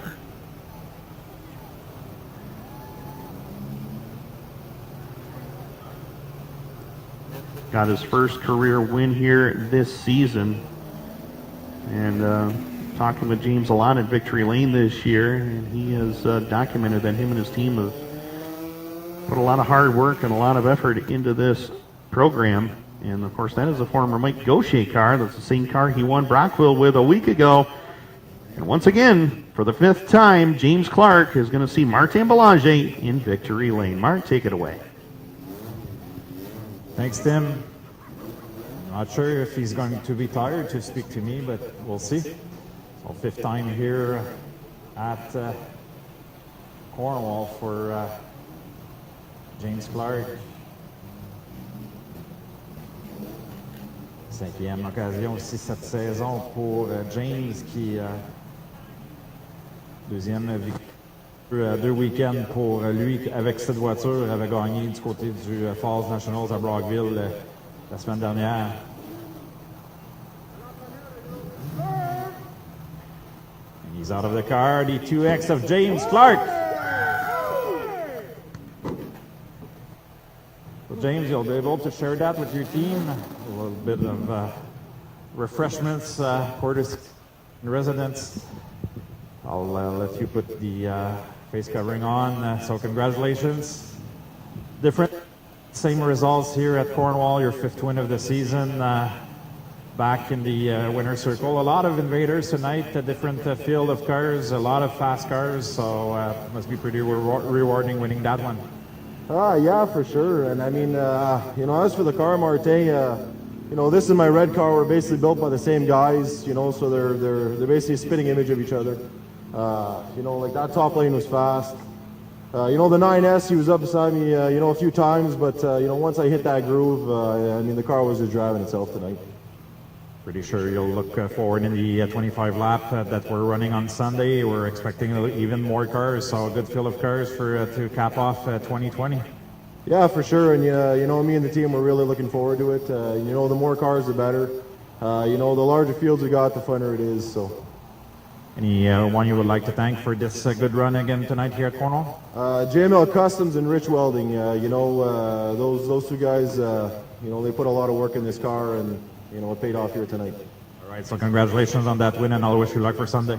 Thanks, Martin. All right, so James Clark, your final feature winner of day 1 here at the Fall Showdown. Donc, il mentionne que différents résultats pour lui, mais il dit c'est une copie conforme de la voiture rouge qu'on est habitué de voir au cours des dernières semaines ici du côté de Cornwall, lui qui remporte une 5e victoire. Il dit, j'ai mentionné que la compétition va être encore aussi bonne dimanche, puis il dit oui, on a hâte dimanche pour pouvoir compétitionner. Puis il dit, le plus de voitures qu'on est capable d'amener ici, le mieux que c'est pour la série mini-stock. Puis il dit, la ligne extérieure semblait fonctionner très bien. J'ai vu le 9S de Sylvestre s'approcher de moi à plusieurs reprises, mais il dit, ma voiture est excellente à l'extérieur. Puis j'ai très heureux d'avoir remporté une 5e victoire aussi du côté de Cornwall. Donc James Clark, le dernier vainqueur de la saison.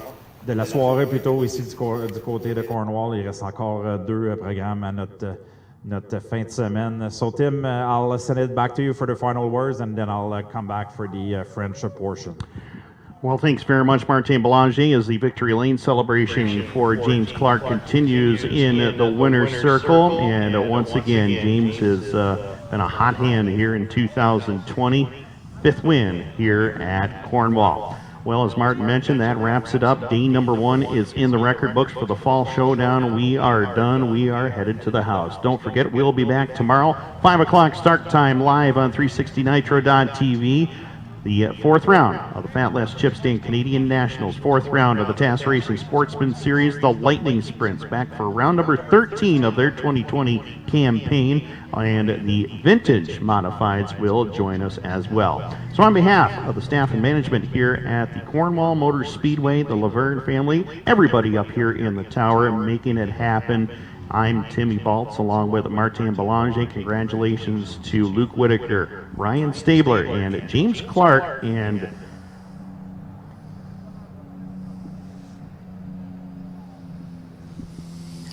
All right, thank you, Tim. Donc, pour les gens qui sont toujours présents sur 360litres.tv, c'est ce qui conclut notre première de 3 soirées ici du côté du Cornwall Motor Speedway.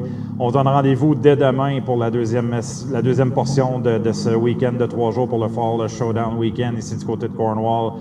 Les modifiés seront encore au rendez-vous en compagnie des Sportsman. On va avoir exactement les mêmes pelotons qu'on avait ce soir. On attend même quelques voitures supplémentaires du côté des Sportmen. Les Lightning Sprints vont joindre au groupe en compagnie des Vintage. Donc, c'est un rendez-vous demain, un petit peu plus tôt que ce soir. On devrait commencer les courses autour de 17h demain. Donc, on devrait rentrer en ondes autour de 16h30. Donc, c'est un rendez-vous. Donc, 360litres.tv, tu ne veux pas manquer ça.